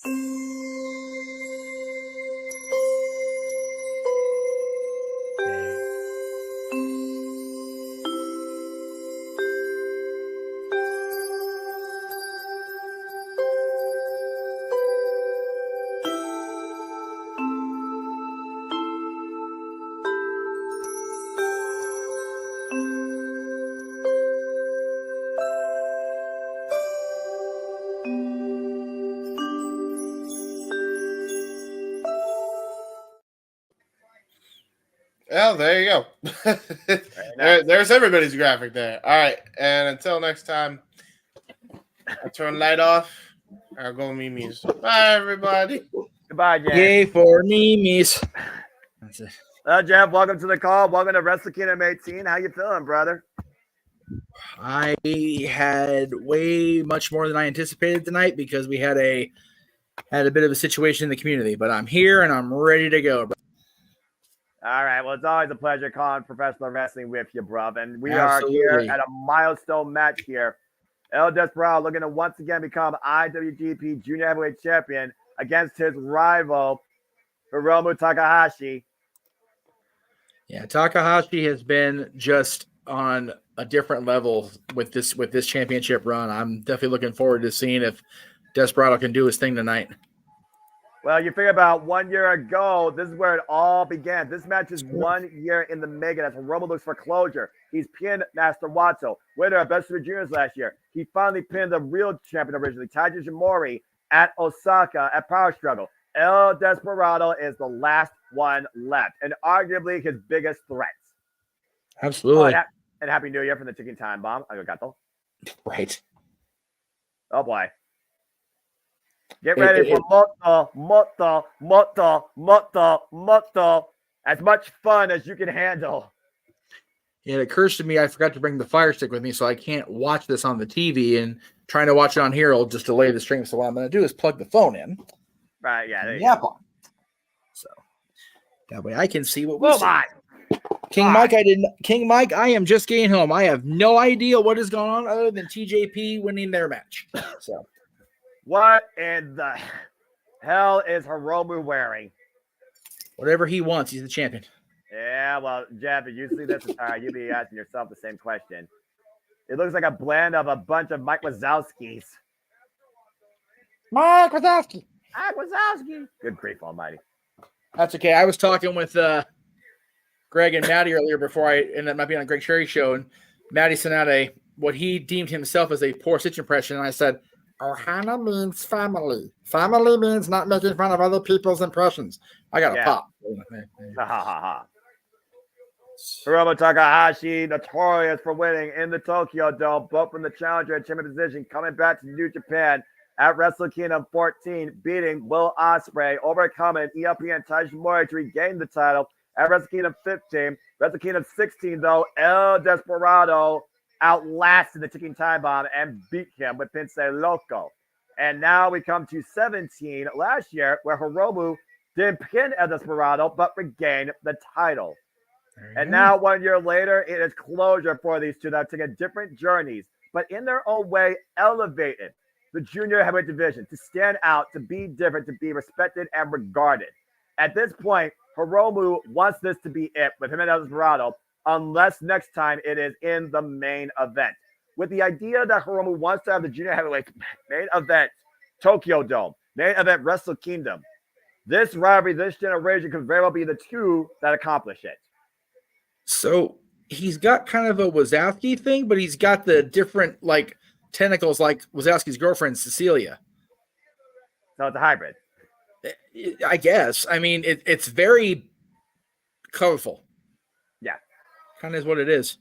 Oh my God! Well, now the colors have all fallen.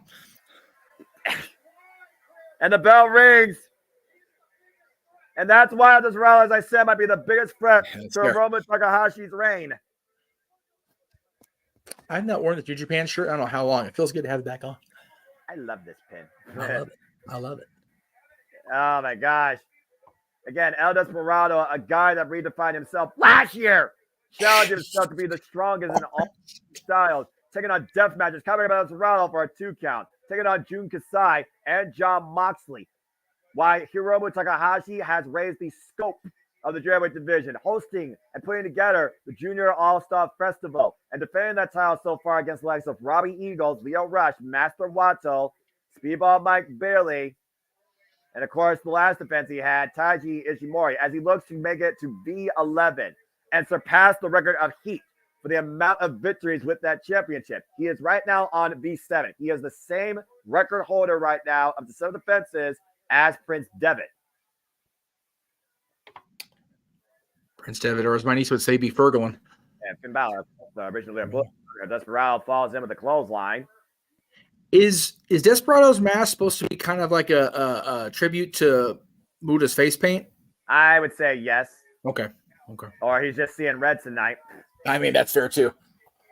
Again, one of those things where Desperado and Hiromu, they love having this fun with each other in their own way. They brought out the best and the worst of each other when you think about it. Nice sidestep there by Hiromu and rolls him out of the corner with the snapmare. Hiromu picking up speed with a big drop kick middle of the ring. Right between the jaw, right between the eyes of El Desperado. Why am I not surprised at the winners of the KOPW Rambo advancement? Why am I not surprised by that result? Because most of those were pretty much obvious. Jesus. Missile drop kick from the apron drives Desperado up and over the barricade. Whoa, Tanahashi beat Sabre. No shit. He literally got him. Yep, the front man has been defeated 1 year to the day at Defense 17. Good for him. Incredible contest. And right I don't know now, where the banner is because there's a typo in there. I'm gonna fix oh it. God! Up and over again, the barricade. Force that Irish whip and landing awkwardly. Them barricades at Tokyo Dome are akin to the blue cage during the 80s for WWF. No give. There you go. Not a one. There it is. I find. Right now, you got to consider the wars these two men went through. They went for a war at the Best Super Juniors one year that literally ripped El Desperado's mask. Yes. Nice Falcon Arrow there by Hiromu.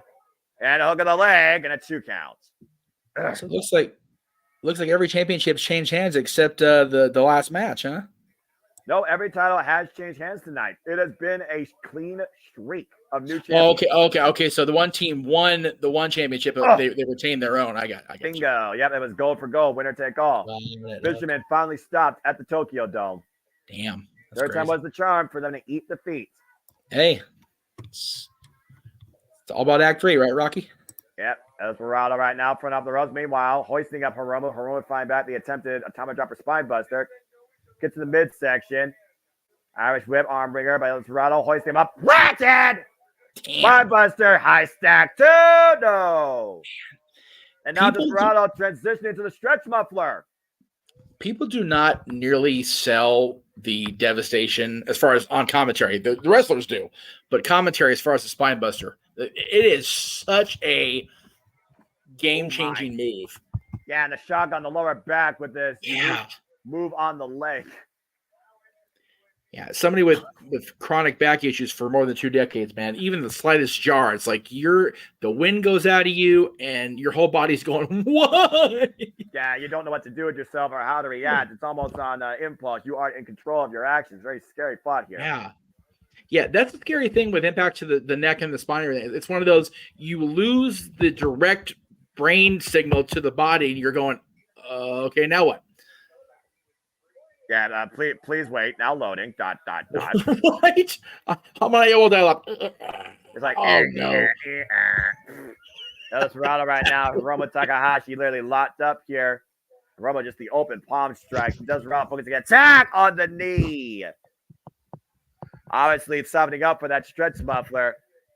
Add more impact. The feathers of that move. You see that wicked smile on Hiromu though. And again, Sandy, we'll see what that leads to. I know, speculation aside, it would be interesting if he actually did leave in a month. I know there's been thoughts about Tama Tonga. Oh, and look at this move. Transition. Meanwhile, Desperado. God, knee breaker. I was going to say, knee break I can deal with. Dragon screw. Please don't do that right now. I just got here, for Christ's sake. It's Del Toro cover 2. No. Modified Blue Thunder Bomb for a 2 count. A Blue Thunder Bomb doesn't win matches, no. We talked about this yesterday. Sami Zayn broke that. Okay, so I believe that we no longer have to say that. Hey, even the winner of the breakout tournament knew even a Blue Thunder toss wasn't going to get the job done. That's why he went for another hold. You know what? That's fair. I'll give you that. That's fair. Yeah, I'm just wondering how far these two are willing to go to get the win in front of a fully vocalized audience here. Again, El Dorado does not want to be the leader of the Jam. He wants to use this title to go all over the world and challenge himself against every style possible. That's Dorado right now. Dome. Oh, back by a drop. Love seeing Tokyo Dome people into the game. Last time I watched Wrestle Kingdom, it was pandemic. There was nobody there. It was weird. Yeah, right. Good grief, oh my. Good stuff, man. I love it. Yeah, the Dorado falls in though. Nice sidestep by Hiromu. Locks in the shot. Taking him up and around. El Dorado able to counter again. Armbringer counter. Cazadora. Flatliner. You know, not for nothing. That initial dodge there by Desperado, Takahashi could have very easily hyperextended his leg, just throwing it out there like that. It could have been a lot worse than it already is. Well, again, you figure about the extent of the toll that Hiromu's run has had on his body, on those knees and those legs. Robbie Eagles literally tried to rip his left leg apart, and Robbie Eagles was still unable to beat the ticking time bomb. Right. Back at the current Genesis. Question regarding Sandy's thing. The Never Open Championship wasn't the one that was in such controversy with Carl Anderson holding it going into Wrestle Kingdom last year? Yeah, exactly, last year. And Tama has now done it 2 years in a row. That championship just needs to get the devenomized route with being snake bit. Yeah, well, hopefully now with Tama Tonga back at the helm and not facing, somebody from WWE past, but facing somebody in the WWE present. Maybe there is focus now for him strictly to uphold what it means to be Neverweight Championship. Kick that rebound, German suplex! Damn, that was a snap, German. He threw him back like nothing. That was beautiful. Show the whiplash on the freaking neck. He did. Hiromu Takahashi right now hoisting up El Desperado up on the shoulders. And time bomb. Wait, counter. As well. Back to the stretch muffler. Right back into the leg lock. And look at the way he's stretching that leg over the back of his head and neck and wrenching away. He's doing the wrenching, and he's also got Takahashi almost in he had him in almost in the lion tamer position as far as the neck and the back went. Man, that's double trouble. Yeah, and look at the way he adjusts his position and bring him back towards center. My goodness. Hiromu with one arm free to try and counter this. Trying to sit. What the hell? Whoa! Hiromu wrenching. Meanwhile, hoisting up. Can Destroyer! That was slick. That was nice. Good Lord. Black clothesline takes that off his feet. Goes from a X Division finisher to a Hanson-like lariat all in the span of 5 seconds. You love to see it. That's the chicken time bomb for you. The explosive counter nature, but again, the damage done to that knee, clearly. I got a Hanson story when we go to in between matches here. Remind me. All right.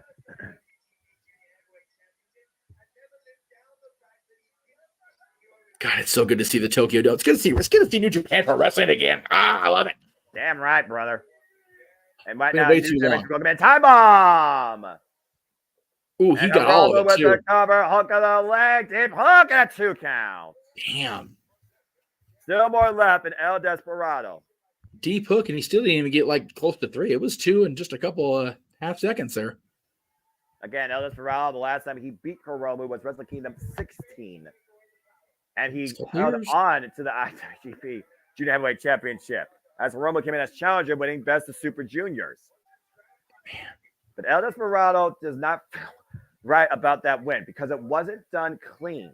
And now both these men are looking to sell it. Both men are looking for closure and to figure out a way to advance for the new year with the IWGP Junior Heavyweight Championship.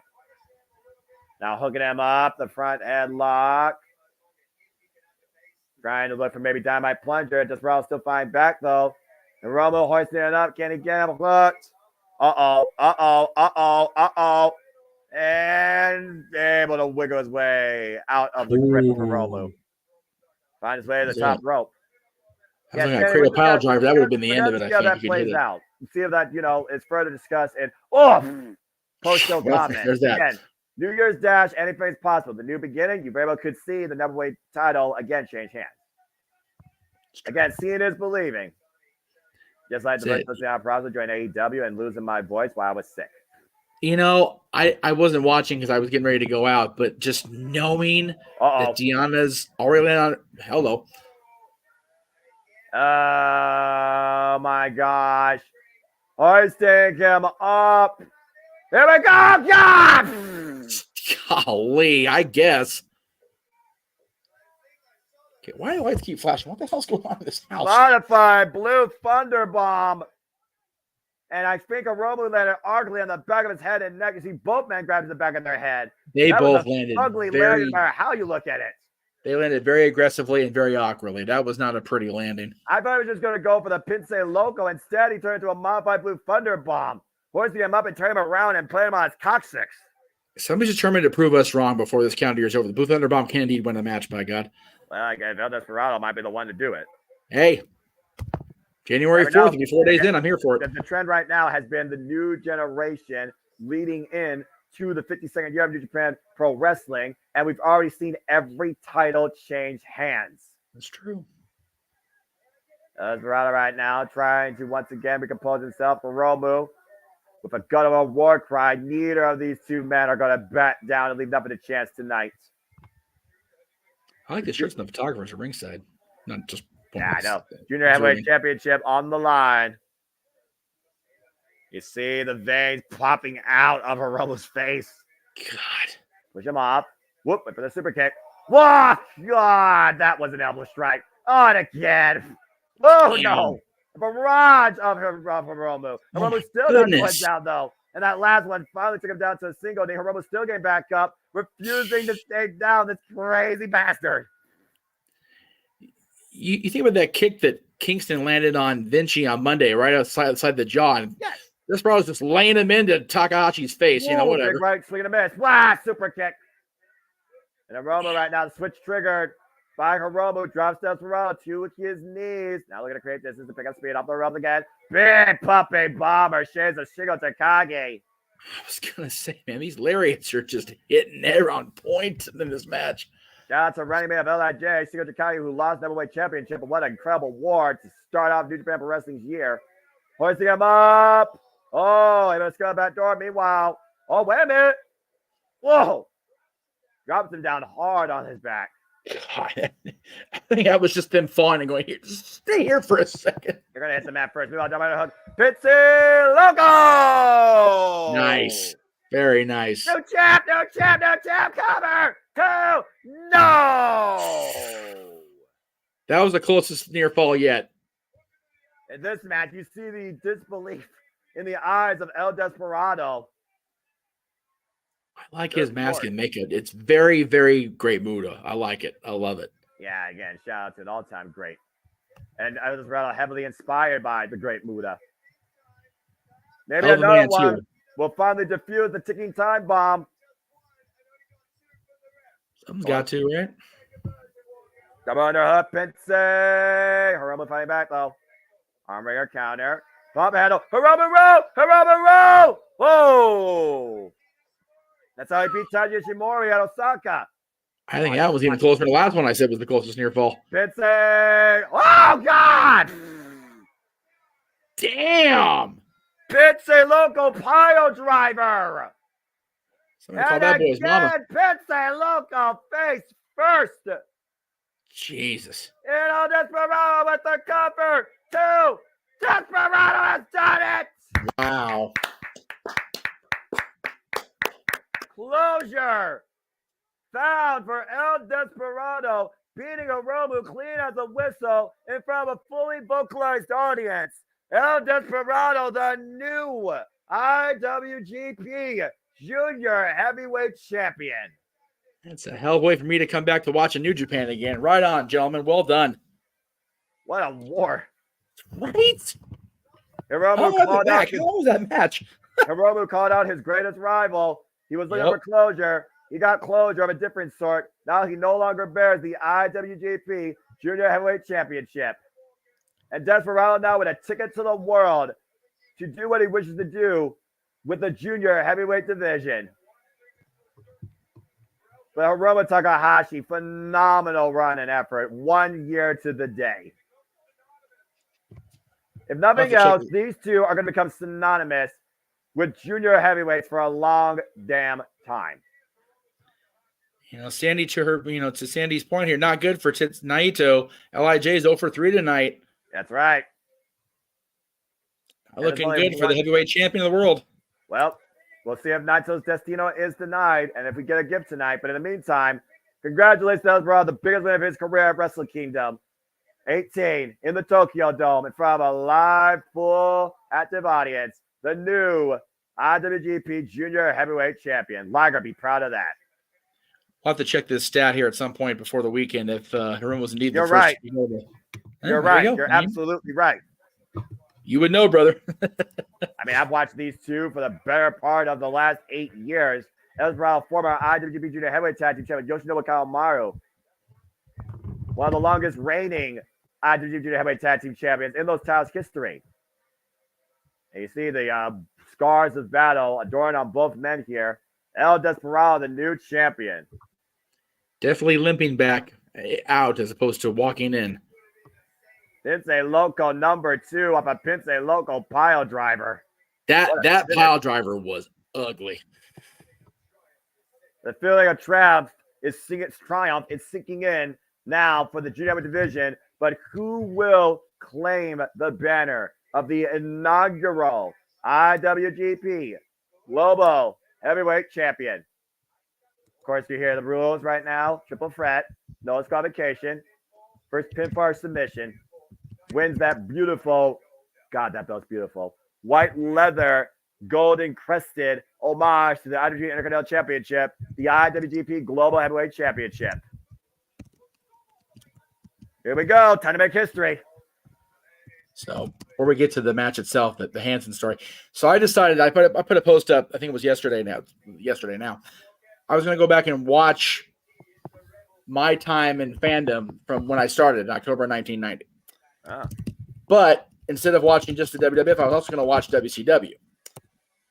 So the program going into Halloween Havoc 90 for the U.S. Championship was Luger being challenged by Stan Hansen. That cowboy crazy. Well, yeah, I mean, he was born crazy. I mean, like, I've seen his matches, but I haven't really had a chance to watch a whole lot of his promo work or whatever. That dude is cuckoo. Well, if you ask me, David Finley's lost his damn marbles, putting himself in the middle of Will Ospreay and Jon Moxley's business, as Will Ospreay and Jon Moxley looks to exterminate David Finley within the first 5 minutes. The Savage looking to literally elevate everything in his own gritty, savage image.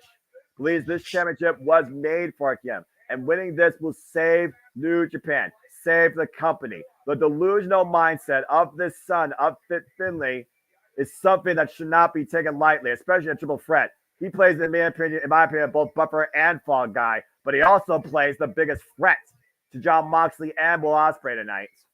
So if I may ask, Noah, if you can give our audience a brief history, because I kind of got lost in the sauce here. Why I understand why Will Ospreay renamed the U.S. Championship to the United Kingdom Championship or whatever, Empire Championship. Why do we have this championship? What happened? It was a power struggle where Will Ospreay defended the IWGP United Kingdom Championship in a 40-minute belter against Shota Umino, the toughest and longest match of Will Ospreay's 2023. And Jon Moxley was there ringside because Shota Umino, of course, is his roughneck, his young boy, his shooter. And, of course, after the match, there was respect shown with Shota Umino and Will Ospreay. Will Ospreay knew there was one last piece of unfinished business he could finally try and accomplish. It was before last year, in 2022 at Chicago Riot. It was Jon Moxley and Will Ospreay. And Jon Moxley beat Will Ospreay that night.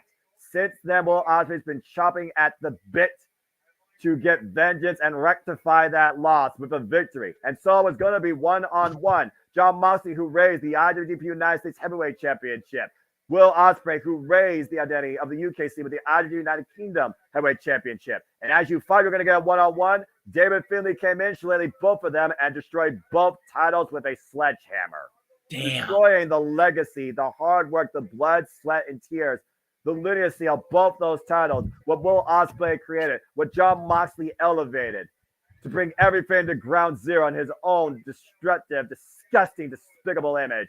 And now we have a brand new title on the line tonight, the Global Heavyweight Championship. Beautiful. I understand everything. That was beautifully done. Thank you. Appreciate that. And Tim's got a microphone. Oh, boy. Oh no, it's a shillelagh. I take that back. You realize this is Finley's son. That's the shillelagh. That's what he used to clock and take out Will Ospreay and Jon Moxley. By the way, the elder Finley was recently honored in his home country, correct? I believe so. Yes. Yeah, I'll have to look that up while we're going along here, because I was going to congratulate Mr. Finley, but I forgot what the honor was. I'm so exhausted. That's my bad. Well, I guarantee you one person that's not exhausted but pissed off beyond belief at David Finley. Here comes the Death Rider. Warning, warning, warning. The 6th IWGP United States Heavyweight Champion, Jon Moxley. Shit's about to hit the fan. Mox just pissed off in general. He already lost once this week. To Eddie. At that, Eddie Kingston beat him finally for the first time in his career. But here's the thing you got to consider, Jeff. Jon Moxley is undefeated in Tokyo Dome events at Wrestle Kingdom. Ooh, I didn't know that. See? Boy, red and black. Oh, no. Jon Moxley's out for blood, and I'm pretty sure it's David Finley's. Here you see the arrival of the Death Rider. Whoa. Man, Live in the Tokyo Dome. Ready to set for the very title that is literally a recreation of the legacy he held with the IWGP United States Heavyweight Championship. Of course, he won that title against Leif Archer in the Texas Death Match as a second defense against Juice Robinson back at Wrestle Kingdom 14. I need to make sure I show JJ this match. The black part of the mask is very Batman Forever. Robin, yeah. Yeah. And if he's anything like Red Hood, who became the Joker, Finley and Ospreay are in deep shit.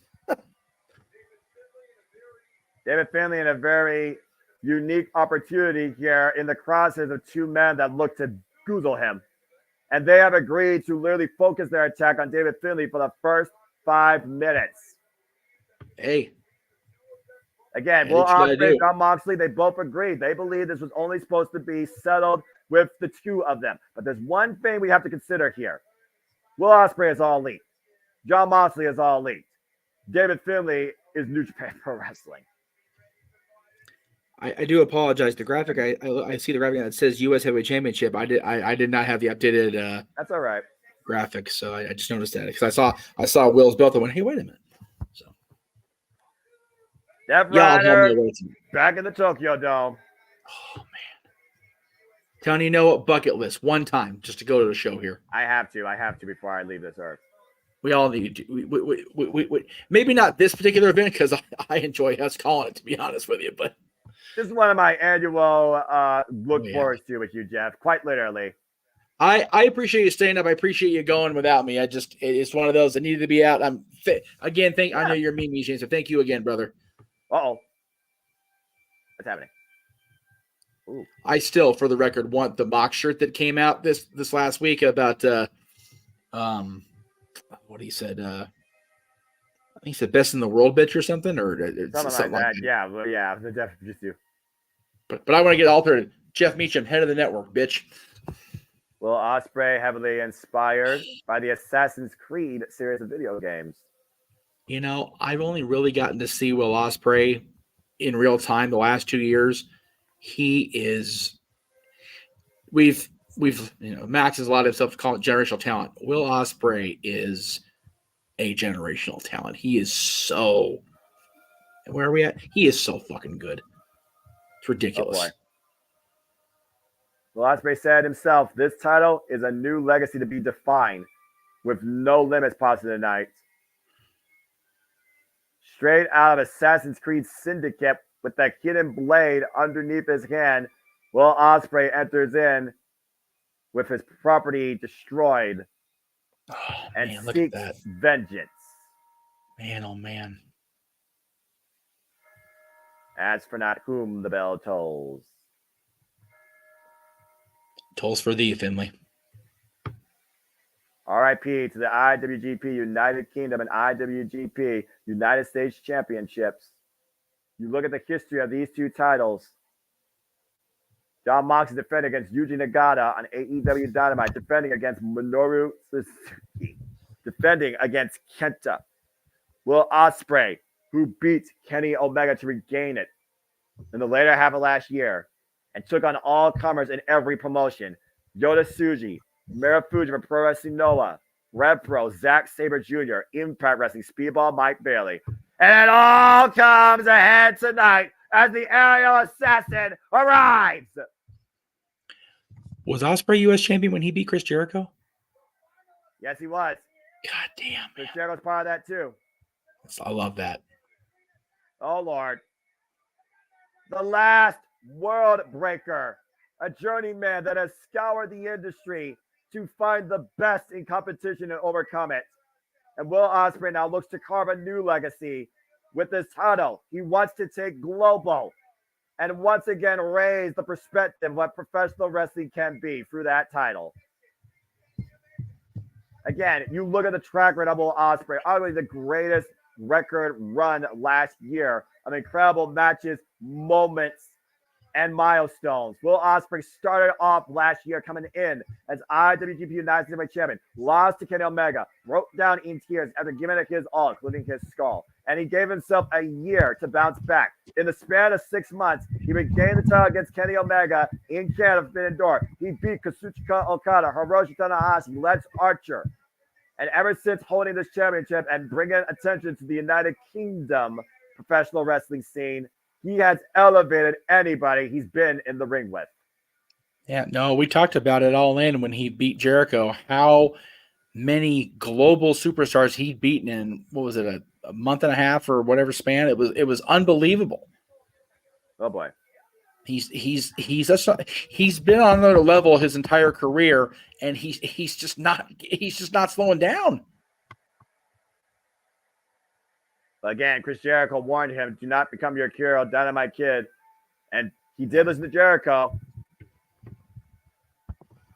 Listen to that thunderous ovation. I love it.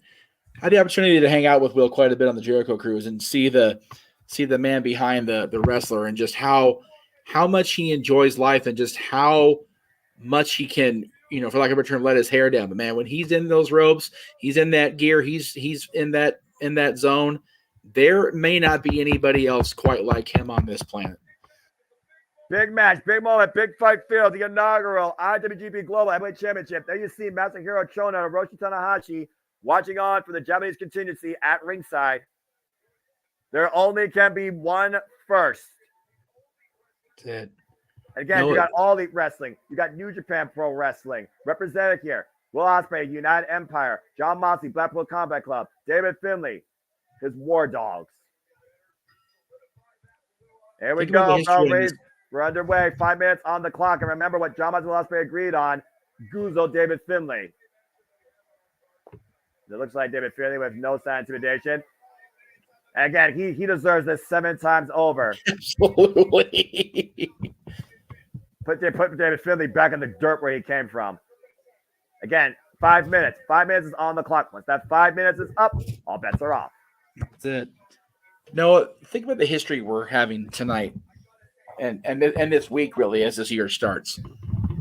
Triple H firmly in control of creative, WWE with the business model with Nick Khan just ever increasing. TNA's relaunching, officially rebranding this and next week. New Japan's with Tanahashi at the helm. AEW, brand new world champion. Oof. The Undisputed Kingdom ruling the roost. Man, wrestling's going to be so much fucking fun. Wrestling is already fun, but again, my greatest highlight so far is Wrestle Kingdom, as always. You see David right now trying to fight back against Will Ospreay. Again, 2-on-1 right now advantage against the War Dog, but you got to be aware of Bloody Hands Gato, always with a plan. Just wrenching the nose of David Finlay here. Now Will Ospreay like, okay, bro, let's go ahead and do this. Can somebody check a 10th row for the layer of epidermis Moxley chopped out there off Finlay? Thank you. Yeah. David Finlay, though, smart strategy. Oh, God. Never mind. Oh, my God. There was some malice behind that boot. I'm just going to say that for the record. And now number on that boot, on the freaking barricade. And David Finlay right now. Uh-oh. Incoming. Whoa! Loving lariat. All the lariats. Been more than enough of those tonight. I'll tell you what. 2 matches in. I'm going, Jesus Christ. No more clotheslines. And Will Ospreay right now dragging David Finlay even further out into the audience. The Rebel reeling. Again, there are no countouts. This triple threat, there is no disqualification. That's it. Rebel better run like hell. David Finlay still fighting back, though, against John Moxley and Will Ospreay. John Moxley able to beat David Finlay with a punch. Well, I mean, that's the thing, Noah. Regardless of how much shenanigans he's pulled, he's still a Finlay. He's still going to stand up and fight. Well, I won't deny again. You call yourself a rebel for a reason. Doesn't mean a rebel is smart. A lot of people were very disgusted by David Finlay's actions at Power Struggle in Osaka, desecrating and destroying the hard work made by John Moxley and Will Ospreay with the IWGP US and UK championships. And once again, hoisted up on the barricade. Good. Oh, man. The side of his like his undercarriage just rattled off that barricade. That was rough. Oh boy. And you gotta be aware the killer within David Finlay could strike at any time. As with it, John Moxley sent hard into that speaker, I believe. And David Finlay right now getting the better of Will Ospreay, driving him shoulder first into the barricade. David Finlay needed to be aware he was going to receive more punishment than ever tonight in this triple threat at the hand of these two angry men. They warned him. They warned him the whole time. David Finlay and John Moxley right now in front of Jeremy's contingency. Gets the midsection. Meanwhile, looking to hook him up. German suplex. Oh, man. That wasn't even German. That was just a snap suplex. He just threw him into the floor And Jon Moxley's looking for the plunder. And those Japanese announce tables of legend, hard as a rock. Moxley's wheelhouse coming forward. Jon Moxley, of course, took on Great Khan, Falls Count, Edwin Osaka at Power Struggle last year and cut the man's ponytail and beat him with a sleeper hold, the rear naked choke. Well, Ospreay bringing David Finlay now towards that table, and Jon Moxley, David Finlay, what they're looking for here. Poising up Finlay. Oh my! Damn. The table buckling underneath David Finlay's spine. Moxley and Ospreay chose violence today, Noah. And again, set up for one-on-one. Now both men looking to get back in the ring and so score once for all. Now that they've just so cavalier about it. All right, let's go do this. That's what the people can't see tonight. This is what the people I can't love see these tonight. two greedy bastards. I do. I always have. Both men head-to-head, eye-to-eye right now, trading forearm strikes in the middle of the ring. Just dishing it out. Who will get the better of this physical exchange? Ospreay picking up speed off the ropes, spins on a big boot. Rocks Jon Moxley. Jon Moxley hooked for the suplex. Jon Moxley back up to his feet, though. The boogeyman refuses to stay down. Big German suplex by Jon Moxley. Both men collide in the middle of the ring with no give. Knife edge chops by aerial assassin Ospreay. Ospreay reversal, handstand, springboard. Caught with the waist lock. Oh, God, German suplex release. High angle. Man. High impact on the back of the head and shoulders to Will Ospreay by Jon Moxley. Following up and is driving his combat boot in the solar plexus. Of course, Jon Moxley, previous AEW World Champion, also finalist in the Continental Classic, almost became the initial Continental Crown Champion. No days off is Jon Moxley. I say he's coming off Saturday with vim and vigor, man. He's wanting to prove that he's still got championship capability in his blood. And right now, forearm in the ring to the epidermis of Will Ospreay. And the continued assault. Will Ospreay, though, hooking out Jon Moxley. Cheeky Nando's connects. That was nice. Again, you can't do nothing but just take it. Nope. And Ospreay right now might be looking to go for the go counter. Oh, God. Freaking rear naked choke into a freaking snapdragon. Clubbing closer. Up and over goes Ospreay. But Jon Moxley regains arm control. Cross armbreaker in play. The armbar, hyperextendable Ospreay, though, grabs in the wrist, preventing further damage. That grappling capability of Jon Moxley cannot be undermined, despite the fact he is a brawler at heart. Oh, look at Will Ospreay once again able to transition. Now Jon Moxley changed it to the triangle choke. Will Ospreay give up? Will Ospreay trying to get back to his feet, trying to regain leverage. Finding himself some room. Deadlift, one arm.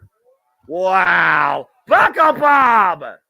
Damn. And Moxley back to his feet. Wow, clothesline. Moxley is all about that buckle bomb, man. He's a running partner of Seth Rollins. He knows what's up. Jon Moxley and Will Ospreay right now on the apron. We saw how far Hiromu Takahashi and El Desperado were willing to go. Wouldn't that be something if Moxley won this? Noah, think about this for a second. If Moxley wins this match, Moxley's the first ever global heavyweight champion. Seth Rollins is the first version of this world heavyweight champion. And we're going to let Ospreay do his thing here, and I'll finish my sentence in a second. That drop on the apron. Oh, wait, David Finlay. Whoa, push Jon Moxley face first into the ring post. The Rebel once again coming back into play. And the boos raining out of Tokyo Dome as they should. Absolutely. And then Roman Reigns, the longest reigning champion in the last 4 decades. It's Shield on top of the business again if Moxley wins. Pretty much. David Finlay now hooking up Will Ospreay. Oh, boy. Oh, Ospreay no. that door. Hook kick. Oh, God. Hook kick connects to David Finlay's jaw. Gato passing the shillelagh, though, off to David Finlay. I don't think Will Ospreay is aware of it. Oh, no. It might be looking for a huge move out of the corner. Cutter. Uh-oh. Oh, God. Shillelagh, that was assisted net breaker on the apron. Damn. Oof. Aerial assassin grounded for now. Now David Finlay and John Moxley back inside the ring. John Moxley busts open off that collision to the ring post. Ladies and gentlemen, John Moxley's bleeding. I repeat, John Moxley's bleeding. And Marshall, good to see you. Oh, big old cutter. Massive cutter. David Finlay up to his feet, drives John Moxley head first into the blue turnbuckle pad. Now putting in the boots and just skiing off. Finlay going to war here, Savage style. Oh, biting at that wound. That's disgusting. David Finlay has no class. He has the most class. Anything from Swerve and Page. Can we not? At least they had some standards. David Finlay's got none. All he cares about is seeing the world turn to ash. And the ash is picked up by him. Everything in his own bizarre image through his war dog bullet clubs. I mentioned glass faces. I mentioned Red Hood earlier with Moxley. Some folks want to watch the world burn. Noah Finley's one of those people. All right, now David Finlay being the aggressor, he is in the driver's position, turning into a one-on-one match. I can't argue with the tactic here, but don't like him. Trying to hoist John Moxley up. John Moxley with the counter. X-Pax release. Nice, very nice. Whoa, and Will Ospreay coming in with the boot. Now Ospreay and John Moxley squaring off here. Whoa, the wall kick. Enziguri connects. Ross John Moxley, David Finlay coming in. Does the clothesline, handstand, springboard, double red Billy kick. Not for nothing. That was great unintentional camera framing there with Ospreay's boot just coming out of nowhere and leveling Moxley. Again, you cannot find a man more adapted in this business right now than Will Ospreay, arguably. Absolutely not.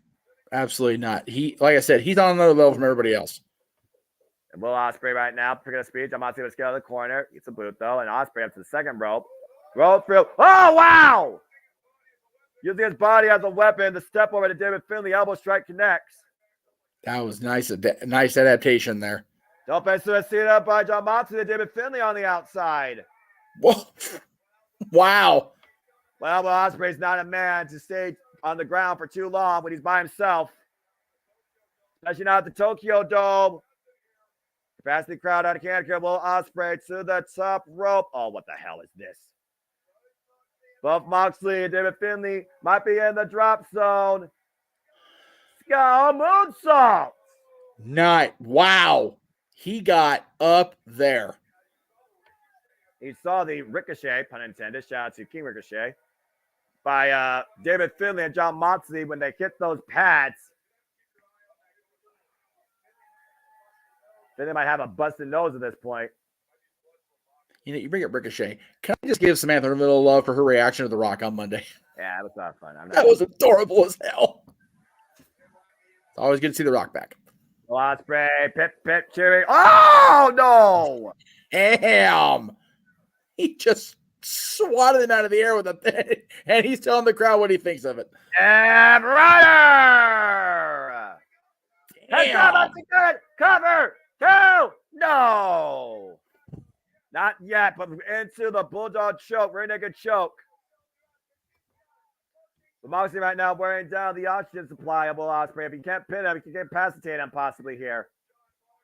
David Finlay nowhere to be found. Again, the stinging of that blood in John Moxley's eyes. And you see the shoulder right now. Hammering Evil elbows. Danielson get ready for Okada, but he's got to be watching this. But he also got to watch that shoulder. Let's not forget that right shoulder of Will Ospreay is already deformed. That's it. Moxley right now, very forward offense. Now transitioning to the front headlock. And biting the face of Will Ospreay. Come on, man. Yeah. Double underhook tonight. Get to the midsection. Meanwhile, double underhook. Liver Stormbreaker. Back by drop. Back drop, though, but lands on the mat flat. Meanwhile, David Finlay coming in. Get to the midsection. What the hell is this? Oh, what in the world? Oh, God! Jesus. That, I've never seen that before. That was something. And Mox with the cover on Ospreay with a 2 count after pile driving deadly David Finlay's weight on the core chest of Will Ospreay. He straight kicked Will right in the face before going for the cover. Damn. Moxley gives not a fuck. Not a single one. Oh, my God. I love that, man. Kind of those crazy Ohio boys. Yep. Again, we can't measure heart. And Will Ospreay's heart still beats. No. John Moxley looking for more plunder here. Yeah, right on Ospreay's ribs. He might literally have compromised beer in the rest of this match. All David Finlay's had the driving force on the chest cavity of Will Ospreay. Now John Moxley trying to bring chairs into play. Oh, the Death Rider unleashing violence. Oh God! All right, that was the edge of the chair on Will Ospreay's face, the same as ever was. That's a way to hard open yourself. Whoa! Hello, chair to the face of David Finlay. Damn, that chair hit him so hard it almost opened itself up. Shades of the freaking ECW arena. Right? It's Tokyo Dome, not Philadelphia, John. Relax. Still a very extreme environment, to say the least, here. In this Oh, match. yes. Always has been. Oh, no. Oh, no. Oh, no. Sickening intentions for John Moxley and David Finlay, with those chair ends stood back to back. And there's no give here. If he hits this, David Finlay is a non-factor less this match, in my opinion. And right now, raking the eyes, and meanwhile, hooking him up. You're knocking on the chair tip. Oh, God. Now rearrange John Moxley's spine. Finlay looking to capitalize, hoisting up Will Ospreay. Dominator, dropping Ospreay on John Moxley. Covered by Finlay to win the championship. Gets a 2 count. Dude, Ospreay's ribs have got to be going, okay, that's enough. Damn. David Finlay now in the driver's seat with a steel chair in hand. We see now just how far, how sick, how diabolical David Finlay's willing to go in this match to make a statement. But to your point, Noah, triple threat, no disqualifications. He can get as sick as he wants to within the grounds of actually breaking the law. Forearm smash right now. David Finlay asking Will Ospreay. Will Ospreay went nothing behind those, though. Big uppercut by the Rebel, but Will Ospreay feeling something here. Block the kick. Rolling elbow. David Finlay hooking up Will Ospreay. Whoa! The stunner! Stun Dog Millionaire. That was nice by Ospreay there. Nice counter. The turning point here in this match. Looking for the odds coming about David Finlay hooking him up. Oh, God! Damn. Moxley with the knee to the side of the head. Rico knee. Freaking knee strike off the freaking up and over. Will Ospreay goes, though. Hooking up John Moxley. John Moxley has his feet, though. Paradigm shift. Hand play connects. David Finlay pulls Ospreay to the outside. Not like this. David Finlay with the cover on Moxley. No. Ooh. Can you imagine how mad not only Moxley, but Ospreay would have been if that would have been it? Oh, man, they would have gone nuclear. Yeah, that's extremely smart by David Finlay, though, but the Tokyo Dome would have gone nuclear. Oh, my God. He's not head of the Bullet Club in New Japan for no reason, Noah. And might be looking to send John Moxley to oblivion. The knee pad is down. Hooking up John Moxley. Oh, oblivion connects. Hit it, Black connects the back of that Finlay. But wait a minute, Finlay. Fall dead. Hit the cover. And John Moxley gets the shoulder up. I was going to say, the referee took a while to make that cover. On the cover, David Finlay. But Will Ospreay, the awareness to push John Moxley off. You know, the referee took quite a bit of time to notice that Finlay was actually covering him, unconscious or not. That was a cover. Yeah, but again, he probably was looking at the well-being. How many shots to the head have we seen here? Again, judgment call by the official. It's fair. It's fair. Again, this match, you're not facing one opponent. You're facing 2 opponents, but there's only one first IWGP Global Heavyweight Champion. We've seen John Moxley fight out from underneath countless times and countless other occasions. Meanwhile, John Moxley and Will Ospreay head-to-head, once again squaring off in the middle of the ring. This strong forearm exchange here. See which one gives.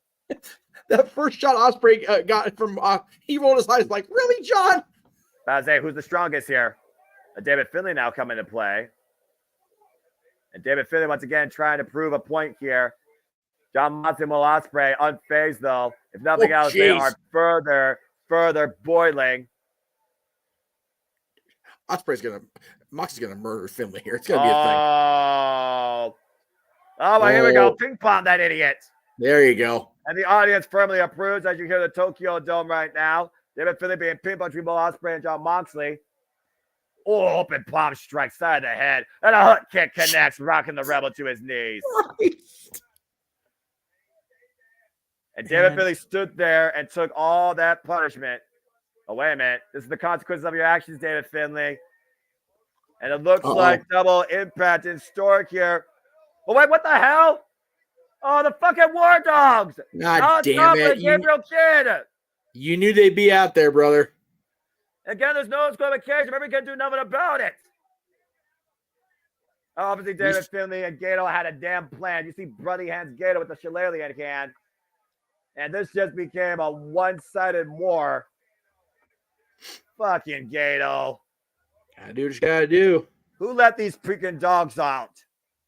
Get Strangling John Moxley with that t-shirt. Oh, that's vicious. Gabriel Kidd standing up at the table. Will Ospreay laid out. John Moxley later being choked out. Again, referee can't do nothing about this. It is no disqualification. Nope. As this continued savagery takes center stage here at Wrestle Kingdom. Talk about Bloodsport here right now. It's Coughlin literally faced John Moxley at Bloodsport last year. John Moxley able to get the advantage of Gabriel Kidd, though, but Gabriel Kidd coming into the aid of Alex Coughlin. Rear naked choke, and now it's Coughlin teeing off against the Death Rider. Now David Finlay back up to his feet. I mean, we should have saw this coming from a mile away. Let's be honest here. David Finlay can't do a damn thing on his own. Well, especially when Ospreay and Moxley both said that we're going to beat his ass together and then settle it ourselves. You knew Finlay would have a plan. And Gabriel Kidd, though, pushing the David Finlay. John Moxley flying back. Takes Gabriel Kidd down with the lariat. Will Ospreay. Oscar! Damn. Coughlin's jaw. Ospreay hit all of that. Wow. This match is 20 minutes deep right now. The War Dogs neutralized for the time being. We're at the 20-minute mark of this contest. 60 minutes, folks. John Moxley teeing off against Alex Coughlin. Again, how much more chaotic can it get here? Meanwhile, John Moxley putting Gabriel Kidd now on the other table. And both the War Dogs played out. And Ospreay right now with evil intentions on the top rope. Moxley move out of the way. Ospreay looking to fly. Flaw! Shooting star press! No, that was a senton bomb. You're right, a senton bomb. Excuse me. Look! Oh my God! Look at Coughlin. Planted through the table, quite literally. A low blow by David Finlay, John Moxley, though. Here's a roll up, not like this. David Finlay with the kick out. Yeah, Coughlin is just literally through the table, but he hasn't gone all the way through. He's like he's sitting in a giant toilet bowl. Oh my God. David Finlay with the shillelagh in hand, the ace in the hole that knocked John Moxley's brains out at Power Struggle. John Moxley, though, Death Rider! And John Moxley in the driver's seat. Death Rider! Hit it, play by Ospreay! Cover! One count! How? Elbow pad off. Flies with the hit play again in front of the face. Damn! And Ospreay looking to finish him. Double underhook on the shoulder. Starbreaker. A Finlay, though, with the rope through. Hooking Will Ospreay up. Into oblivion. Finlay with the cover. No. Wow. That was a lot to unpack in 30 seconds. 2.99 at infinitum. Jesus. David Finlay, though, once again, back in the driver's seat. What the hell he's looking for here? Oh, no. Curb stomp. Man. Old school curb stomp. Shades of Super Dragon. And right now, Will Ospreay in a world of trouble. Might be one more knee into... Oh, wait a minute. Oblivion. High stack cover. 2. Finlay has fucking done it. I don't believe this. Damn, man.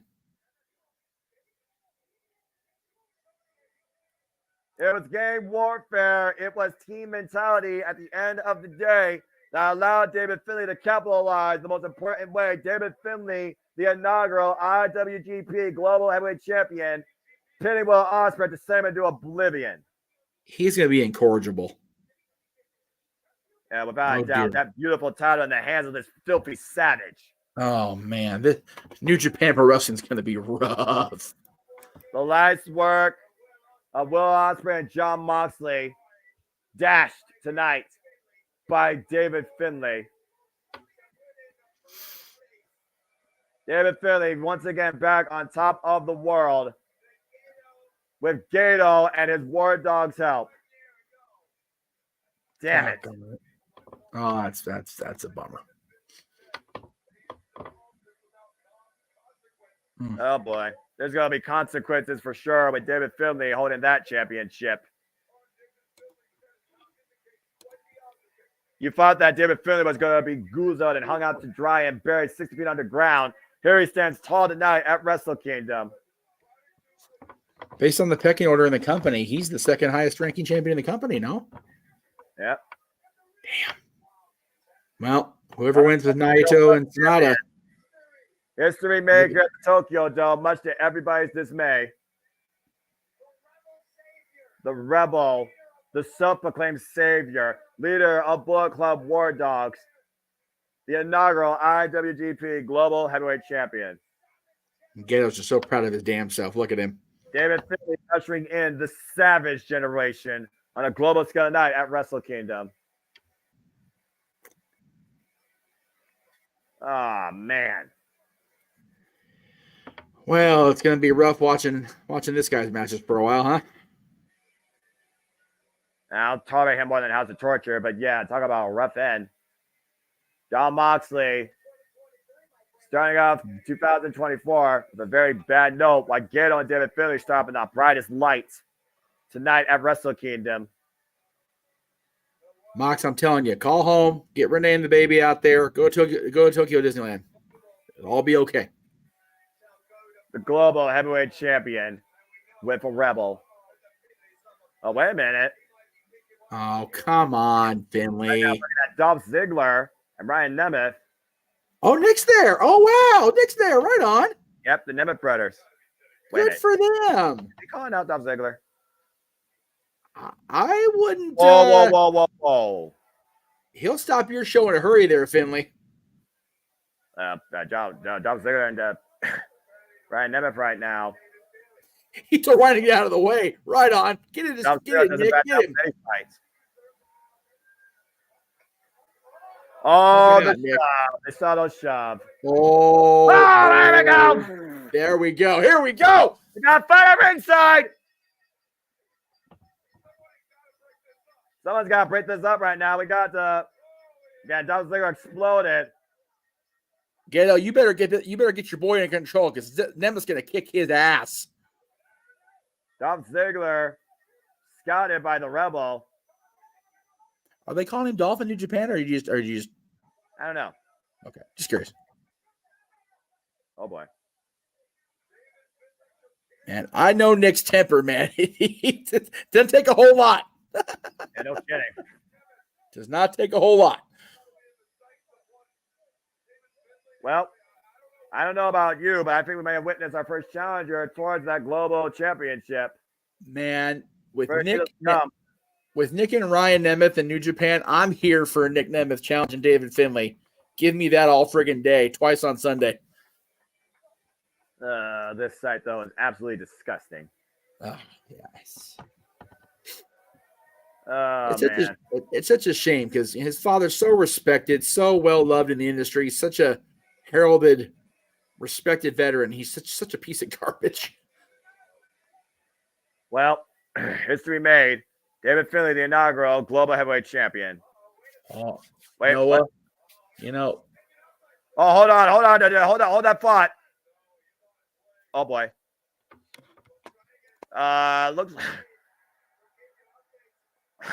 Looks like they're going to the backstage area. Someone's chasing David Finlay out of the building.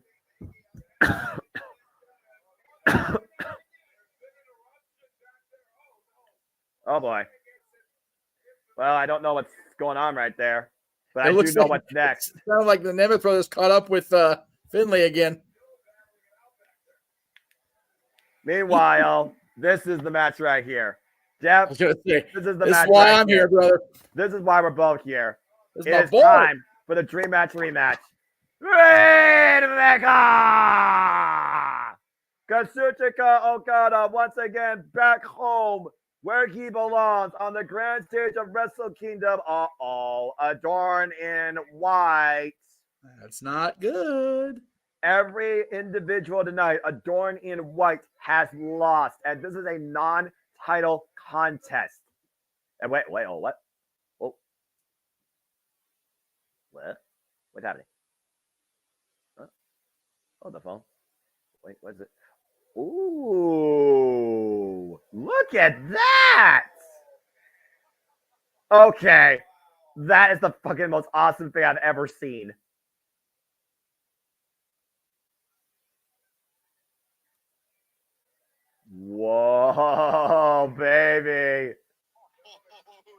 No expense for the Rainmaker to make his presence. We are once again in the experience.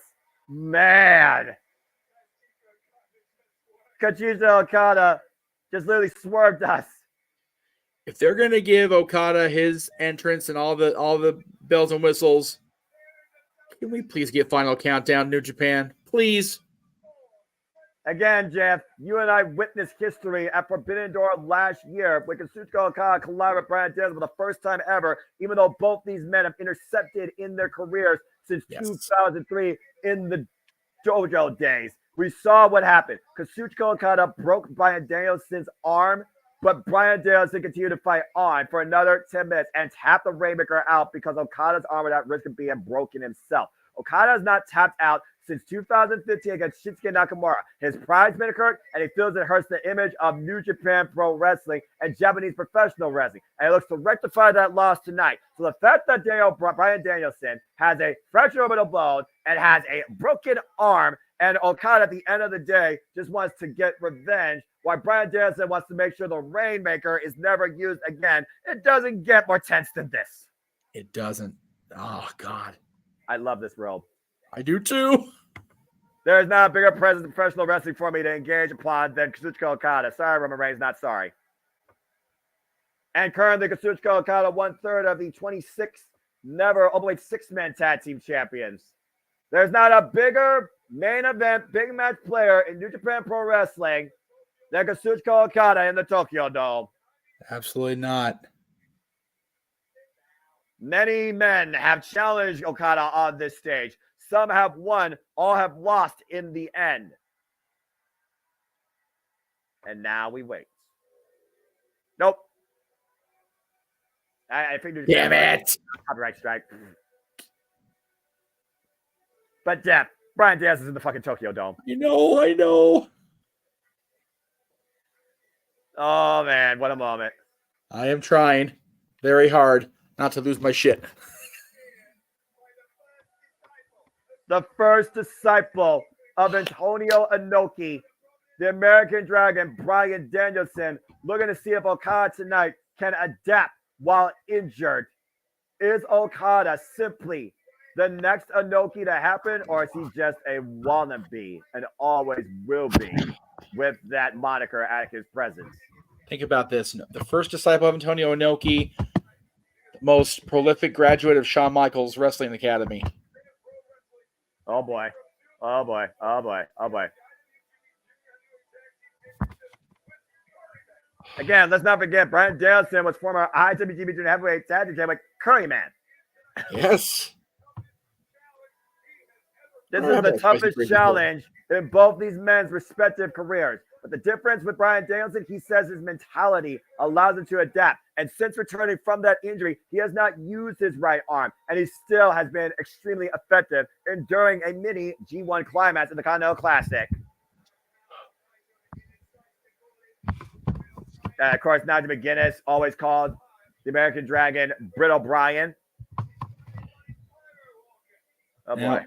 Yeah, seeing that eye patch, just I flash back to 07, man. Just, oh.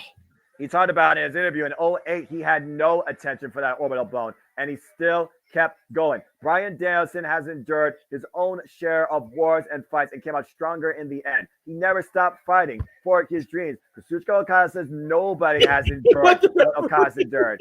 Shout out to Red Shoes Umino. Yay, Red Shoes. Oh, I love it. Oh, Okada looks good. Jeez. Barracks! Here we go, dude. 60-minute time limit. This is my most anticipated match called so far this year. God, Okada looks better than ever. Magnificent and radiant. Kazuchika Okada.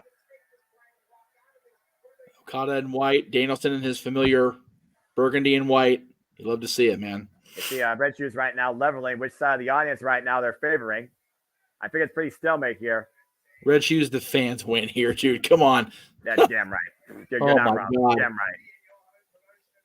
Again, Bryan Danielson beat Kazuchika Okada in his home promotion of AEW. Bryan Danielson now is in the home promotion of the Rainmaker, New Japan Pro Wrestling, and the greatest stage in Japan has to offer.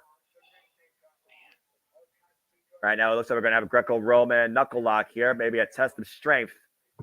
Again, I really got to wonder what the strategy focus is going to be. Oh. And once again, trying to instigate the Rainmaker. Okada, though, welcomes it. Maybe learned Brian Danielson. Okada leaned into it. Man, oh man. Again, we've seen how adaptive Brian Danielson's been since returning to professional wrestling out of WWE. It has been so wonderful to see Brian Danielson back. You're damn right. Oh my! Like I said, I was so tickled for my friend in the Superdome with the World Heavyweight Championship at WrestleMania, but God damn it, I miss Brian Danielson so much. Nobody like him, as Rico says. He is the perfect wrestler. Transition right now by Brian Danielson. Looking to find a hold. Maybe a headlock here. You see Brian Danielson might be trying to target the right arm of the Rainmaker. Remember the promise. He promises to break Okada's arm so he can never use the Rainmaker again. And he's going to see if Okada can be adaptable when his greatest weapon is gone. The original Inoki Dojo is how far these two go back in LA, the LA Inoki Dojo. And again, the mentality of Inoki. We want to treat professional wrestling like a sport. And you incorporate combat sports. Of course, you know Brian Danielson's background in jiu-jitsu and kickboxing, literally squaring off with professionals of those disciplines. Brian Danielson looking for the arm again, and meanwhile, Okada makes his way to the ropes. Brian, even now, 20 years in his career, never stops learning. He's always adapting, always learning, always training. And right now, you just see either man looking for an opportunity to find a body part to exploit, to hold, to find and create something that is vulnerable. Look at Roman knuckle lock again. Test of strength here. Okada, you can see Okada right now. He might have the depth advantage when you look at his size. Pushing forward right now against Brian Danielson. And also pushing up against that right arm. Let's not forget that right arm is braced by a steel rod. And to his own point, he hasn't used it for well, there it was for offense right there. There you go. That's technically the elbow, but I do see what you're saying. And right now, these two just literally squaring off. Okada getting the better. Meanwhile, Brian Danielson, though, seamless transition. Oh, and got jacked in the jaw. Brian Danielson. Again, Okada picking up speed here and flies in through Brian Danielson. That's just going to piss Brian off there. Well, think about how pissed off Okada is. Remember last year was F the Kids? He humbled Kento Miyahara. He humbled Kaito Kiyomiya. He freaking humbled Ren Narita, Shota Umino. But he was humbled himself by a professional Brian Danielson. Cover, two, and a kick out. No, you've been watching New Japan for a while. Would you say in this century, 23 years now? Yeah. Best American wrestler versus best Japanese wrestler? Without question.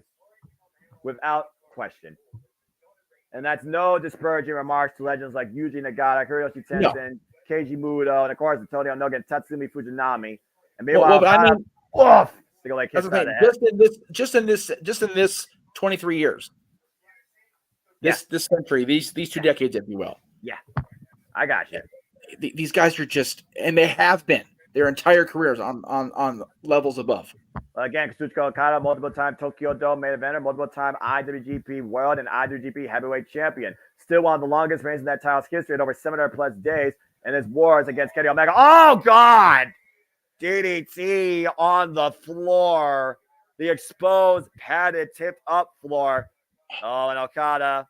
Whoa, Okada right now. Almost lost Brian's concussing history. That's not. Oh, that was not good. Okada right now. What the hell is he looking for here? Okada looking for a running start up, a jump over the figure. Oh, God! Oh, my Lord. Jumping knee strike, interception, the Rainmaker. Damn near psycho knee if it had been in the ring. And that knee buried right in the ribs of Kazuchika Okada, compromising the breathing. He did. He buried every bit of it right into the soul. Oh, just the disrespect. Danielson just teeing off here. Now he's going after the arm. Now he's going after the Rainmaker arm with the arm ringer and hyperextending it over the right shoulder. Oh. Game plan and vengeance scheme coming into play now for the American Dragon. Now hammerlock in the arm in the barricade. And again, this comes down to family. Brian Danielson is motivated by family. He could not drive, still can't, and he couldn't hold his kid for 2 months. Oh, no! And again, God! I know how important his children are to him. His children are everything to Brian and Bree. It wrecked him that he couldn't hold his kids. Bryan Danielson seeing more red than usual, trying to destroy the Rainmaker arm, the right arm for that ridiculous ripcord lariat. Scanning the arm ringer and hyperextending the arm and shoulder again across the right shoulder. Calculated strategy here being executed by Bryan Danielson. Bryan Danielson says what he means and means what he says. He said he was going to break Okada's arm and destroy the Rainmaker forever.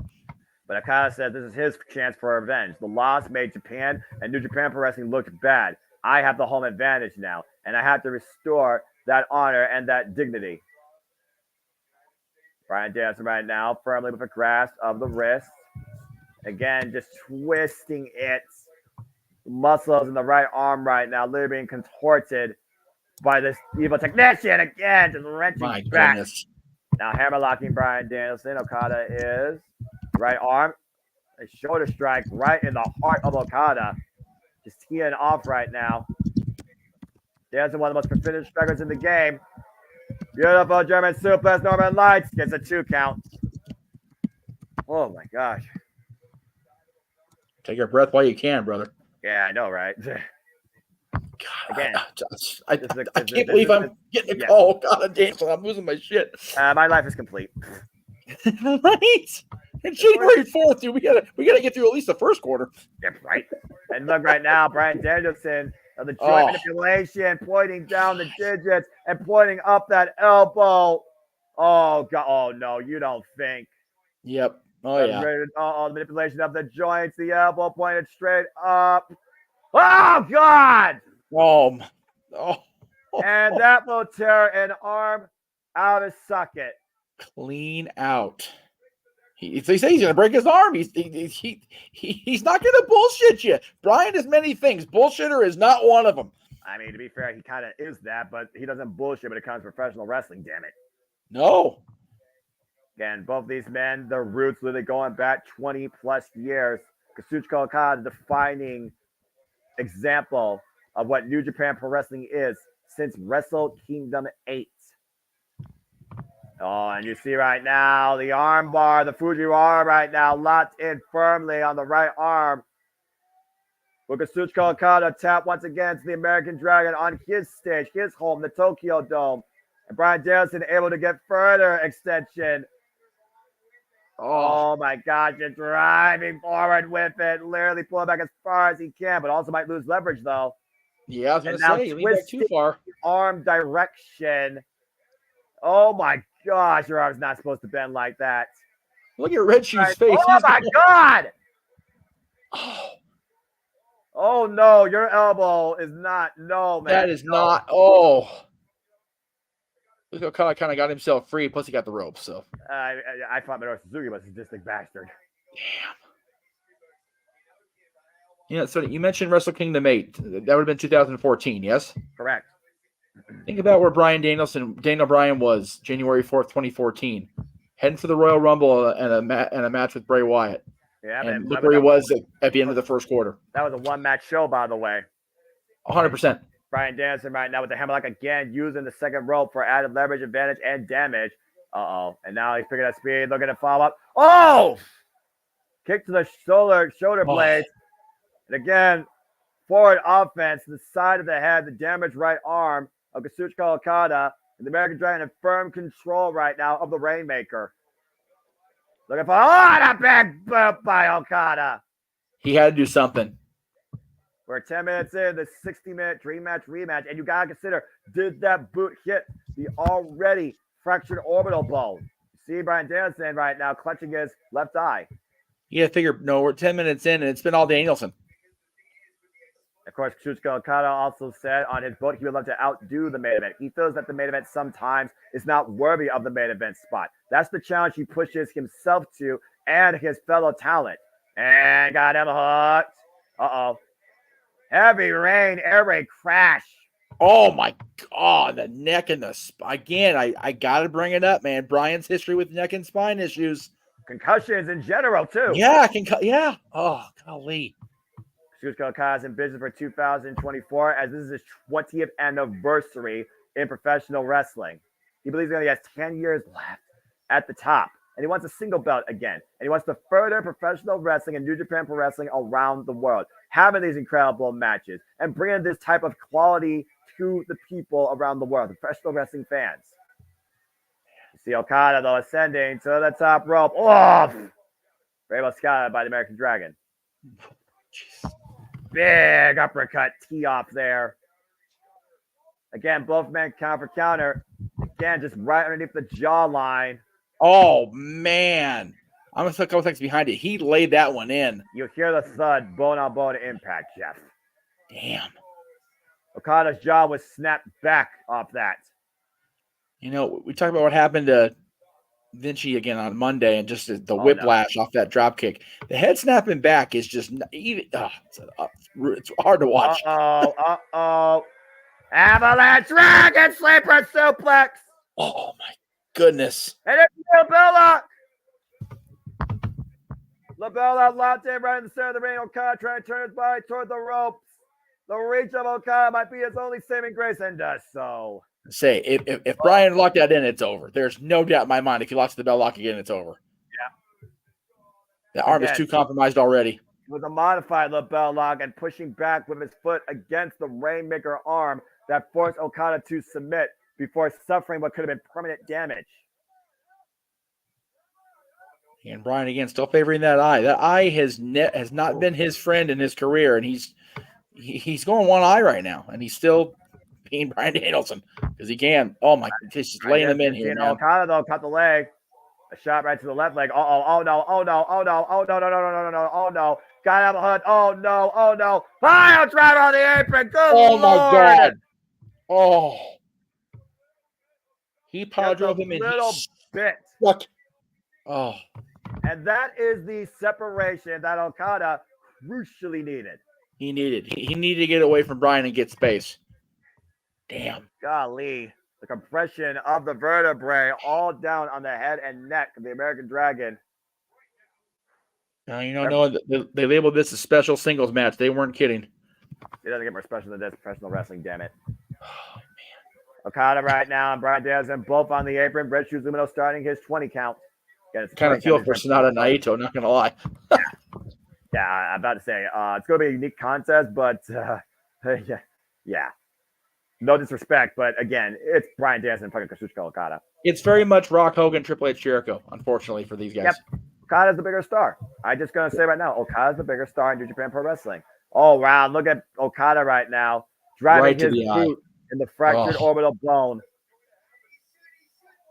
I mean, at the end of the day, Brian Danielson wouldn't expect anything less. If Okada truly wants his vengeance, he has to unleash this side of him. If you want to put down the greatest American professional wrestler of this generation, you got to be willing to go as far as okay. Well, okay. Now, no. Okay, Come maybe on, I'll draw the Okada. line here. Oh! Again, just driving his foot on the side of the head in that fractured orbital bone. God damn. Oof. Brian Danielson right now, partially blinded. Kazuchika Okada has found a target, the fractured orbital bone. But we got to look at the stand-up right arm. Irish whip here. Looking for that drop kick. And again, you see the way he landed on the right arm, immediately grasping it.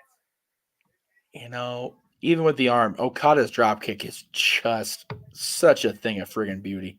This is the final boss professional wrestling globally. Yes. Kazuchika Okada. This is the standard of perfect professional wrestling in the American Dragon, Brian Danielson. Okada has to do something here on the top rope. Elbow drop with the bad right arm. Again, instinct is a killer, man. And right Go now, with what you know, and it costs you. On his face. He might be thinking about it. Cameraman, give me that wide shot. There it is. Boy. He's calling for it. Rainmaker looking to douse the American Dragon's Fire tonight in Tokyo Dome. Here it comes. Whoa, up and around. Brian Danielson looking for the crucifix. The crucifix got him down. Cover two. No. Oh, and blocked the high kick with a bad arm. And Okada eats a follow-up. Golly. 2-for-1 special by the American Dragon, damaging the arm and the equilibrium of the Brian Rainmaker. threw every bit of himself behind that kick, Noah. Again, the arm is Okada's strongest weapon, his most reliable, precious weapon. Bryan Danielson is looking to destroy that and force Okada to show him how bad he wants to call himself the next Inoki, or will he always be a Wabi if he can't adapt through the injury tonight? That is the MO of the American Dragon, Bryan Danielson. Uh-oh. And now the hammering at the elbows once again. There we go. Driving the point of the elbow into the chest cavity of the Rainmaker. Oh, my goodness. I'll be looking for a ref stoppage here. Okada is not responding. Wait a minute. Uh-oh, the fire of the Rainmaker. Yes, he is responding. Okada says no. I've rarely seen this look on Okada before. The fighting spirit of the Rainmaker. Oh, no. Got him out again. Bryan, let's get the back door, though. And Bryan. Well, Sakane! He got it. The Sakane, the cover. 2. No. Damn. And instead, going back to the Bella, trapping the right arm. Center of the ring, Noah. Can't see, can't breathe. He is in the dead center of the Tokyo Dome with this.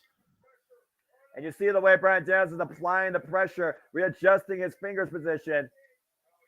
Wrenching back hard on the neck of the Rainmaker. He's got that Rainmaker arm just trapped, nowhere to go.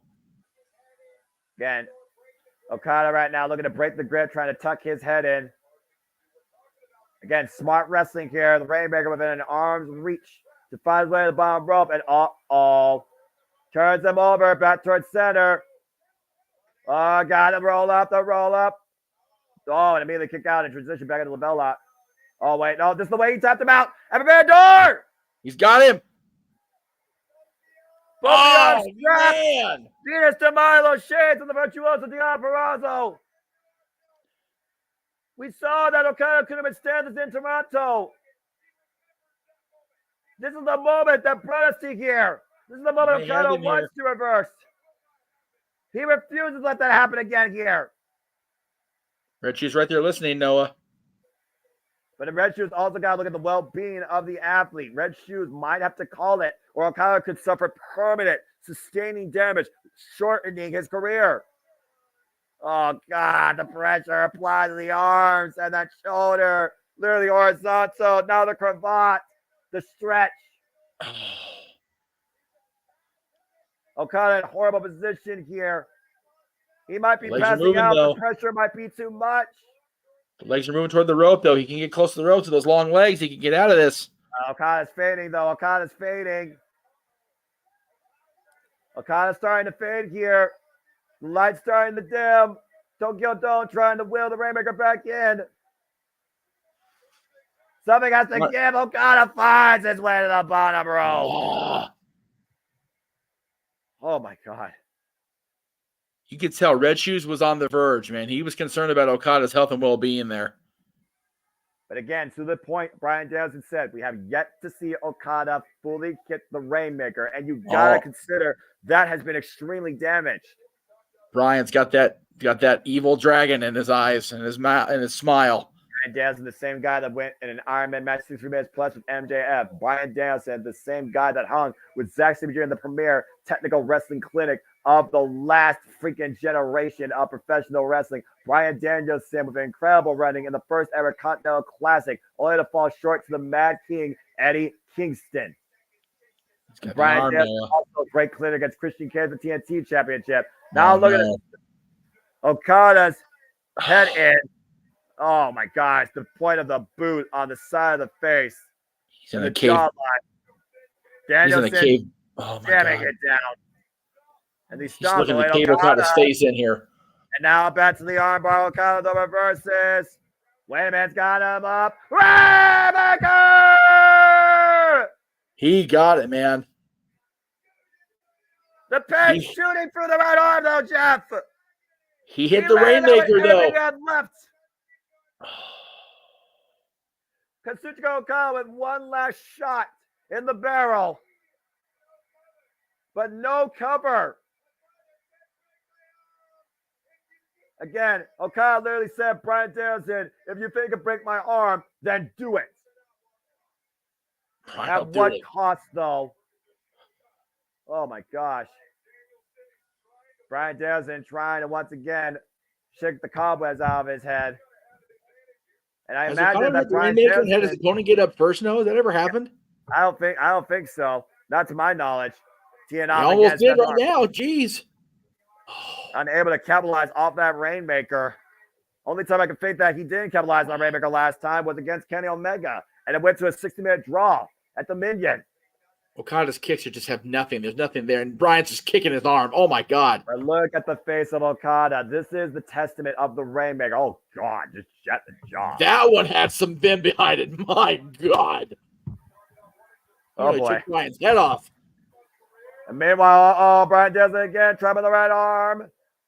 Looking for the bell lock.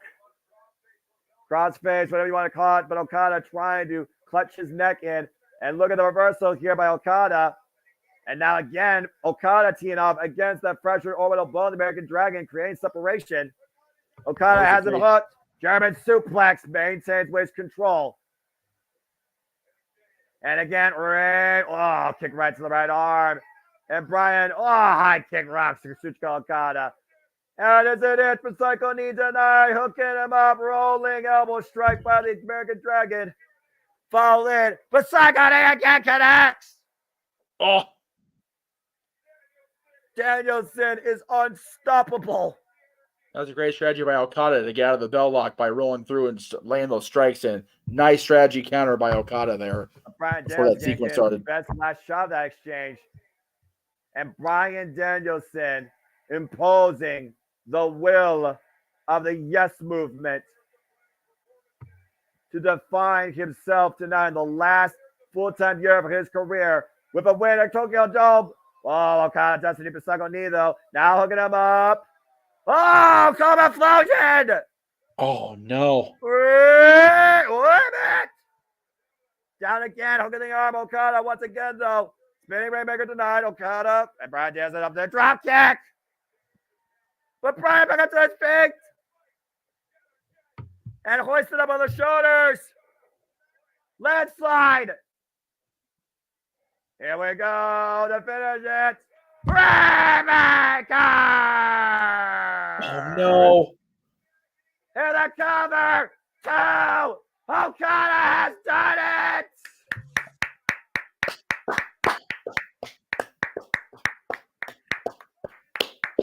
Wow, wow, wow, wow, wow. My goodness.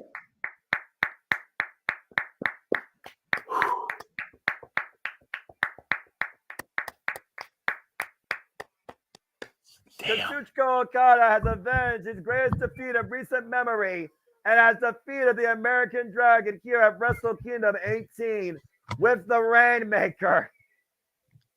The ace in the hole for Kazuchika Okada still remains intact, but definitely exaggerated. This is strong style. This is Inokiism. This is professional wrestling greatness. And the final boss of professional wrestling just beat the professional wrestler on the planet. Kazuchika Okada, your winner of this Dream Match Rematch special singles match at Wrestle Kingdom. Damn!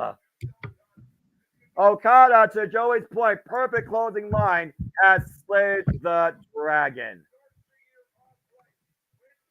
Okada starting the year off right with the biggest win in a long time.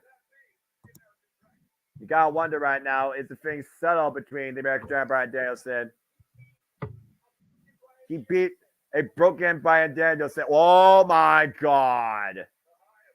The highest honor given to anybody in Japanese pro wrestling. Oh, and look at this. Capture this with your phones, folks. That is respect. What a moment.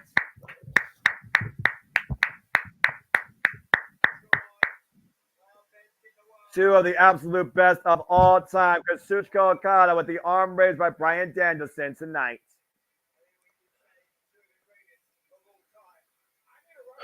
Oh my gosh. I just realized something though, Jeff. They're 1-1. I was thinking too.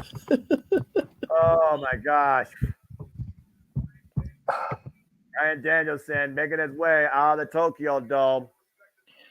Jesus Christ, steering. He's got one eye, people. Tell him where to go. Criminy. Okada earning the respect of the American Dragon, Bryan Danielson. Oh, God, I can't breathe. I can't blame money cutting. There's nobody else in the kitchen, but nobody here but me. Man. Maybe they're real tears. Damn. You cannot measure what was demonstrated tonight by Kazuchika Okada and Bryan Danielson. Oh, my gosh. I am so grateful to AEW and everybody that was involved in bringing Bryan Danielson to AEW, because getting to see him go on this run before he calls it a career is amazing. Oh, my God. I can't breathe. In two reasons. Yeah. Oh, God. Oh, Jesus. I don't smoke, but I need to smoke after that. Right. Oh, my God. Oh my God. What I went out for didn't pan out, so I guess I can settle for that as the happy ending to the night. Yeah. There's always a silver lining towards whatever you face. You know, this is gonna sound really odd to anybody but me as a wrestling fan. I'll take that over what I was looking for. I'll take that any day. Oh my God, that was so damn good. I can be done this week. God. Oh my God, I don't need anything else this week. At least there's a day break between calling this and calling SmackDown tomorrow night. Yeah, good luck with me having the same energy though after what I saw tonight. No. You know, God. LA Knight and AJ Styles and Randy Orton will get us up there, but not near there. No, they're not nearly that caliber, with all due respect. I'll say it all the time. I'll say it again. Sports entertainment is not the premier showcase of professional wrestling. It is a hybrid balance, and sometimes professional wrestling can be very underwhelming. While every other company defines itself as professional wrestling, and I absolutely fucking love it. It's just, you know, we've got those two just now. We've got these two coming up, Sonata, Naito. And, you know, for every breath that says that Bryan Danielson's the best American wrestler in the world, it's, you know, people say, well, yeah, but then there's the AJ Styles guy too. It's like, they're not wrong. You know, it's always subjective when you talk about that, but I would argue right now, Bryan Danielson is better than AJ Styles. Bryan Danielson is at a level that I think back to my friend walking into that arena in 2015 or 2016, excuse me, and having to say goodbye, and me just being inconsolable, knowing that my friend would never be able to wrestle in the ring again. And then there we were 2 years later, WrestleMania. And it's been such an amazing last 6 years of him redefining what was taken from him. And I'm sorry, I'm emotional. I'm a little choked up. That's pure passion, and I fucking love it. I have nothing but mad respect for you for that. I'm just so goddamn happy for Bryan. Like I can't, like, I want to like just go but it's like way early in the morning. I'm not gonna text them right now. At 6:12 a.m. on the East Coast. But it's time now, after a culmination of an incredible night with a couple of things that made me went, damn it, fuck. It is time for our main event. Destino to be denied or finally fulfilled. Here we go. Will we hear Los Ingobernables de Japón? This is it, folks. IWGP World Heavyweight Championship match. And listen to this raucous Tokyo Dome for Tetsuya Naito. Oh, God. It was November 3rd, 2005, where they had a tryout together at the same time. Tetsuya Naito accepted in New Japan Pro Wrestling. Sonata rejected at the age of 17. Naito accepted at 23. Sonata was then accepted by Keiji Muto School, Alpha 1, worked down there, and then worked in Wrestle 1. Naito and Sonata with incredible counters. Sonata hanging with AJ Styles. Naito hanging with the wrestling genius himself, Keiji Muto.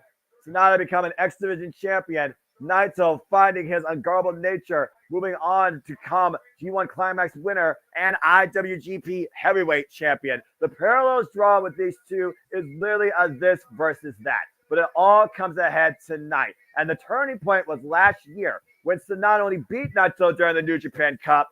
Sonata left Multiverse Hapong and Just 5 Guys was created. As he went on to beat his rival Okada last year's current Genesis, Sonata has been the IWGP World Heavyweight Champion, but I would argue that his presence is still in the shadow of Tetsuya Naito. While Naito has no feelings for this title, he has a feeling for one thing to accomplish tonight, that long overdue roll call in the Tokyo Dome.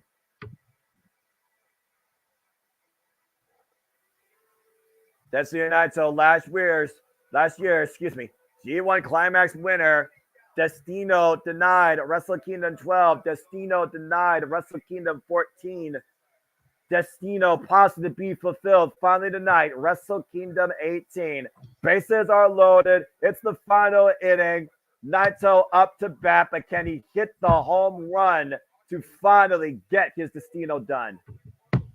And for people like even me, when I was not aware of the difference until it happened, Naito's held the IWGP Heavyweight Championship, not the World Heavyweight Championship. That's correct. Matter of fact, Naito was the inaugural, was the final Intercontinental Champion. Then Ibushi beat him to unify the belts. At Wrestle Kingdom 15. 3 years, man. 3 years Naito's been on this quest to be a World Heavyweight Champion. Yeah, but it's more than about that tonight. It is about fulfilling that roll call. All Naito wants is that roll call in the Tokyo Dome tonight. Nothing else matters. Oh, boy. Just taking it in. The Ungovernable One's entrance. Why Naito looks at the now, wants to live in the moment. Sonata might be already looking beyond this, looking to create a presence in the future. And Sonata's mindset, despite the fact he's been that his entire career, is his focus tonight against Tetsuya Naito. He may very well lose everything against his former pareja. Oh, boy.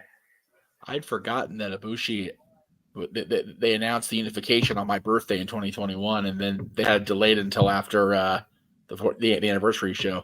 Yep.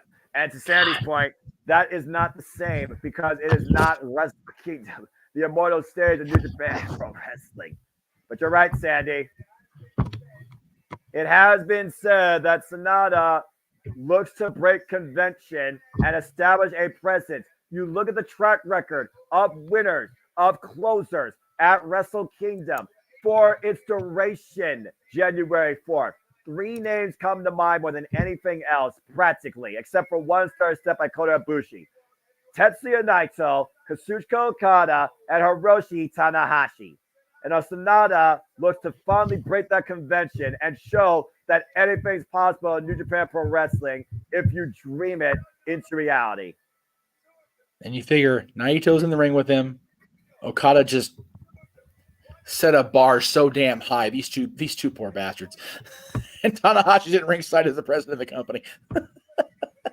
Well, again, this is the crown jewel, the richest prize, and a prize that looks decent. IWGP World Heavyweight Championship.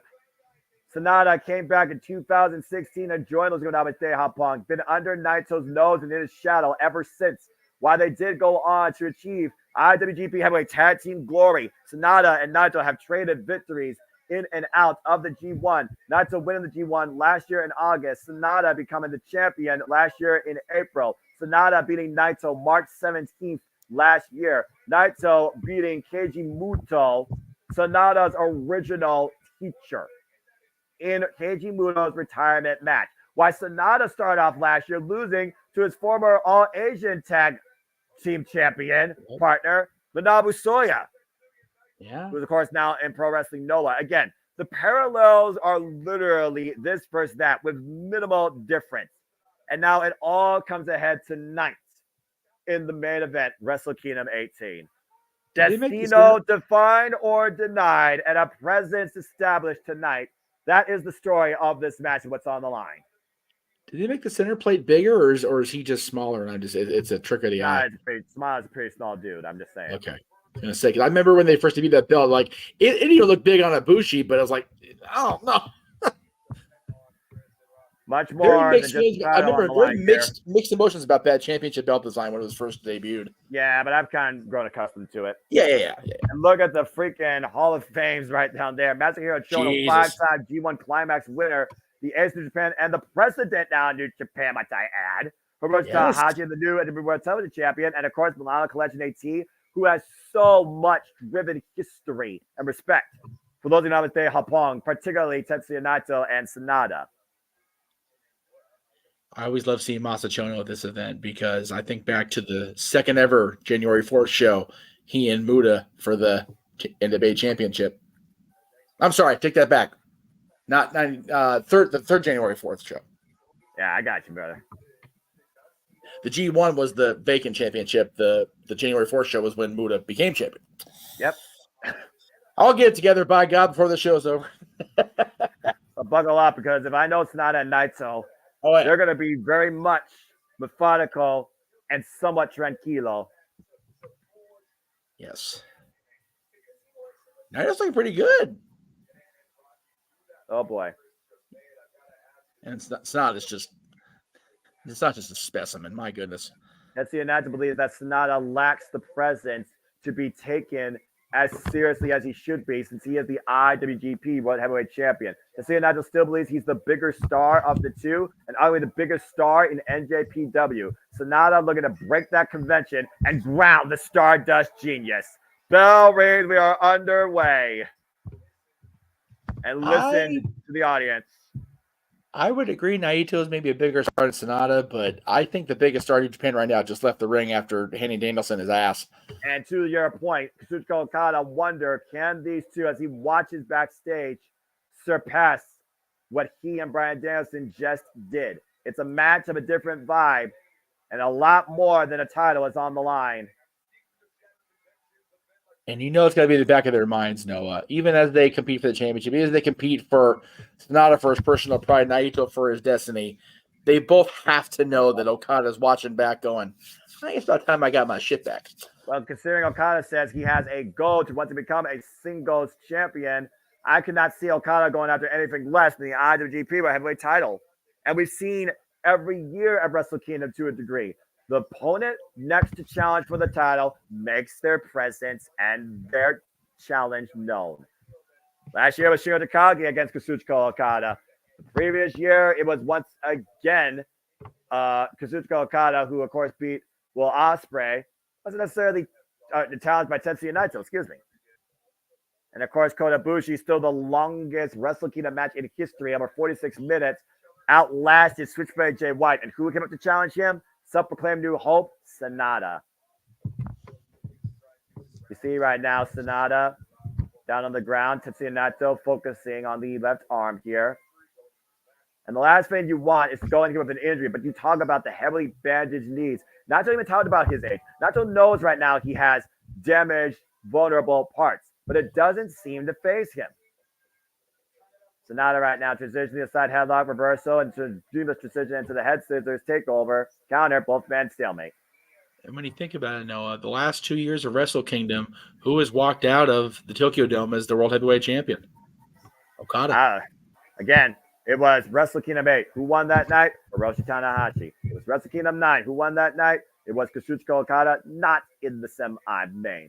Or excuse me, and Kazuchika Okada, of course, lost to Tanahashi. Wrestle Kingdom 10, Kazuchika Okada finally beat Tanahashi in their trilogy of incredible matches. In 11, it was Kazuchika Okada beating Kenny Omega. 12, Kazuchika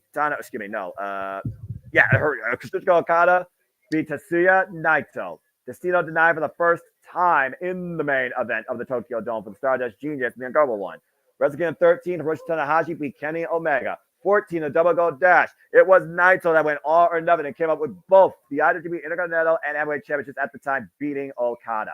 15, it was Kota Ibushi not only beating Tetsuya Naito, but beating Jay White back-to-back nights. 16, Okada beat Shingo Takagi and Will Ospreay at back-to-back nights. The disrespect.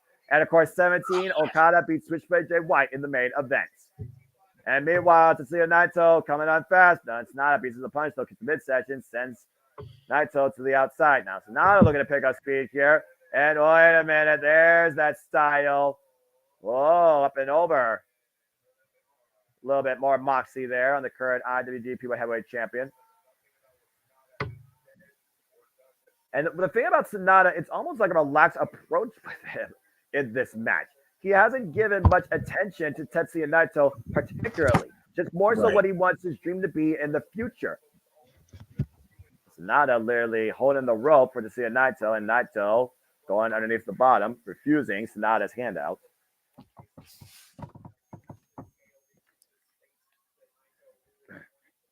It's definitely definitely a lot of intrigue here. No, again, you and I trying to come down from what we just called.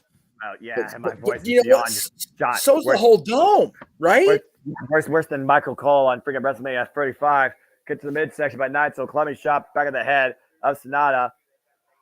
And funny enough, you look at Sonata's trunks, it's almost like he's wearing the colors of Kendall or Congo from Pro Wrestling Nova, or the previous colors of his tag partner, Manabu Soya. I find that kind of interesting here. Yeah. Oh, the palm strike. Yeah, people watching at home that don't attend the live wrestling regular I don't think they fully understand how much the emotion of the rest of the night can dwell and just linger in the arena, in the stadium, in the domes. It permeates, I'm telling you. Absolutely. To your point, I think back to WrestleMania 2012 and just Hell in a Cell and how just brutal that was. Speaking of brutal, my goodness. Continue. No, you're good. Back of the head and neck with the breaker sticking over the knee with the arm drag. Continue, Jeff. Yeah, it just the over emotion of Hell in a Cell, and then it's like the rest of the night had to follow up with it. Even Rock and Cena first time could not touch the emotion till the very, very end. Again, end of an era. End of an era. Big G's here. Good morning, Big G in Big G. In Pennsylvania. Good morning, my friend. And apparently, official crowd record of Wrestling Kingdom reported over 27,000, which is more than last year, but less than Keiji Muto's event, which had over 30,000 attendance. Keiji Muto's GS has transcended generations. I'm just saying. I was going to say, you're not going to top saying farewell to Muto. That's just not going to happen. Bye-bye, Keiji Muto. Deep arm drag there by Tetsuya Naito, looking to pick up speed. The back elbow strike, drops Sonata again, follows up with a kick to the back of the head. And man, you mentioned Muto. You think about what's going on here. You think about how they're still having great storytelling for Nakamura going against Cody Rhodes here soon. And again, to your point, Tetsuya Naito retired Keiji Muto in his last match last year in February. Sonata, of course, literally trained by Keiji Muto, of course, adorned the Shiny Wizard and the Muto Moonsault. And right now, you see a full Nelson here with the legs of Naito trapping Sonata. When I was first becoming a fan and really starting getting into the podcast side of things, I always thought the name Chono first when I think of New Japan. Now it's like, you know what, Muta, and the guys that I've been watching with calling it Naito, Okada, now Sonata. Just it's definitely broadened the horizons. But man, Muta and Chono just set a standard. One of the greatest rivalries in New Japan Pro Wrestling history. Absolutely. Echoes in the echelons of time. Meanwhile, Sonata right now trying to find a break. Finds his foot on the rope, and Naito looks like he's having trouble breaking the hold. Naito frightens me. Am I wrong for that? No, not at all. He's a scary man. I'm asking Red Shoes. I'm tied up. And it looks like El Desperado has his first challenger in show of House of Torture. Oh, Lord. House of Torture. Well, that's going to be a friggin' fight over in church. Freaking shower's not even warm for Desperado yet. Crying out loud, Joe. I mean, again, New Year's Dash tomorrow morning. We'll figure out more of the landscape as it shapes this new generation. Because New Year's Dash is absolutely unpredictable until bell time. The only thing we know for sure, we got KOPW 2024 Provisional Championship Fatal 4-Way match.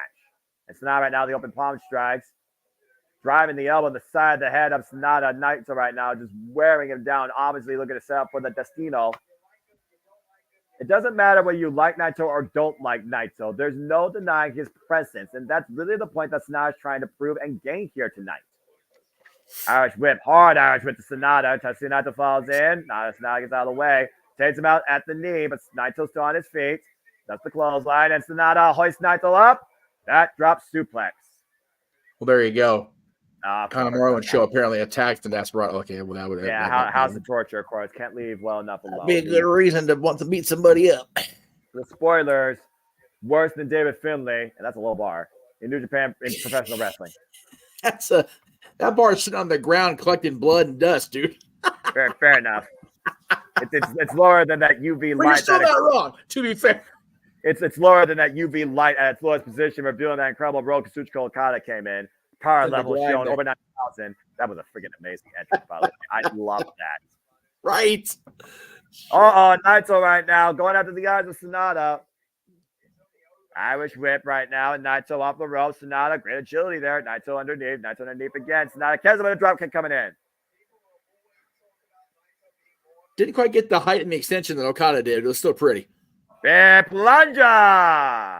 That was pretty. That was nice. And the hyperextension of his body on the way down for extra impact.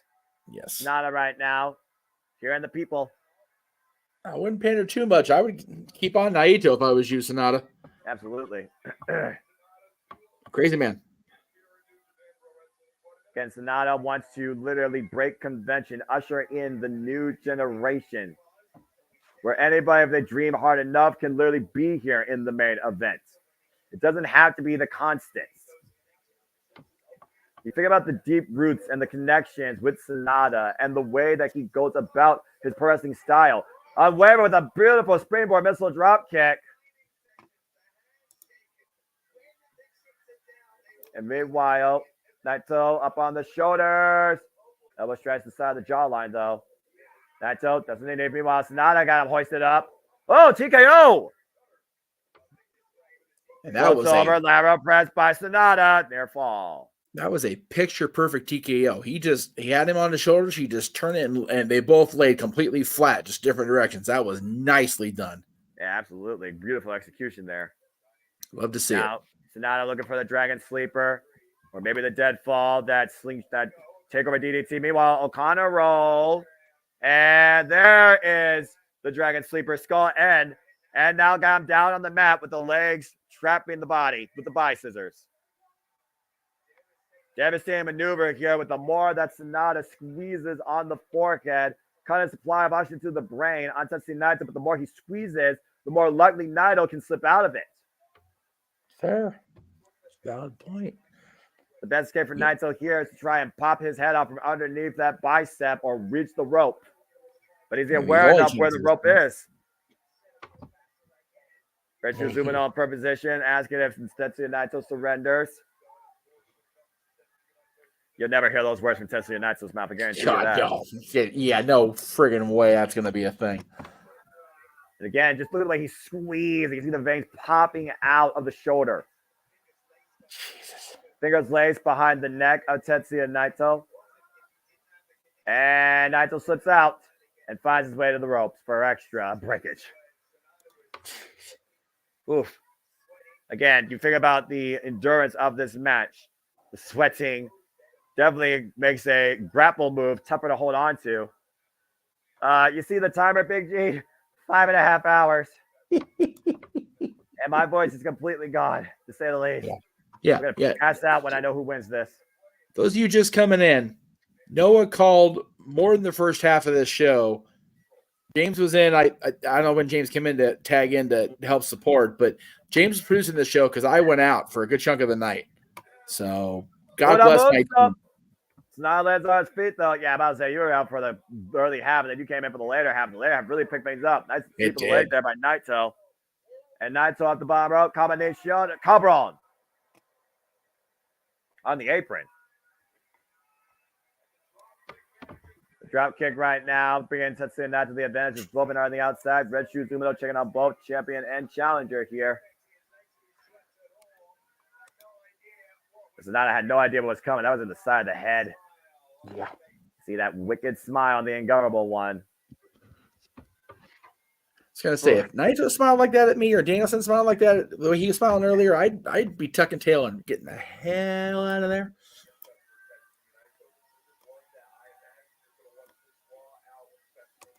I've been accused of many things, but a dumbass isn't one of them. I'm gone. Bye. Well, Naito is definitely a thinking wrestler, but he also has that slow, methodical approach. You don't see him rushing in. That's fair. To capitalize off the offense he just gave Sonata here. As they say, only fools rush in, though. That's the truth. And right now, Sonata hoisted up by Naito. Oh, no, this is bad. This is going to be bad. Yes. Oh, no, and Naito changing position. Oh, hanging that breaker off the barricade. Holy. Oof. That was not. The whiplash effect on the way down, even the impact on those mats, the whiplash. You see Sonata right now might have a stinger effect there. That was nasty. That was nasty. And again, Naito is focusing his attack on the neck for the Destino. He's isolating the neck versus anything else. It's a smart game plan. And right now, Naito taking his time to recuperate as Mitsubishi Umino starts his 20 count. You see Sonata clutching his neck.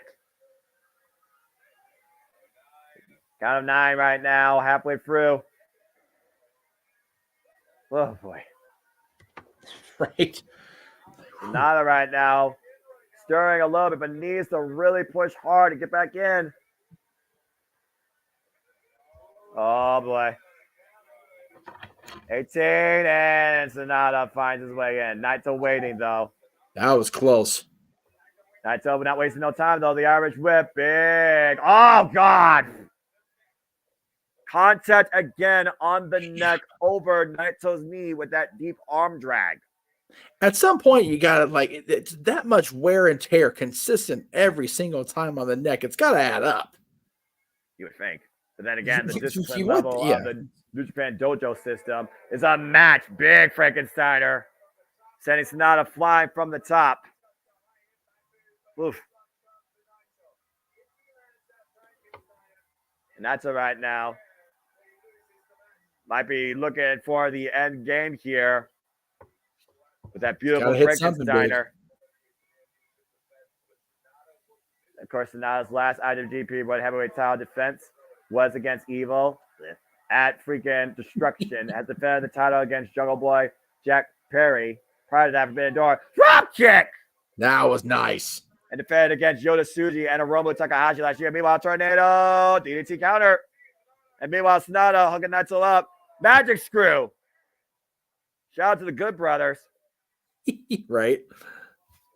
Or Magic Killer on their part. Yes, that's fair. That's fair.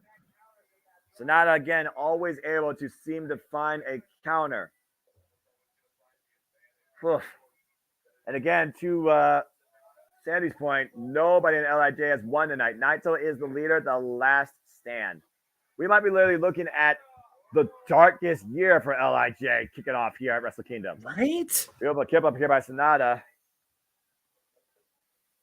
William missed with the clothesline. Meanwhile, Poison Rana. And Sonata picking his next move. Shining Wizard. Straight from Sonata. Passed down by Keiji Muto. Now hoisting him up. Backbreaker over the knee. And now Sonata might be looking to channel the wrestling genius. Looking for the Muto Moonsault. But Naito gets the knees up. Naito knew what was coming and scouted from a mile away. You sure? Well, I mean, he's had every opportunity. He's been around how long? Right? Again, these two literally locked in to this Destino since 2005. Both men took a chance on themselves with excursion.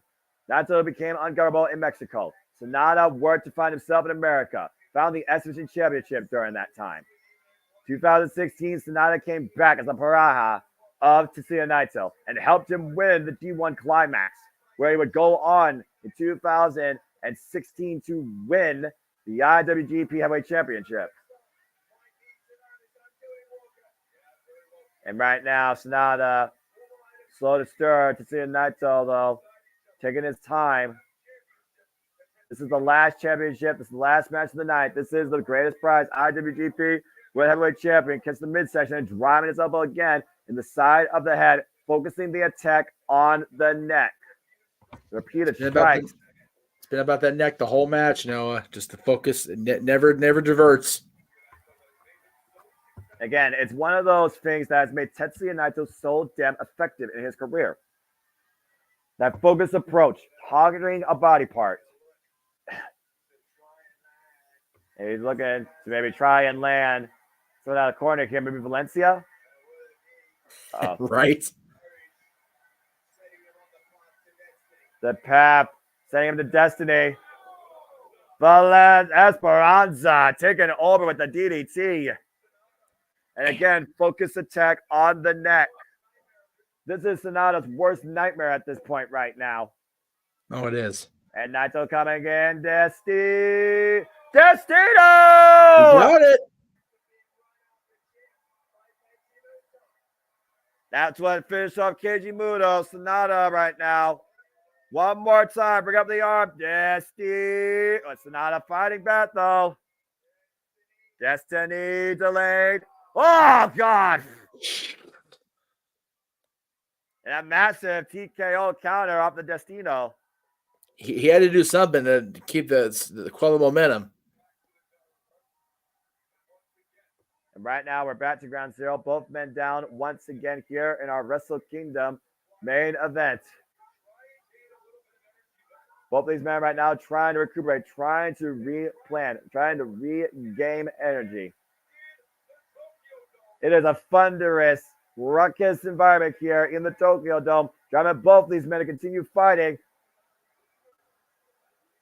We're 20 minutes into this contest.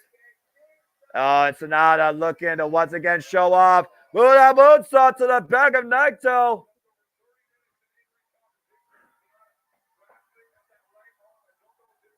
And you see Sonata right now grasping the right arm. Of course, we know he recently came back from a shoulder injury. Now Sonata looking to go back to the well again. Another Buddha moonsault connects. Here's the cover. Termitano.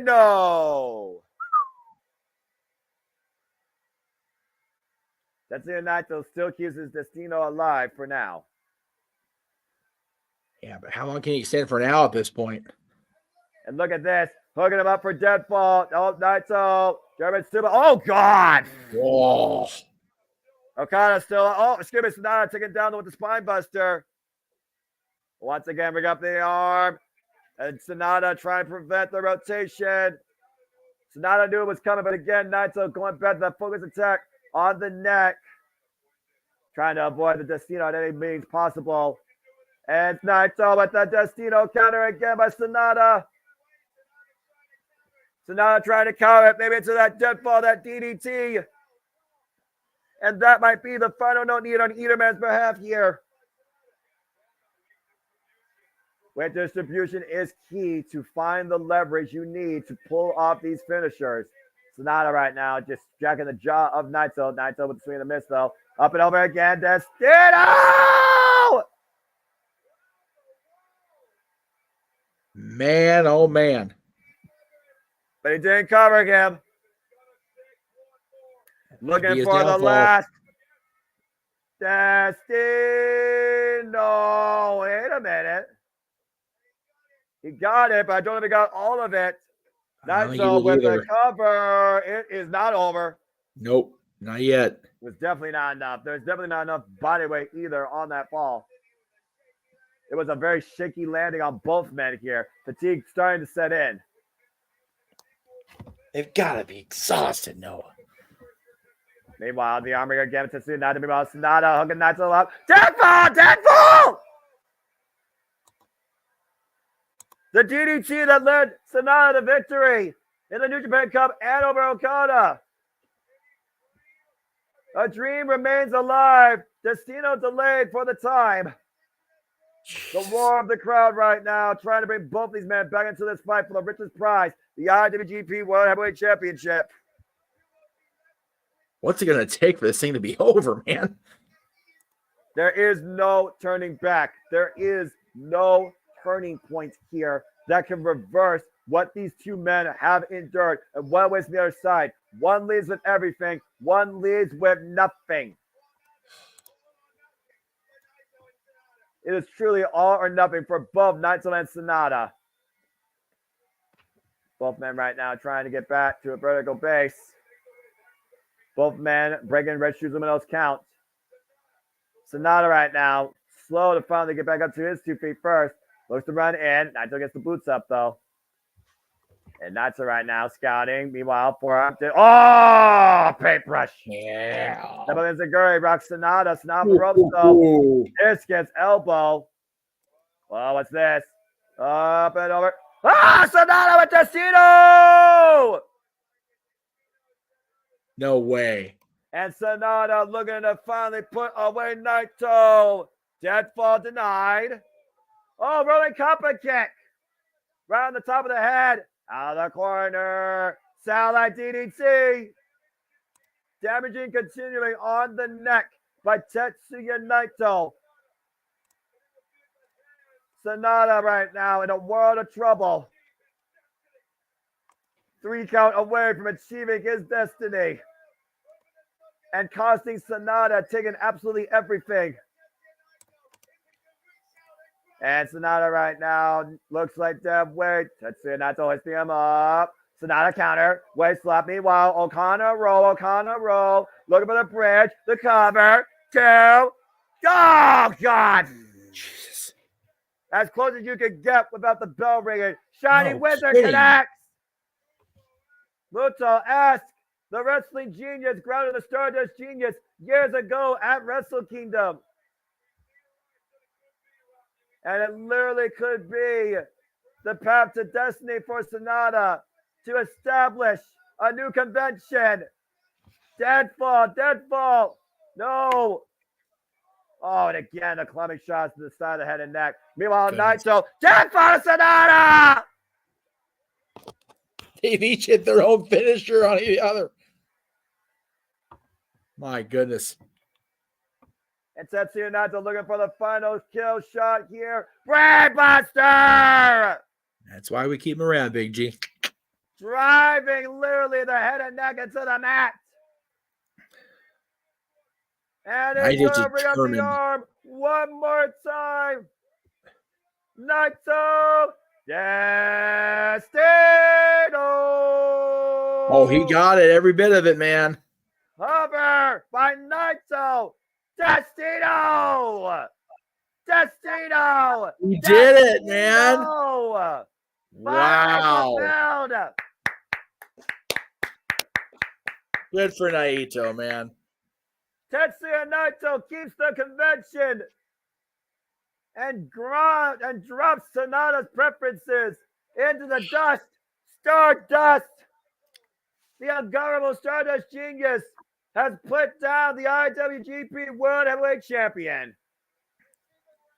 Wow. You see the red lights looming over the Tokyo Dome throughout this capacity crowd as they see that Tetsuya Naito has gone through hell and back with this war culminating for him finally, not simply winning the IWGP Heavyweight Championship, but will finally get that roll call in the end as he was busted open the hard ways here. Yeah. Good Lord. And the blood streams down on the victor, Tetsuya Naito. A price paid. How far was Naito willing to go? You're seeing the aftermath right there. First time in 5 years that title changes happen in every title match at Tokyo Dome on top to bottom. Wrestle Kingdom. It's literally ushering in a new generation. It's a new beginning for the entirety of New Japan Pro Wrestling. Man. And Noah can crash down. That's right. I'm still waiting to see if that roll call happens. And also, will Sonata be part of it? Again, former running mates in LIJ, Sonata left everything to get out of Tetsuya Naito's shadow and lost everything tonight in the main event of the Tokyo Dome. That's the other thing. LIJ did not get swept. And the leader leads by example. That's it. That's what a leader's supposed to do. There you go. Here. That final Destino drive in the back of the head and neck into the mat. There was nothing left in Sonata. Literally left out cold. And if you watch Red Shoes when he hits a 3 count, he made sure He stuck his hand there to try to check Sonata's shoulders, make sure he was down. A clean sweep of title changes and a Destino minutes away from being fulfilled. Clean sweep of title changes. And the two best wrestlers on their continent going to the back and telling the world, follow that. Blood, the sweat, the tears, the fighting spirit personified tonight by Sonata and Naito. All led to the culmination of this moment right here for the Unguardable One at Wrestle Kingdom 18.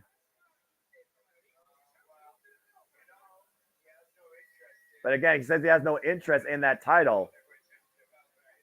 So, I mean, maybe his thoughts changed? Let's see. It looks like he will take the title. He's holding it in his arm. A little bit of a fist pump there. Okay. Again, just hold the fist. Don't do anything where Naito would take your head off. Right. Don't anger it. Don't even look at it. That's it, Naito, of course, with the post-match photo op as we crown officially the brand new IWGP World Heavyweight Champion. All or nothing. All or nothing. It was all or nothing tonight for both men, and Naito won in the end. Woof. But again, an historic, incredible reign by Sonata, beating his rival Okada last year at Sakura Genesis and trying to redefine the New Japan landscape as the head leader of just 5 guys. Your heart's got to go out to Sonata, but if I know Sonata, he will not take this lying down. He will bounce back because that's what it means to fight for your dreams. You never stop fighting till you fulfill them. Fulfilled one last year. We'll see what it holds in store for Sonata later on this year as our new IWGP Heavyweight Champion has a mic. Oh, what the fuck? You got me fucking kidding me! Oh, damn it. Here they come again.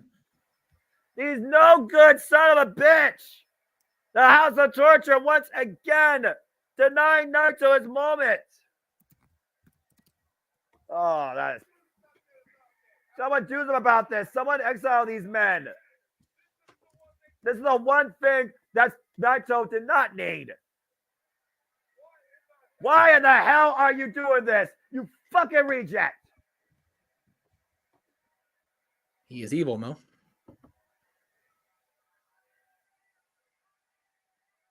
And no one's coming out to Naito's aid here. Crowd chanting, go home in Japanese, along with other disparaging remarks, and I agree wholeheartedly. You're right. Please, someone come out here and stop this. I'm begging somebody. Anybody in Japan Pro Wrestling. This is bullshit. This was the final opportunity, seemingly, for Tetsuya Naito in his career.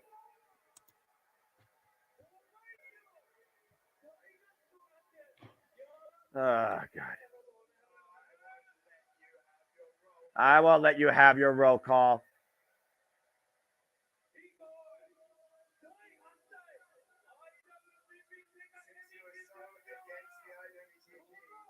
Since you're so against this title, how about I take it off you? With Sonata, Shining Wizard! Gets the midsection of Dick Togo. Oh, I took out the knee. No wonder that guy's so ugly. It's 6 to go. He's older than hell. Got it. Well, ain't that something long over fucking due? Thank you, Sonata. Indeed. Naito still has a chance to fulfill his destino.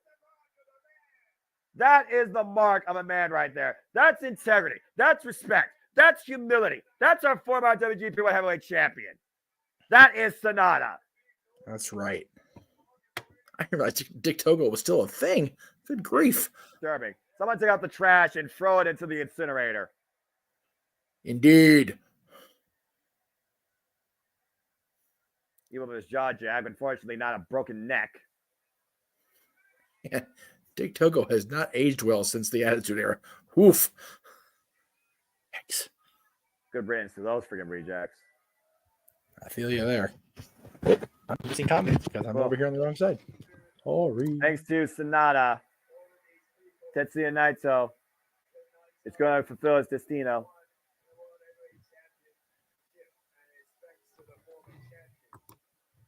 It's a good point by Sandy. Sonata never betrayed Naito. He only left LIJ. Evil betrayed LIJ and Sonata. There's the difference Sonata between. stayed true to who he is and still does to this moment.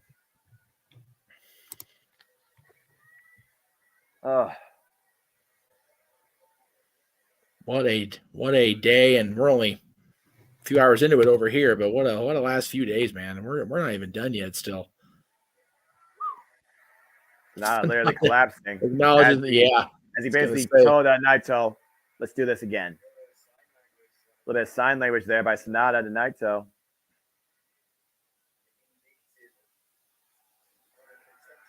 Got the ball cap.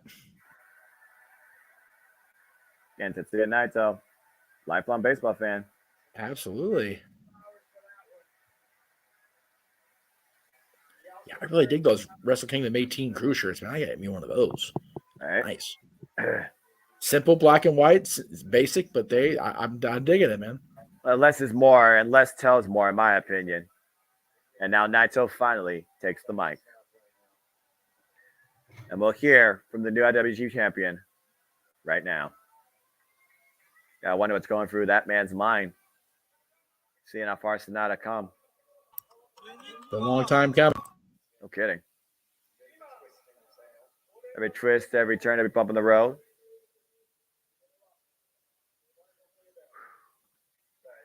But we got different paths. I'm holding this mic right now because of you. Thank you, Sonata. Respect.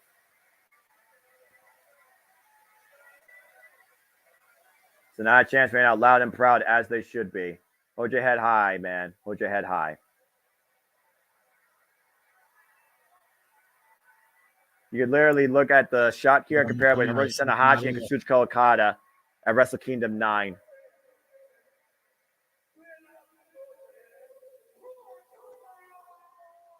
Buenas noches, Tokyo Dome. Good evening for those that don't know.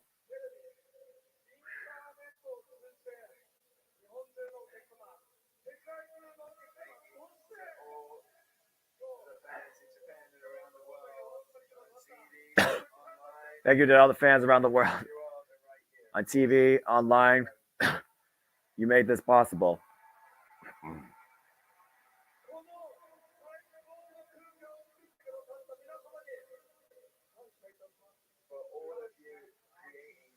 For all of you creating the best possible moment right now for me.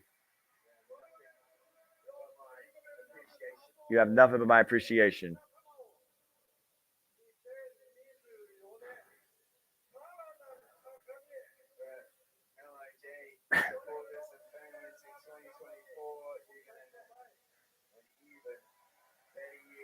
LIJ fans, you're going to have an even better year. Look forward to what's ahead in Los Angeles de Japón.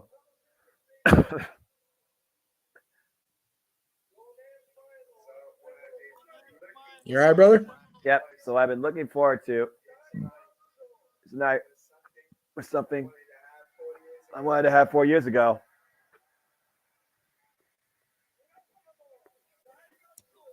That's fair. I remember 2020 Tokyo Dome.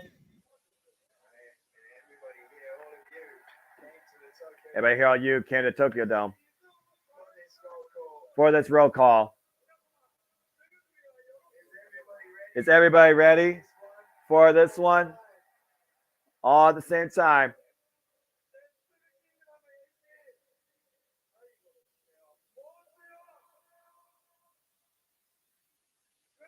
Bushi, Yomomu, Takagi, Bitsan, Yota, Naito, Nosotros, Los Ingobernables de Japón. He finally fucking did it. 30,000 in unison with the final LIJ roll call at Wrestle Kingdom 18. Destino fulfilled for Tetsuya Naito.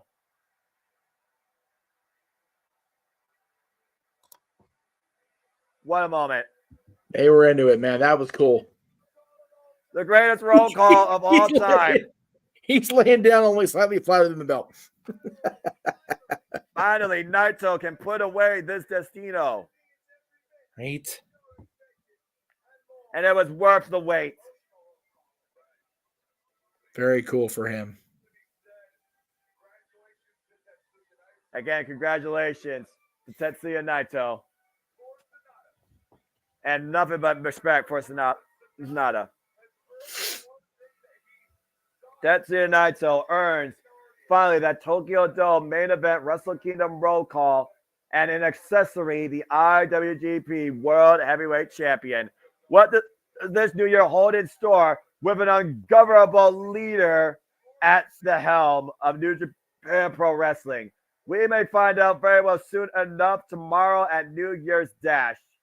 But the bottom line is this. It is a clean sweep of brand new champions as we welcome in New Japan, a brand new, brighter generation. And it looks like Naito is actually going to hold on to the belt. I mean, he said once I get my hands on it, I got no inkling to split the belt back up. Can only wonder what's going through Tetsuya Naito's mind, dragging the IWGP Championship. Is it a weight that he, at this point, is comfortable to bear? Will it have more meaning to him now the roll call has been fulfilled? As I said earlier, tomorrow New Japan Pro Wrestling is back. The most unpredictable night that sets up the year.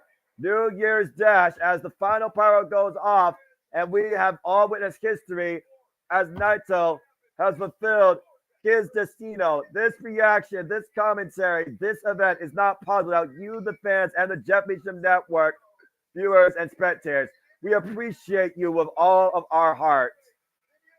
A new IWGP World Heavyweight Champion brings the new year.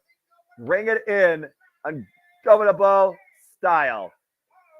For the freaking man whose name on the marquee, Jeff motherfucking Meacham. For my color ass from earlier, James Hebert. I am sick. I am happy and beyond passionate.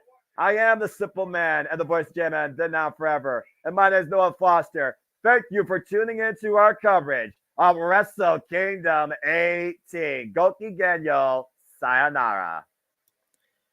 And we'll be back in just a few hours at 9 a.m. Pacific to talk about last night's Dynamite with the Renegade himself as you-know-who. Showed up on Dynamite, baby. I wish I had the voice right now, but I am dead. No, I am you're good. You're good.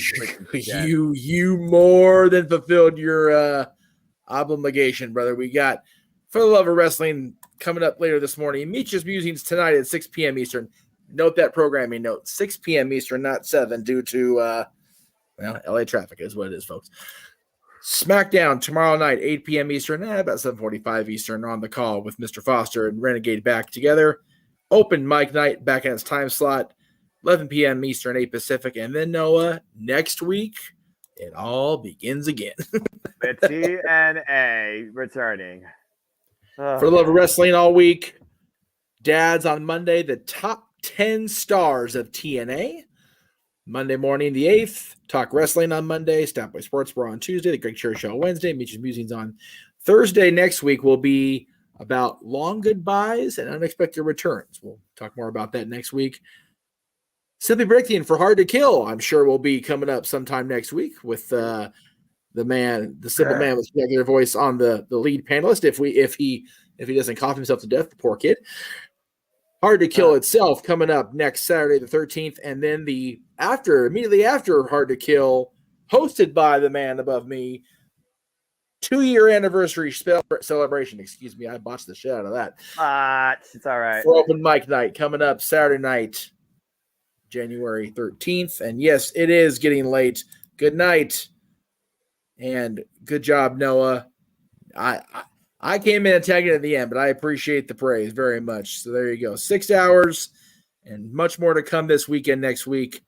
As he said, he is the simple man with a spectacular voice. Get some rest, brother. You have earned it and then some. You are, I have said this all week to everybody I've talked to, you are our most valuable player, end of sentence. And we love the shit out of you, man. For Noah Foster, I'm the Meech. We'll see you this morning at 9 a.m. for Love Wrestling and all week and weekend throughout the Jeff Meech Network, Multiverse Media. Have a good night, folks. Again, go again, y'all.